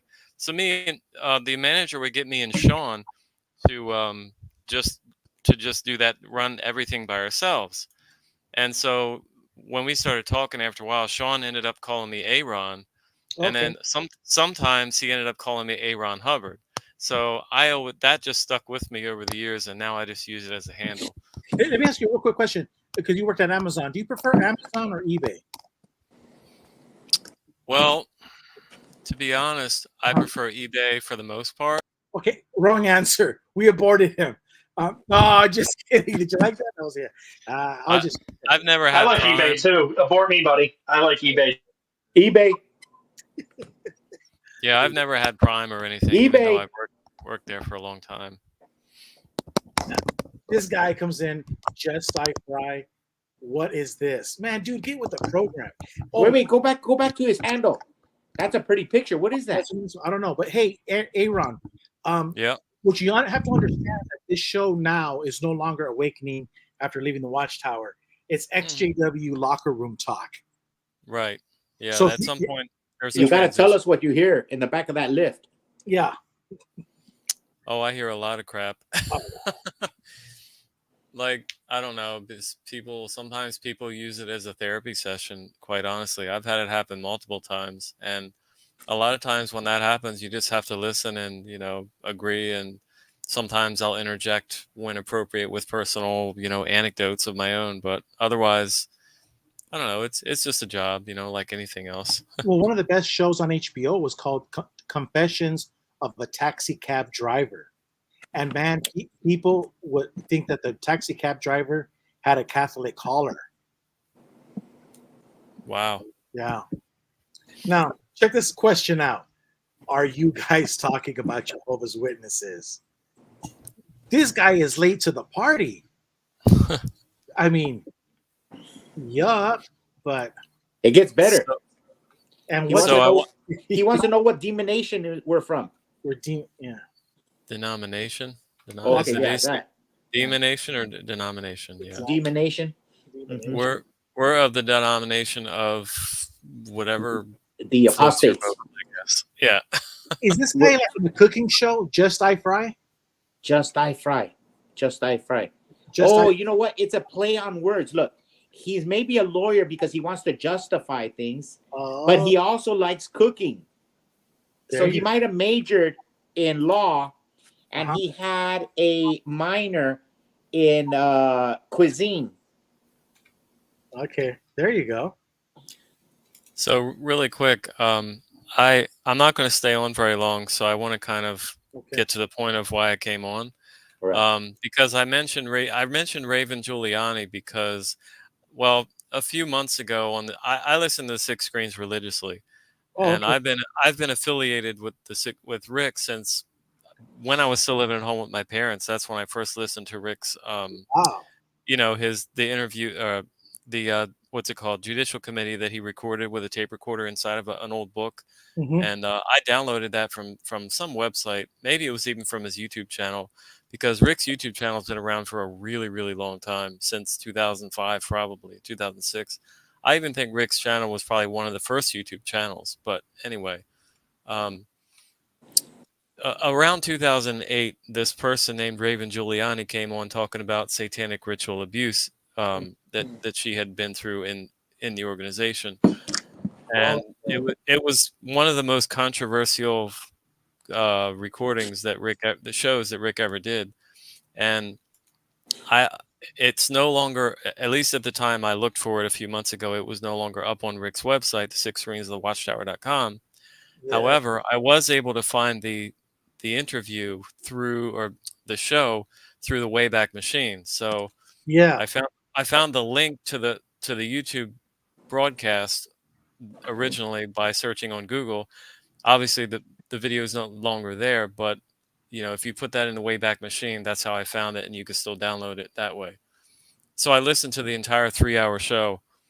And Barbara Anderson actually comes on later in the show, literally grilling Raven about all the things that she said, and it's extremely fascinating if you can But find what do you mean it. by grilling her? Like.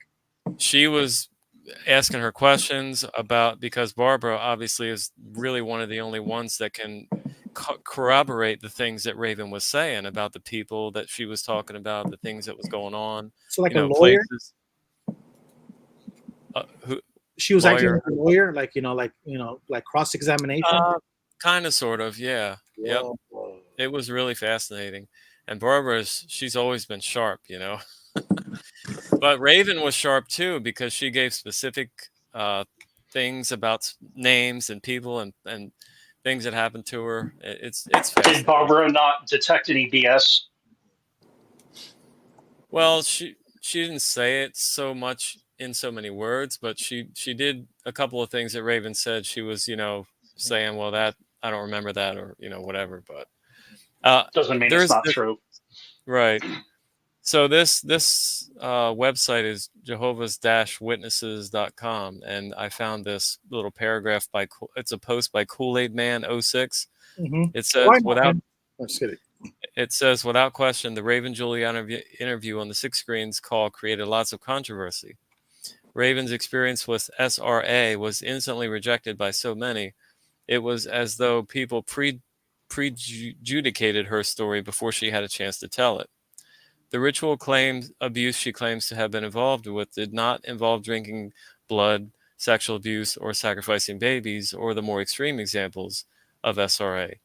She spoke for over 3 hours of her involvement as a young Jehovah's Witness concerning automatic writing. Allegedly, she was a conduit, channeler for wicked angels or demons. The information, as she said, that came from the spirit world was written by her in a notebook, and this information was used in Watchtower publications. All reading this post have hopefully come to understand the Watchtower organization is very dark and evil. Whether you're a Christian or an atheist, we can all agree that the Watchtower is a dangerous and destructive cult. Yeah. So it goes on, but that's basically the summary of it. Wow. Oh, so that's who she is. Yeah, I think we talked about her before. But Yep. yeah, when people like start talking about like demonic experiences, I take them at their word, because there's no reason for me to doubt them. But I don't dabble into any kind of like the occult type stuff. I just like tune out. Like, I don't want to know. But that's just me personally. But if she says it, I believe it, because I have no reason to doubt her, and all of the evidence points that yeah, I know Watchtower. We know Watchtower, So, but my stomach I can't handle it, That's just not for me. But kudos to all of you guys. Yeah, so I brought her up because you guys brought up Selena Vertolomo, right, earlier. Yeah. And I was asking, who do you think is more controversial, Selena or Raven? well, it's just Selena was not controversial. No. She was fun. I think I think her story is a bit less believable than Raven's story, though. But that's Yeah. just my opinion. Yes, but the way she was attacking Anthony Morris is where we were coming at. That was funny. You got to admit that. Yeah. And that when she said she was going to get a lawnmower and run over, that's funny. That's humorous. That's and she put Anthony Morris on the map on a lot of JWs. Yes. Yeah. She did more to help get the message about Anthony Morris than every extra all of us was combined. Yeah. She was almost as good as that guy who did the video at the liquor store. Yeah. She moved the needle. That's the point. She moved the needle. Well, that guy is a legend. I mean, seriously, he actually brought proof and evidence. Like that guy is a legend. That guy was He happened to be at the right place at the right stinking time. Wow. Maybe that was from God. I mean, you never know. Wow. As the longer that time goes by, they'll probably just say it was all AI, the witnesses. Yeah. You know? And it's like, no, we all know it's not AI. Yeah. Well, there's a lot of people that have got good videos like that. Remember, Jesse, the one guy that got are you Eamon Ivory, the child molester? He caught him. Yeah. That was powerful. And it was so powerful that the local news got involved. And then they did a story. So the Jehovah's Witnesses having a child molester going door to door. So yeah, there's been a few videos like that where people are just at the right place at the right time. Look, there was something happening, and like Gilbert says, we don't dabble in the occult. We don't want to know, and it's not that we live in a gated community of the brain, but there was 325,000 lost children that the former president talks about. We don't know what has happened. So it's scary what's coming out. What's going to happen? What has happened to all these children? Yeah, there's been. Hey Jesse, let's delve 60 seconds into this thing, because a lot of people, they're not Jehovah's Witnesses. They come in here and they want to baptize us, and so just like Fry says, the Jehovah's Witnesses believe that Jesus was the archangel Michael, which is blasphemy. Look, it's real simple. I'm going to say it real quick. When you die, St. Peter is not going to give you an SAT test and ask you, is Jesus the archangel? Yes or no. And if you get the question wrong, you go downstairs on the elevator. It's not a right. Now, do I believe Jesus is the archangel? Of course not.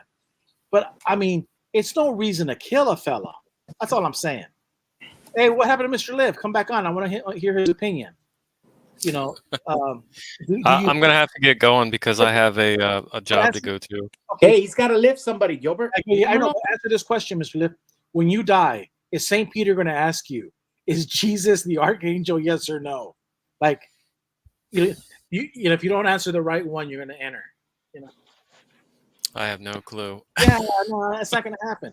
Hey, Aaron, when you're picking up people in your lift, can you put this show on and make them force them to watch it? I wouldn't want to because when someone's in the car, basically they're the boss. So if they'll give you a bad tip, huh? Bad tip. Like what I'm listening to, or they're probably not going to tell me to turn it off, but they may not give me a tip, or they may give me a bad rap. This guy probably was just the fact that it might be religious based, and you might get an atheist that's like, I don't want to hear this shit. No, you know what it is? I think Aaron, when he was a Jehovah's Witness, was afraid to announce Jehovah's Kingdom publicly, and he kind of like hid. And now that he's not a Jehovah's Witness, he's afraid to play our show, publicly. No, Gilbert, he's going to get a bad tip. Okay. It's all about money. You said it's a banker's war. Everything's about money. Come on. We all did the fake knock at the door. Oh, I know this person. I go to school with them. Oh, nobody's here. Weird. We all did it. Come on. Don't be self-righteous, Gigi and Jesse. We all were fake Jehovah's Witnesses in some degree of manner.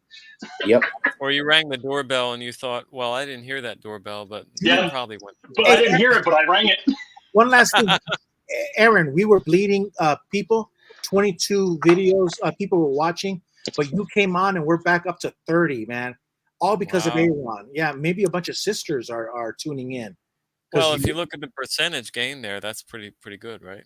Very good. Very good. Maybe the sisters. You're going to get no tax on tips. Tax on, I don't know if the tips are taxed or not. I guess they are. Oh, don't. No, because the Trump. Yeah. Hey, Jesse. He didn't. He came into the locker room and he didn't give us any juicy details on the lip rides. I know. His lips are sealed. That's good. He doesn't kiss and tell or tip and tell. Mm-hmm. Oh, he doesn't tip and tell. Yeah. Okay. Mm-hmm. Yeah, but I'm not going for Lyft right now. I have another job to go to. So. Yeah. Okay, you don't have to tell us what it is. You don't have to tell us. Mm-hmm. It's not like we're holding a judicial committee. Yeah, You're surrounded by two elders who are trying to get all the It information. doesn't have to. It doesn't include illegal substances, does it? Gilbert, should we go into a judicial committee mode right now? Yeah, maybe we should. We have. Man, these guys are all over you. You just need to get the hell out of here, buddy. Yeah. Now, that was I appreciate you guys. I'll see you. Do you have to meet somebody of the opposite sex? I'm the cool. Leave Hey, them alone, there's three Gilbert. guys coming down on you right now, but I'm the cool elder, and I'm telling you to run. Aaron, are you meeting a girl? Is she married? A girl or a guy? Mm-hmm. No, I'm literally going to work. I'm here if you want to. I'm the third elder right here. Yeah, we need a third elder here for the judicial committee. Mm-hmm. Let Aaron go. Okay, you Aaron. guys are cool. Thank you. Well, Love you, dude. Take care, man. Take care. Thanks. Keep in touch. Yeah, Listen, I will. if Donald Trump were president, I wouldn't believe this guy, but because Kamala's in president, he has two jobs. I totally understand. So we're going to give him the benefit of the doubt. He is going to work. Yeah. He's doing the job the Haitians won't do. Okay, If listen. you guys are still live at 5, I'll come back. Okay, James. So James says Christ is not Michael. Also for the Trinitarians, the Trinity is false doctrine.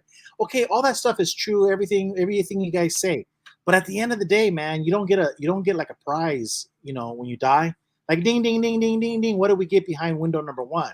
If that's what you believe, that's what you believe, man. But if you believe that Jesus is the archangel, I mean, it's not like you're going to get punished when you die. As long as you weren't judging, like check this out. Let's say you believe Jesus is the archangel, but you lived your life not judging people. You lived your life not checking out women, like Matthew 5 says, and you did all of the things that Jesus said on the Sermon on the Mount. I mean, really, man, don't you think that you'll be better off than half the people? I think so. That's just my opinion. Yeah, but you're not saved by your behavior. You're saved by the grace of God, and well, absolutely. But come on, at the end of the day, when you can tell God, hey, I got it wrong, man. I mean, I was like, I didn't check all the boxes. Okay, so I got this one wrong, but I was trying to pay the rent. And churches were invented so that we could break off and start another church. Oh, geez, man, this guy. Okay. Let me ask you guys this thing. Oh, geez. So like when I was in Boston, Massachusetts, with my family way back in the day, I was with my in-laws and my wife, and we took them to Boston, Massachusetts, and we were on the north end. And if you guys go to the convention, you definitely got to eat on the north end of Little Italy in Boston. I think it's called Andover Street. Anyways, we're on Andover Street, and there's a restaurant that we go to when we go there because it's just phenomenal Italian food. It's called Giacomo's. They only have 10 tables, and the line goes all the way out the door, across the street. Like, geez, it's a busy place. And I'm sitting there, and a very, very, very, very attractive woman is walking down the street towards me, and she's got her bust out, and boom, there it is. And I make a quick glance. I checked her out for a second. I moved on, and I looked over at my mother-in-law, and I said, oh, yeah. I knew what was going to happen. My intuition was screaming at me. If she saw this woman, she was going to set me up to look at me to see if I was checking her out. So I said, nope, I already did check her out for a brief second. And I looked at my mother-in-law, and she's not looking at me. She's looking off in the distance and sees the woman coming. And I'm looking my mother directly in her eyes. And I'm not moving from the woman that's coming down the road. And she looks at me with this angry face immediately and turns at me. And I'm looking at her smiling with this huge smile. And then she smiles back, and I'm like, gotcha, bitch. Oh, wow. Because she was trying to set me up and get me in trouble, and I wouldn't let her because I was a step ahead of her. And I don't feel like I did anything wrong is the reason why I'm telling this story. No, you didn't. No. Was she an elderette? Was she an elder? Yeah, no, she's worse. She's the 13th elder in a congregation that has 12. She's worse than an elderette. Wow. Yeah, her husband's only servant. She probably would make elder before he would. Yeah. Hey, Oh, Jesse. lot of testosterone in that one. Wow. Hey, Jesse. Listen, I know we're in a locker room, but I'm gonna have to put my towel on. So excuse me while I put my towel on, and get dressed, because if you do not Just don't turn the video on. Yeah, if you do not understand the true doctrine of Scripture, you're not in Christ. No, James. Stop competing. Stop competing. Look, you love Jesus. Okay, you're with Jesus. You're with Christ. Don't worry about your neighbor. You trust your brother. If your brother says he loves Jesus, take his word for it. It's not about competition. And this thing about the true doctrine, you're not going to get anywhere. It's competition ain't going to get you nowhere. Listen, at the end of the day, you just got to worry about yourself. And how do you help people? Well, you lead by example. And the best example we can give is by doing and not by telling. Just do it. Lead, follow, or get the hell out of the way. Lead. Just keep showing the example of not competing, not trying to be right, not worrying about what other people believe, but by setting the example. I mean, that's just where I come from. Listen, I'm gonna take my towel back off, and I'm gonna get back into the shower in the locker room, in the JW locker room. So, but yeah, I had to, throw, do the whip, I had to, when you're in the shower and you get the whip, the towel, and you do the whip, whap, I had to do Hey, that. Gilbert, but listen, a lot of Christians can't help themselves. They got a spirit of sanctimony, and you know what? It chases all the Jehovah's Witnesses away because they think that so Jehovah's Witnesses hate born again Christians vehemently with a passion. I think they would make love to Catholic Church before they do to born again Christians. Okay, I'm gonna take. Go ahead. Okay, go ahead. No, I'm gonna have to put my towel back and wet it and do another. Wait. Go ahead. But so I don't think this James. A lot of these Christians are very young. Maybe because we've seen this argument for 50 years and we know it doesn't get you nowhere. It's like the Beatles song. If you go carrying pictures of Chairman Mao, you ain't gonna make it with anyone anyhow. By them shouting out that you gotta embrace Christ. We do love Christ. Chill out, dude. Calm down. But they have to shove down everybody's throat. It says, you don't come from a biblical standpoint. I get it. I was simply stating that Scripture says, and you accuse me of such. But that's fine. That's fine. But it's not going to get you nowhere with your ex-Jehovah's Witnesses. We're not going to go to your church, unless it's a good wedding and a good preacher and they got good music. Then we'll go to your church. Good music, then I'll go. Absolutely. And I'm cool with him. If he wants to believe that, Jesse, all the power to him. And I probably agree with him on a lot of things. I probably do agree with him on a lot of things. But look, and if you pursue it further, like there was a person talking about the Trinity up there, and you get a born again Christian and a Unitarian together in one page. Yeah. You think that they were Jew and Muslim? They'll go at it and start killing each other. Or Democrat and Republicans. Yeah. And speaking of that, Jesse, Jews, Muslims, Democrat, and Republican. What did you say about peace on earth? That we have peace on earth? We do have peace on earth. Yeah. It's called the Democrat Party. Yeah. Look at the Democrat Party. You can have Jews, Gentiles, and Arabs all working together in a unison machine in the destruction of a country. Yeah, and homosexuals, LGBTQs, everybody's there. They're living as one. The Democratic Party in the United States is paradise. They all live together at one with all their hate and vitriol and venom. Except I don't think there's any Christians in there. But everything outside of Christianity and white men is in the Democrat Party. And they live together in perfect harmony. Yeah. Like Michael Jackson and Paul McCartney. Yeah.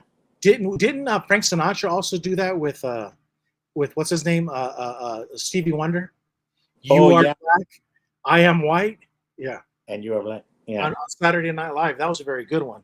I remember that. Hey, Gilbert, listen, something I saw and I forgot to tell you, but I didn't take a pictures. But if you go to jw.org today, I went yesterday, I didn't take a pictures. But the 3 top stories at jw.org, the 3 top magazines that they have, all quote the United Nations. I swear to God, I'm not lying. All 3 of the different icons that they have at the jw.org, all 3 stories quote the UN Secretary General. It's like a trinitary of United Nations. Mm-hmm. You got to go to jw.org. The 3 stories, and they all quote the United Nations Secretary General. It's like that's the only source of news that Jehovah's Witnesses have. Wow. Now, Jesse, it's not Sunday yet, and James wants to make this a religious show, and we can't do this on the 6 screens. He doesn't know the rules. Do you think you can be in Christ or have a relationship with him and not know his teachings? Oh my God. So he's accusing me of not knowing his teachings. But that's fine. Please do not presume I'm trying to convert, only stating fact. See, isn't that beautiful? He's stating fact. He wants to enter the arena of ideas. He wants to go a dialogue or debate or back and forth, but he wants to limit. Classic. This guy's not a Christian, and he's not an American. Because an American, when you enter the arena of ideas, you take off the gloves. Yeah. You know, if you're going to say something which is borderline a little bit presumptuous, a little bit controversial, at least expect to get hit back. I know. You act like Kamala Harris in a debate. You want all the questions so you can enter the arena of ideas, but you don't want the other side to know what the questions are. One rule for you, state what you're going to say, but don't be telling us what we can and cannot say. Yeah, and then to even think and not know his teachings. And then he plays victimhood. It wasn't personal. Everything is personal. We're humans. And not know his teachings.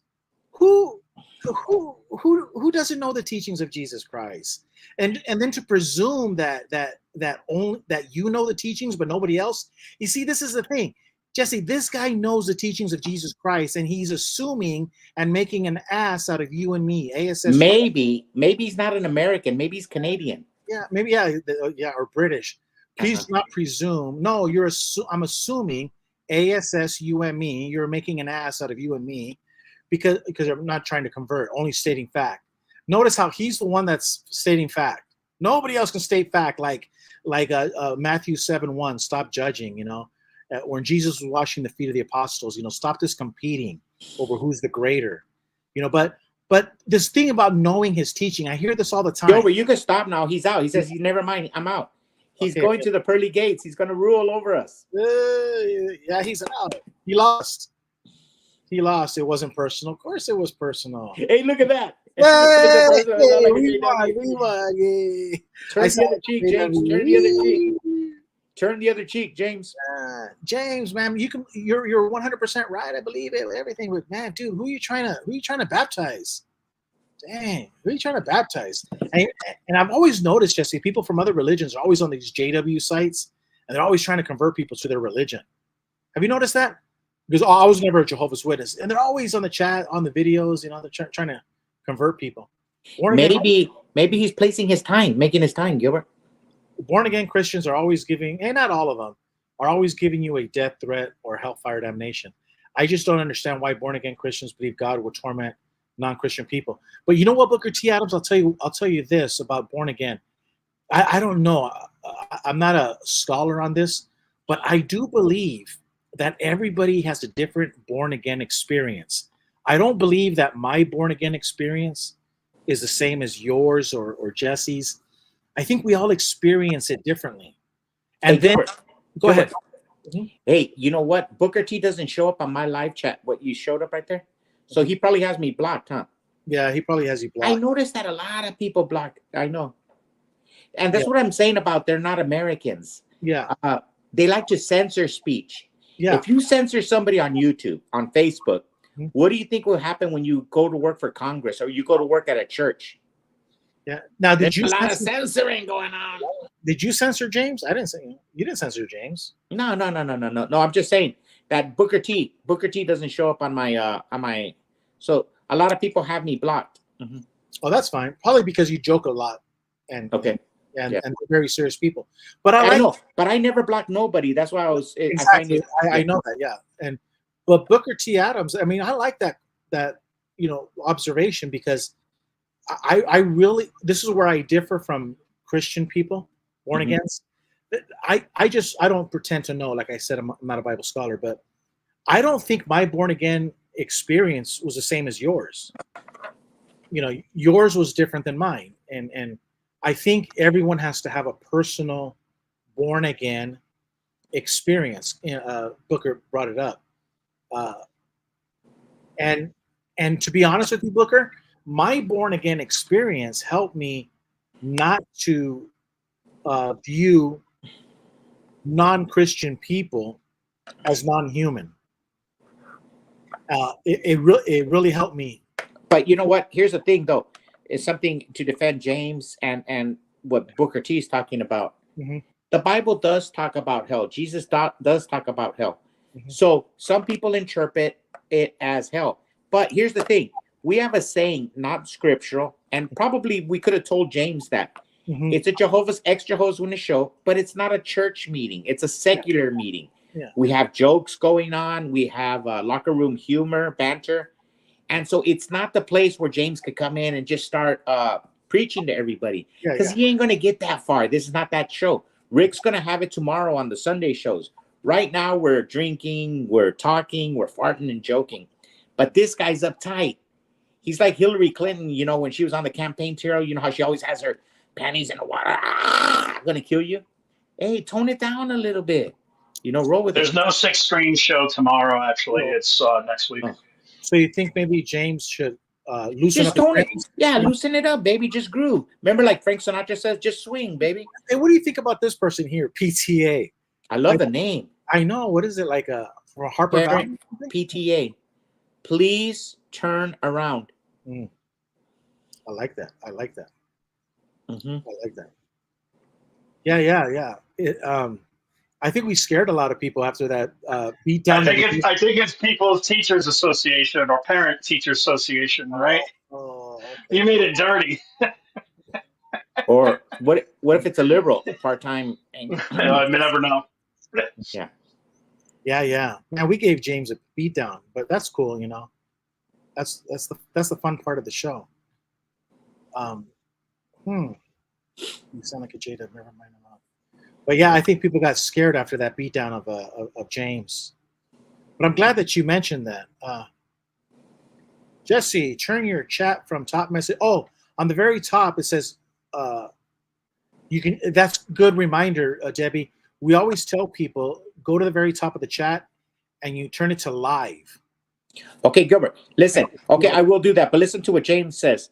Do you think that you can be in Christ or have a relationship with Him and not know His teachings? Yeah. Well, what happened at Calvary when Jesus was hanging from the cross? Mm-hmm. Do you think that the evildoer with Jesus knew everything about Jesus? Nothing about him.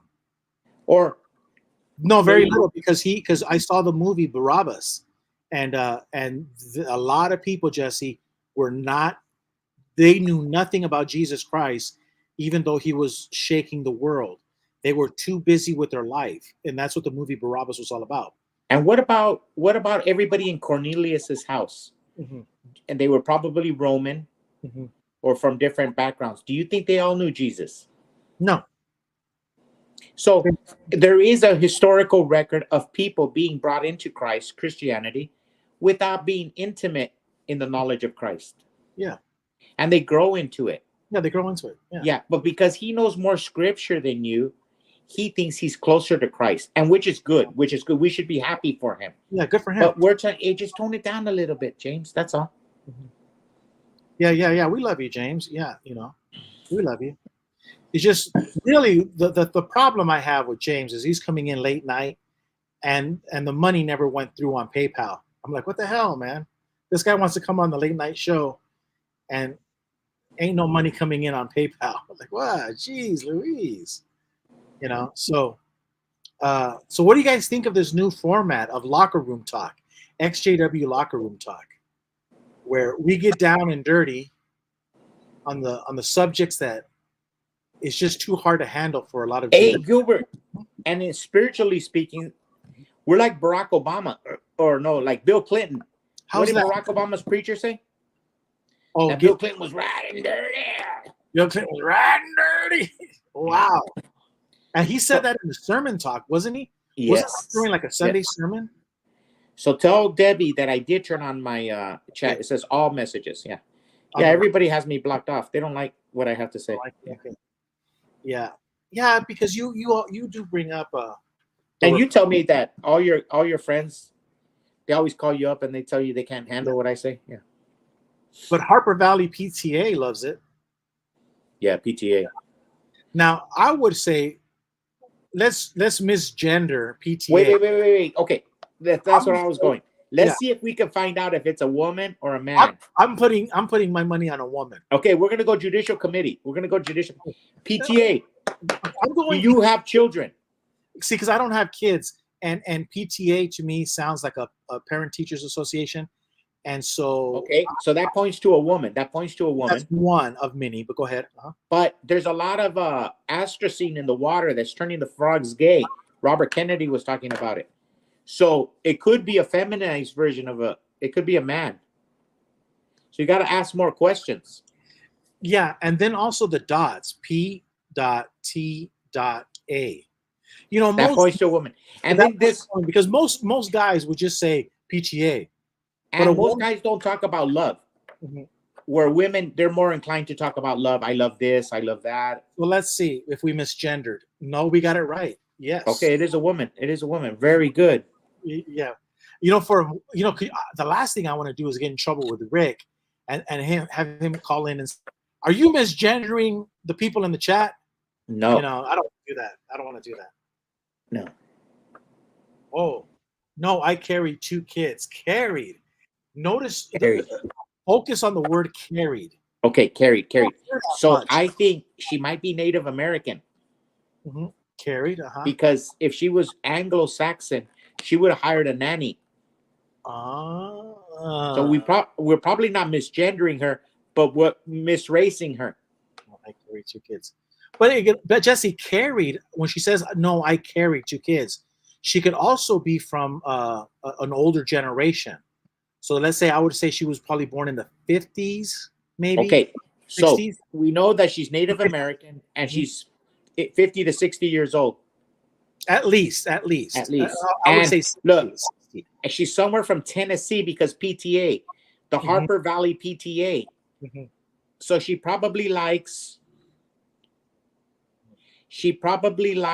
Dolly Parton. Yes, carried. And that would explain the caring part. But hold on a second. We're going to just pause a little bit. I'm going to answer this question, Jesse Gilbert. When Jesus Christ said, forgive them for their sins, about the people who killed him, do you believe they went to heaven or hell? Real simple answer. And I got this from the movie Wow, that is a great question, Gilbert. Listen. Oh, I was off. Born in 1967. She was close. Born a little bit before you. So she's from Tennessee. She's from Tennessee. ETA, are you from Tennessee? You don't have to tell us where, but 1 out of 50 states, we won't reveal your identity. But Jesse, I'm going to answer this question on Booker. Do you believe they went to heaven or hell? It's real simple. I learned this very important doctrine teaching from the movie with Will Smith and Tommy Lee Jones. When they're in the subway riding, remember the aliens, whatever? And they're talking about Elvis Presley. And Elvis is dead. And he goes, no, Elvis is not dead. He went home. Elvis went home. So, Gilbert, I'm not joking. Do you believe they went to heaven or hell? No, I believe they went home.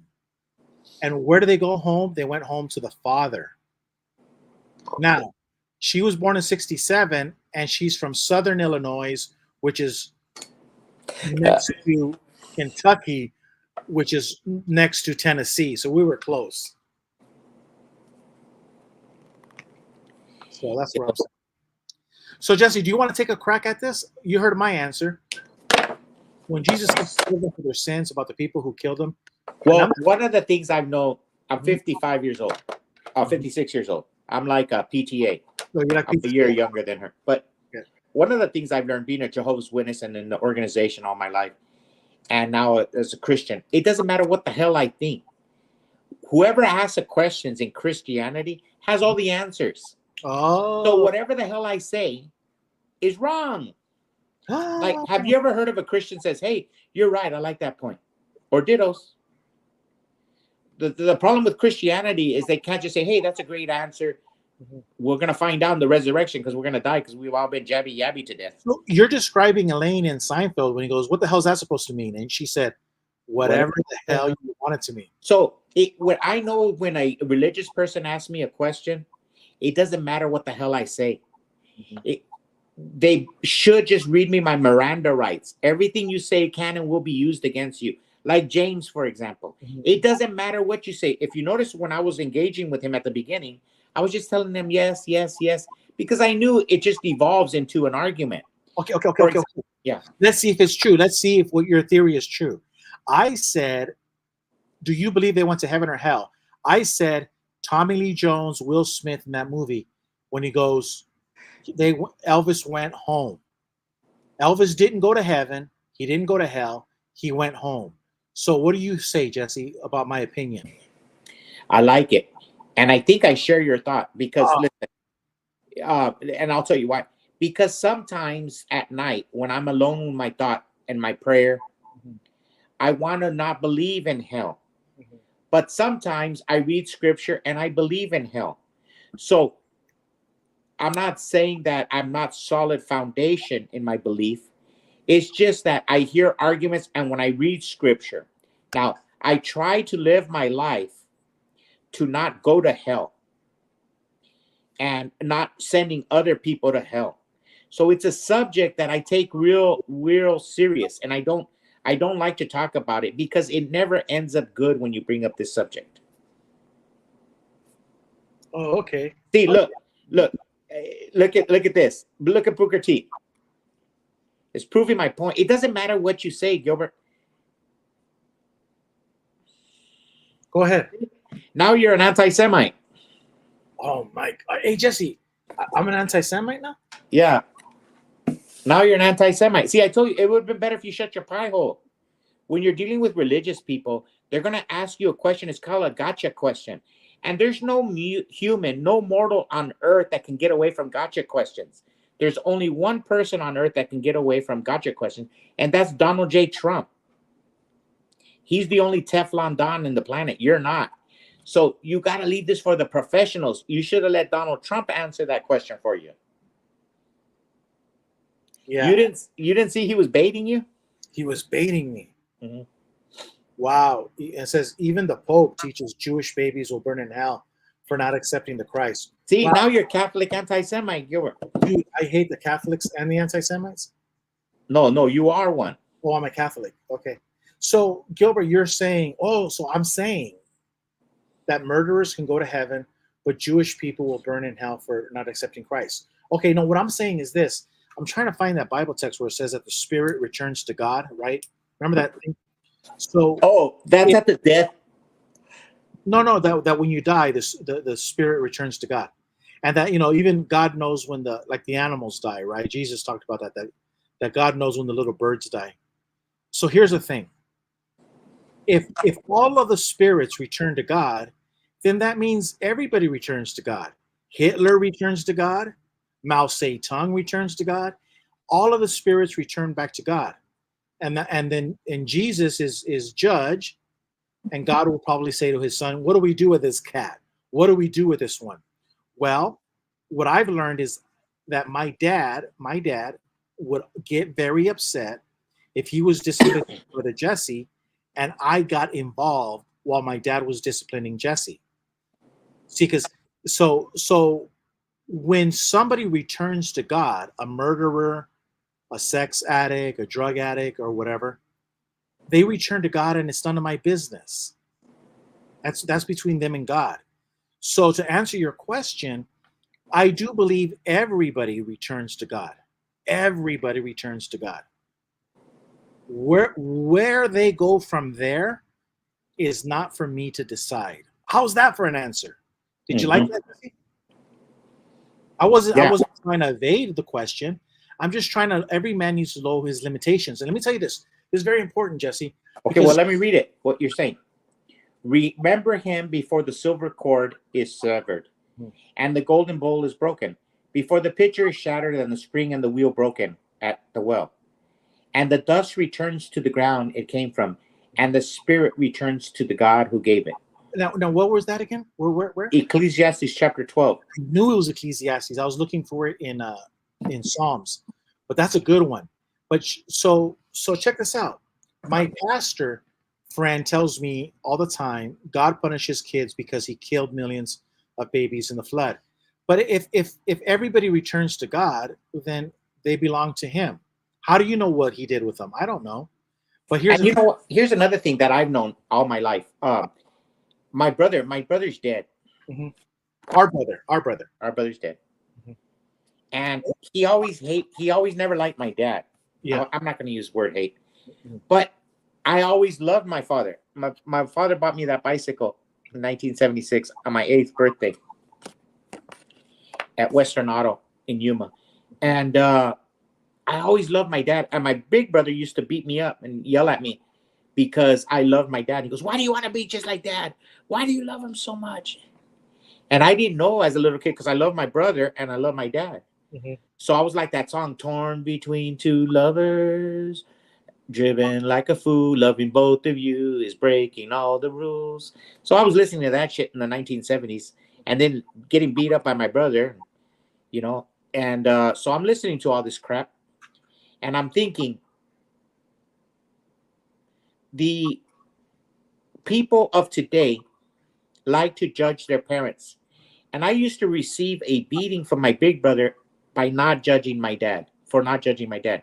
So I learned at a real young age that it's maybe not wise for us to spend arguments of 5,000, 6,000 years ago, 7,000 or 5,000 years ago, the flood, 4,000 years ago, of why God did what he did in Noah's age. Mm-hmm. I mean, talk about the futility. And then the argument that you said that all the spirits belong to God. Yes. So why are you wasting your time and saying God killed all these babies? You have a lot of anger, dude. Oh, hey Jesse, could it be that God saved the babies? That you maybe you're looking at it as he killed them. Maybe he saved them. Well, you're making my point. Yeah. We don't have spiritual TiVo where we could go 4,000 years into the past. Yeah. We don't know what was happening. We don't know what mankind was doing to the creation. Were there animals that were half human, half man? We don't know what was happening. Yeah. All we know is that there's a flood in a couple of paragraphs, and everybody wants to condemn the creator. Wouldn't it be better if you're like, just calm down a little bit, dude? You're going to find out soon enough. Yeah. That's okay. And see, Booker, this is why, we hope you're taking notes. This would be a good time where, if you're watching the show, that you be taking notes, going back, hitting rewind. No, because we're apostates, see? And one of the things we learned, sometimes people can't be helped. I don't think if Booker took notes, we could help him. Well, I think so because he has a cool name, Booker T. Adams. Notice that and we know he's a Jehovah's Witness because he uses the initial T. Like I've never, like Charles Taze Russell, Joseph F. Rutherford, Nathan H. Knorr, Frederick W. France. They all had like an initial, and Booker had an initial. Stephen F. and Let. Yeah. But we love Booker, man. He's always been a good sport on all of the. Yeah. No, that's good. He's a good sport. But I'm just saying, and I'm not talking about Booker in general. I'm just talking about religious people in general. One of the times when they ask you a question like that, it's like when they were asking Jesus. There's always this gotcha moment. We as human beings, we have to get you. We have to ask these complex. Well, maybe there's a simple answer. You're the one who's always talking about keep it simple. Maybe there's a simple answer to these questions about heaven and hell. Maybe it's simple, like Booker T. Put on your seatbelt. It's going to be a wild ride. You're going to find out soon enough. Yeah, and I guess he does bring a good point here about the hellfire doctrine. How a lot of people, they get up. They says it's a nightmare for born again Christians because it makes God out to be a murderer. That you put a disobedient child in the burning oven. Now, I don't view it that way. I just know that it's a place that you don't want to go to. And then you know what? I'm going to quote. I don't listen to him because he's always angry. He's a very angry guy, but he's a very intelligent man. His name is Michael Savage. Michael Savage is Jesse's a very intelligent man, and you know how I know he's an intelligent man? No. Because he tells me all the time. Every time I listen to him, he tells me how smart he is. But he did mention that when you look at the universe, he can't help but think that with all the order, you know, the how everything works in like synchronicity, right, through laws, that he doesn't understand how the whole universe can work under a system of law, but that human beings can be lawless without there being a consequence. It just doesn't make any sense. So he ponders about that. So hellfire, what I'm saying is that the way I look at hellfire is there's a consequences for our actions. Now, does it mean that if you masturbated a lot, like Father Guido Sarducci talks about, that you will go to hellfire? No. Maybe reincarnation is real. I don't know. But you have to be pretty bad to the bone to be in hellfire. And so I don't worry about it. I don't worry about it. Yeah. I don't send anybody there. I pray for my enemies that they don't go there. And I'll find out some other day, and hopefully I won't. Hopefully. And you know what? And there's evidence of hellfire. Let's talk about hellfire. Hellfire is here on earth in a way. Because look, we have evidence that there was a civilization far greater than us. Yeah. Look at the pyramids. Look at all the prehistoric. It's called prehistoric civilization. We know something happened before man. 4,000, 5,000, 6,000, 7,000, 8,000 years ago. We don't know the timeline because there is no historical record left outside of maybe the scriptures, maybe the Hindu scriptures, the Buddhist scriptures, the Christian scriptures, the Jewish scriptures. But outside of those books, there's not a lot of recorded history. It's called prehistory, prehistoric. So we have these buildings all over the planet, and we're finding and discovering things that our creator was pretty upset with something that was happening in the planet. And they found it necessary to say time out. And some of us believe it's Noah. Some of them believe it's somebody else. But we know that there was some DNA that escaped that other world. And instead of saying, hey, what the hell were these people doing? They were listening to the creator. No, they're saying they're blaming it on the creator. They never stopped to say, you know what? These people were building some bad stuff. Maybe they had altered the human race. Maybe they were eating human beings. Yeah. Or look at us today. You know, with this talk about nuclear war. So maybe it just use your imagination, Booker. Imagine if a bunch of people, a bunch of nations, go on this power trip, and they all decide to launch nuclear weapons. But for some reason, God intervenes, doesn't let the nuclear weapons go off, but unloads holy hell on these people. And then you go and say, well, God is so mean. He's so evil. Hold on a minute. These people were trying to nuke everyone. What I'm saying is we don't know the details. But we do know that it was so bad that God wiped it from the historical record. And look, Gilbert, have you ever heard of centaurs? Have you heard of centaurs? Yeah, but the reason he wiped it off of the record, because it brought nothing good to the table. It was better to be forgotten than to be remembered. So what about the centaur, Jesse? Okay, have you heard of centaurs? Never. Okay, centaurs were like an animal that was half goat in Greek mythology and half human. And there was these, throughout all the mythology, there's these creatures that were half human, half something, and half something. So, what's that? Like a unicorn type? Yes.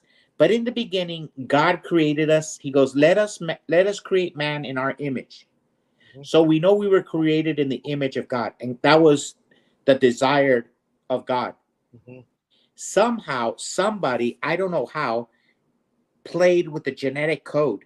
They were destroying everything on the planet. Like Bill Gates? And it found it necessary to do a great reset. We call it the flood. Other people call it other things. But in that boat, is like a DNA sample that escaped the wicked world and into this new world that we have today. But everything that I'm saying is just a condensed version. It's like the Reader's Digest version. Oh, okay. Because I don't know what happened in that old world. All I know, it was so calamitous, so grotesque, that God found it necessary to say, everybody out of the pool. I'm blowing this place up. You know, there could have been civilizations where the Grand Canyon is. There could have been civilizations where the Machu Picchu is. There could have been great civilizations where the Sphinx are, or where the Aztecs had. We don't know what was going on there, but imagine all that life in those great petroglyph buildings cease to exist. That should be a warning to ourselves, not to judge God, but maybe to listen to him. But we as humans, we have the instinct to say, you killed billions of people. Hold on. That's like people when they talk about Hernan Cortez when he came to Mexico, and they talk about all the ills of Hernan Cortez and the Spanish conquistadors. They never stop to think, what were the Indians doing? What were the Native Americans doing at that time? And what would you do if you landed in those times? You know, it's easy to be a Monday morning quarterback. It's easy to be an armchair general. But we don't know how we would have acted if we were confronted with these issues. We don't know. Let's say in Mexico, for example, the Aztecs were cutting humans and doing human sacrifices, ripping out the hearts, chopping off the heads and rolling it down the pyramids. The Spanish see that, and what do they say? This is an uncivilized race. It has to stop. Yeah. Now, fast forward to 2024. I mean, we're lucky, and it's probably already happened, but I'm sure it has happened. But it's happened in other parts of the world too. We know, for example, in Afghanistan, where a lot of soldiers held back from opening up a can of whoop ass and killing child molesters. But in secret, when the Border Patrol sees all of these children coming in, you don't think for a moment that there's a group of people that see all of the inhumanity that's happening to these children, and they go vigilante like Charles Bronson in the movies, you know? I think so. So I could see one day we watching a news article that somebody witnessed, you know, the children that are being lost on the southern border, and they found them, and they, you know, they did something that they didn't take it. They went Charles Bronson, right, in the movie Vigilante. I could see that happening, just like you said about the Spanish conquistadors going into Mexico, and next thing you know, he's witnessing, you know, child sacrifice and people's hearts being taken out while they're alive, and somebody opens up a can of whoop ass. Gilbert, let me read you a scripture. Watch. Put up what Booker T said.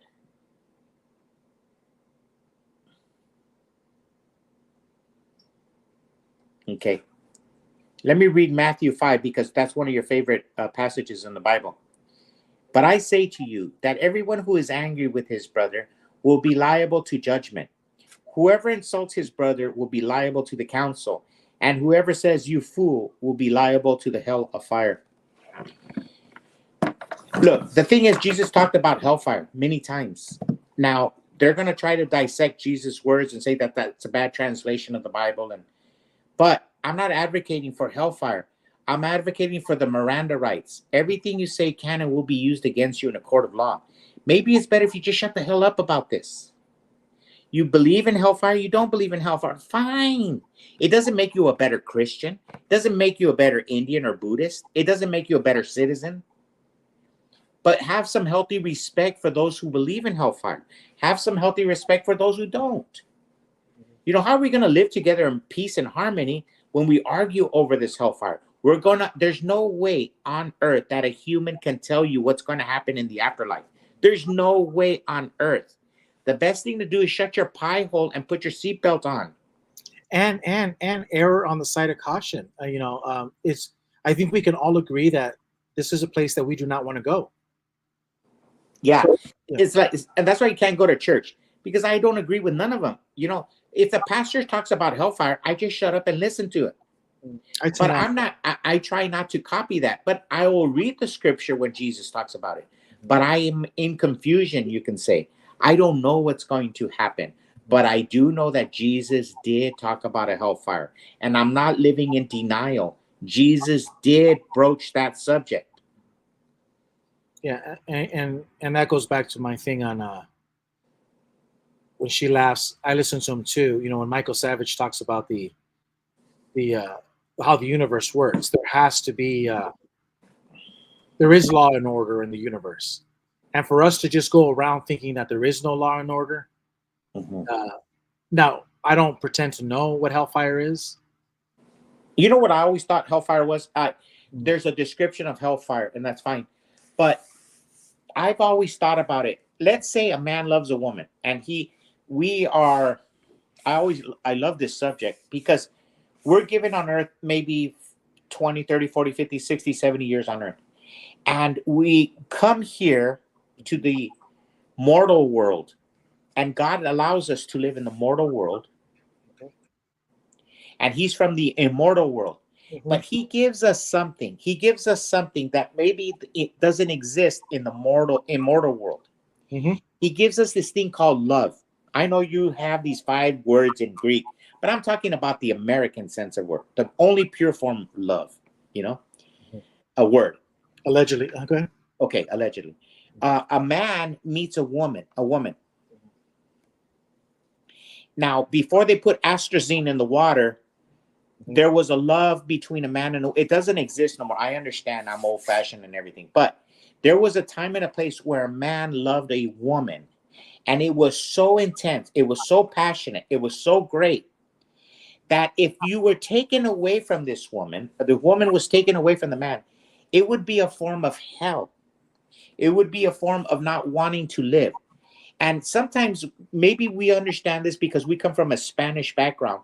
And some of the songs in Spanish in our upbringing are so severe, and it talks about that.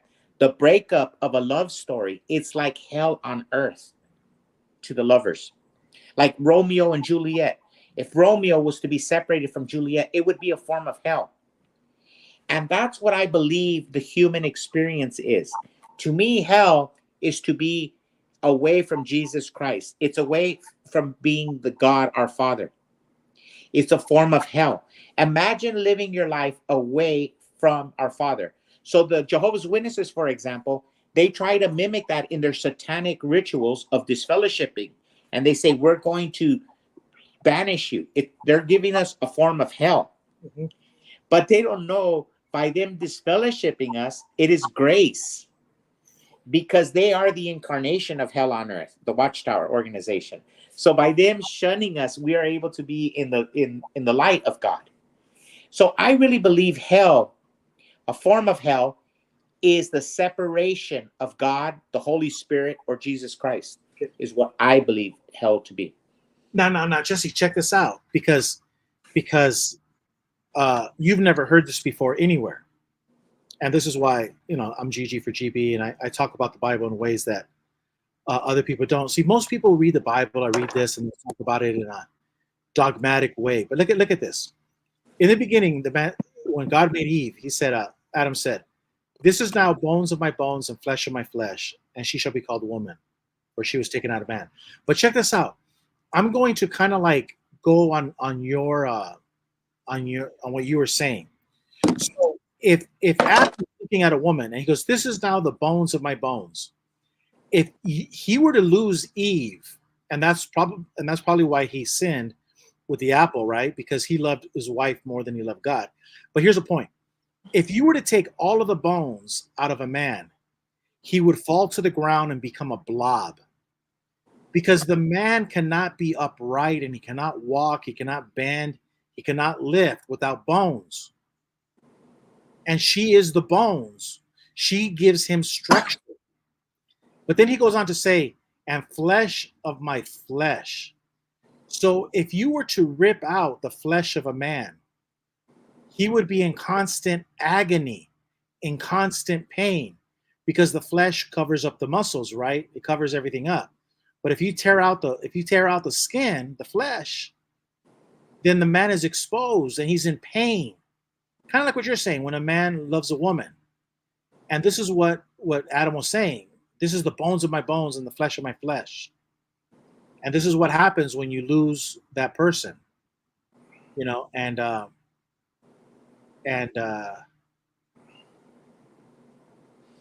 only that, but let's say there's a perfidy. Let's say there's a betrayal or a adultery. Now he says, "You're the bones of the bones, my flesh." Let's say Eve were to have cheated on Adam. It was something so personal to him that it was part of his physical being, and the two shall become one. Mm-hmm. And that's what we have in the society today. The bastardization of the word marriage. It was between a man and a woman. It's the pure form of marriage. And the two shall become one, and nothing shall separate them till the day they die. And so when they were separated till the day they die, death and separation are almost co-equal in this phrase. Death and separation. That's why in the Spanish love songs, they're so deep. Like, for instance, the Jose Jose song, it goes, Hoy quiero saborear mi dolor. He goes, today I want to taste my agony, my hurt. He goes, today I want to taste my agony. No pido compasión ni piedad. He goes, I'm not asking for compassion or pity. La historia de este amor se escribió. The story of this love has been written para toda la eternidad, for all of eternity.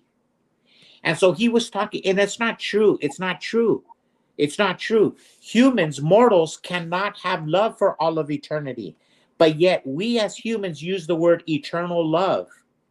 But it's not true. I prefaced it by saying we only have 20, 30, 40, 50, 60, 70 years on earth. So we don't know what eternal love is as mortals. A mortal cannot know eternal love. But yet we sing about it. We praise about it. We talk about it. We dream about this eternal love that is not possible for humans to attain. Yeah. It's not possible. So it has to be God. There can't be no other answer because we're wanting an eternal love. We think it's in this woman, but it's not. The love that we have for this woman is there because there is the grace of God. God, the immortal, has allowed humans to have that emotion. We have gotten a taste with the most beautiful woman you ever saw. When a man loves a woman, he can't keep his mind off. God has given us a little bit of thing called love in a woman. That should give us like an appetizer of what it would be to be with God. And it also is an appetizer to be what it would be without God. Imagine what it's like for a man to live without a woman he loves. It's an agony, a hurt. Now imagine if we replace the word woman with God. It would be a form of hellfire, a separation from God, which would be torturous and calamitous to any mortal. So that's what I feel hellfire is. It's a separation from the grace of God, from the Holy Spirit or Jesus Christ. Yeah. Okay. Well, Jesse, I mean that we're going to give you a G for good. B, bueno. That was a good number 4 talk. Sorry. It's such a beautiful topic. It's such a beautiful topic. Yeah. And you know what? A lot of times you and I talk about this a lot because our mom and dads, that's all they would play these songs around us, you know. I was just captivated by the lyrics. Mm-hmm. And I don't think they're so strong in English, but in Spanish, there's talk about songs that when they lose their wives, they want to throw themselves into the burial ground. Yeah. You know, those are the songs in Spanish. And they probably don't exist so much in English. Maybe they did in the old English. Yeah. Yeah, of course it did. Yeah. Yeah. Cole Porter wrote a lot of beautiful songs. But the Great American Songbook is filled with a lot of beautiful songs. The sad part about Booker's comments were that we were like in a locker room, XJW locker room, you know, like in the bathhouse type show. you know, in the locker room, in the shower, you know, and everything. And then they started turning it into a religious show, which we try to tone it down and talk about it more in this is what we call a secular form. And I'm not saying that we should be secular in our speak, but I've noticed that when you speak about God or Jesus in a secular form, you don't scare people like you do when you're in a religious form. When we were Jehovah's Witness and we spoke religiously, we scare people. When you talk about God in a religious format, you scare people, like scaring children. Mm-hmm. But when you talk about it in just normal, everyday, secular form, then you draw people to God. And you know what? I really believe God is love. Mm-hmm. God is love. I really believe that. And so Jesus says, how can I tell you about things of the heavens when you can't understand things of the earth? And so what we have, God has given us this word love. Mm-hmm. It is like the person Jesus. Jesus is God. But yet, is he the Almighty? Is he the one in Alpha Centauri? Is he the one in the beyond? No. He's the one that came from Bethlehem. But the essence of Jesus, the essence of God was in this man. It's the same thing with love. It's like Jesus. God is love. Does that mean when we see a woman that we love, that we have God, that we are God? No. It's just God has allowed us this little portion of himself called love between a man and a woman, which is a portion of what it is of God loving mankind, God loving his creation. It's just a little portion of it. Same thing with God. God. So can he you say put himself? Can you say the same thing about when a man and a woman have a baby, and they love the baby? That is the essence. And also, we also see it when the sperm hits the egg. Mm-hmm. We have been graced with seeing the light. Mm-hmm. We see a light. There's some kind of spark that happens, the spark of life. And scientists could see it with an electron microscope. And so that is part of the creation. It's part of the experience of the creation. But God is love, but it's not the fullness. The love that we have, we also have love, but it's not God. It is just the portion that God has. It's like, for instance, if I get this cup and I go to the Pacific Ocean and I tell you, Gilbert, I went to San Diego this weekend. What did you do? Oh, I brought you the Pacific Ocean. Would I be correct? Yes. Yes, but you could say, no. The Pacific Ocean cannot fit in your cup. And you're right, but it's of the same essence. It's taken from, and it's the same thing with Jesus Christ. Jesus Christ is God. But he's not the fullness of God the Father, which extends throughout the universe and everything. But it is in the person of this person that we call Jesus of Nazareth. Mm. I see, said the blind man. That was pretty good. Yeah. This is stuff we talk about all the time. All right, Gilbert. Yeah, it's late. And locker room talk, man. What the hell? We were on a roll with the locker room, man. Mm-hmm. These guys brought it into but I'm glad everybody liked it. I'm glad PTA liked it. Booker, I hope you liked it. A lot of people have come and gone since then. Mm-hmm. And a lot of people just kept their, you know what? A lot of people that are viewing, Jesse, are asleep. They just, they had the thing going. Yeah. They're like the apostles that Jesus was waiting for his capture and they had to go to sleep. They couldn't stay with us, the GG for GB. Mm-hmm. They had to go to sleep. They are ye of little I'm waiting faith. for my cream cheese to not be so solidified. And I'm playing Call of Duty while I'm listening to you guys. He spoiled my argument. So sorry. Sorry, Ricky. You had to correct me. There's 27 virgins on this live stream. Yeah, 27 virgins there. What's that? Well, yeah, because using that illustration, the virgins that are out there. Except they don't have lights. They have jalapenos. They don't have lamps. They don't have lamps. They have jalapenos. Uh-huh. Hey, Gilbert, guess what? I heard that Watchtower in the with their new light, it's not going to be called new light. It's going to be called spiritual LEDs. Ooh, spiritual LEDs. Light emitting diodes. Yes. Like That's the virgin, the 27 virgins, Mhm. they're gonna have we got 28 virgins now. they're gonna have like light EDs with the 18-volt power pack.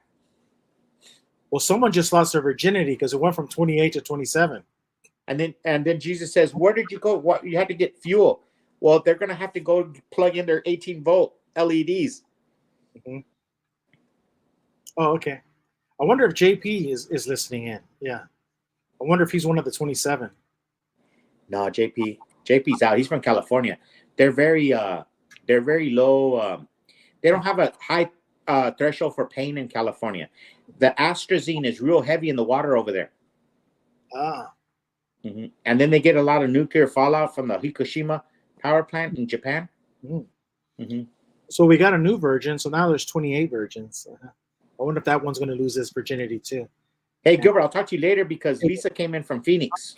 She came in? She went to that gala. Yeah. Remember the gala that? Yeah. Oh, yeah. Yeah. So I'll see you later. Okay. Guys, we're growing in numbers. Now there's 29 virgins with the jalapeno lamps. And maybe we'll lose some right now.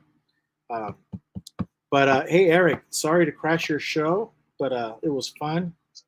No, man, it's cool. Yeah, never give anybody the password or the link. So that's what you need to learn. You can't. Oh no, I've never given anyone the link. Yeah, you. No, I was just kidding. But we're a cult. We're a cult, Gigi. I know. No, I'm just kidding. Yeah, but yeah, I'm sorry to crash. It was fun though. No, you're good. I just I didn't want to upset Rick by going too late because there was like that time that he cut the show off because he was going to a place he didn't want to go to, and it was like 6 hours. So I'm just trying to make it right for him. Was it dirty? Where was it going? No, it wasn't dirty. It got too political and it got him in trouble with YouTube. Oh, really? It was a conversation between Zach and I about the left and the right. Oh, okay. Yeah. And it was like way late after hours. And then she might be listening, but Debbie Moore was busting my beans saying I smoked pot and must have been. Well, she just said smoke pot, but I'm like, well, I was drinking too. But she's like, you were interrupting people and stuff. So I felt self-conscious, like maybe I was. Now, Zach, I asked other people, and they said I wasn't really like. Even if I did interrupt, I said I'm sorry I interrupted, and let them like keep going. But Zach, I don't know. Zach I just want less drama as possible. So if me signing off at midnight when Rick tells me to gives me no drama, I'm cool with it. Yeah. Zach, I think he's a troublemaker. I love him, but I think he's a lawyer or of sorts. I don't want to talk behind his back. He has the right to defend himself. He knows this is a public channel. This isn't a private conversation between you and I. That's true. But he knows I love him. But I think he's a lawyer because the way he talks, like he's like, Your Honor, I like to add Exhibit A. So he has that personality. I think he's studied law. I could tell he's a smart cookie is what I'm trying to say. That's so you can tell a lot about people in the way they talk, kind of like their profession and stuff like that. Yeah. But I mean that in a nice way.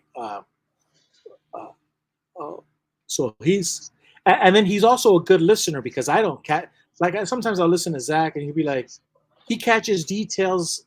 And that's why I say he's like a lawyer, man.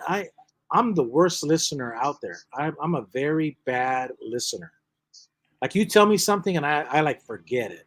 I'm like, I can't remember. And especially like with women, like when women talk, like I'm on a date or something, like, yeah, I have to remind myself to listen. Like, Gilbert, she's talking, listen. Yeah. Bad listener, huh? Yeah, because they sometimes they'll be like, they'll quiz me. I'm like, oh, well, what did I just say? I'm like, oh shit. Damn. That's funny. They bust you. Yeah, it's nodding my head, and I'm like, yeah. I'm thinking Ohtani, the baseball for the Dodgers. Is he going to hit another home run and steal another base? Is he going to hit? Is he going to hit a double and go 40-40-40, which 40 home runs, 40? I got no problem listening as long as the conversation is catching my attention. Yeah, I've noticed that about you. If the moment like if I listen to JW material and I need to cover it, I gotta listen to it like 6 times because I keep like my mind keeps going off to Never Neverland. Yeah, And the moment they speak, welcome to our JW broadcast. Done. I'm already cooked. I'm already in Never Neverland, Gigi. Yeah, because no, I've noticed that you, like Anne Marie and Rick, you guys are very good listeners when when people are telling their stories. And then I'm like sometimes I'll be listening. I'm like, what the hell is she saying, or what the hell is Rick saying?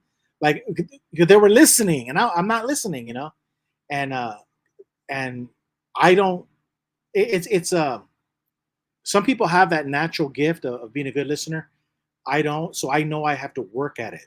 Like being a good listener is something I have to work at. I don't either, but my wife is my opposite, and she's an introvert, and I've had to learn to shut the hell up and let somebody who's shy speak when they need to speak and listen to what they have to say because it exhausts them to extrovert, whereas extroverts like you and I, it doesn't spend any energy for us really. A little bit, but not like an introvert. An introvert gets completely exhausted from having to Correct. get out of their inner world. Now Becky goes Asperger syndrome, Gigi. No, I'm just selfish and I care more about my thoughts than listening to other people's thoughts, and that's just a flat out truth. And so, as long as I'm just honest, but I had to force myself to listen, and I'm okay with it. But because if you don't admit it, you don't fix it. Is what I'm saying. So. Yeah, fair enough. Yeah, it's 12:09 over here. It's probably 3 or 4 over there where you're at. It's 3:00 in Rick's time, 3:10. I'm gonna bounce now, but Me too. like for real bounce. I gotta go. And yes, Bob Roberts, I am a narcissist, and I admit it. And I'm an unapologetic. What am I right about, Bob Roberts? You said I'm right about that because I'm not right about things very often. Yeah. All right. Good night, everyone. Yeah, good night, everybody. All you 28 virgins that are staying up late with your midnight oil. Yeah, sorry, man. You got to go to sleep. Now 29 virgins. Yeah. 29 virgins got to go. Sounds like a Muslim show. 29 virgins? Yeah. But yeah, you guys are waiting in the midnight oil. So guys, we're going to call it a night and let Rick close this down whenever he wakes up.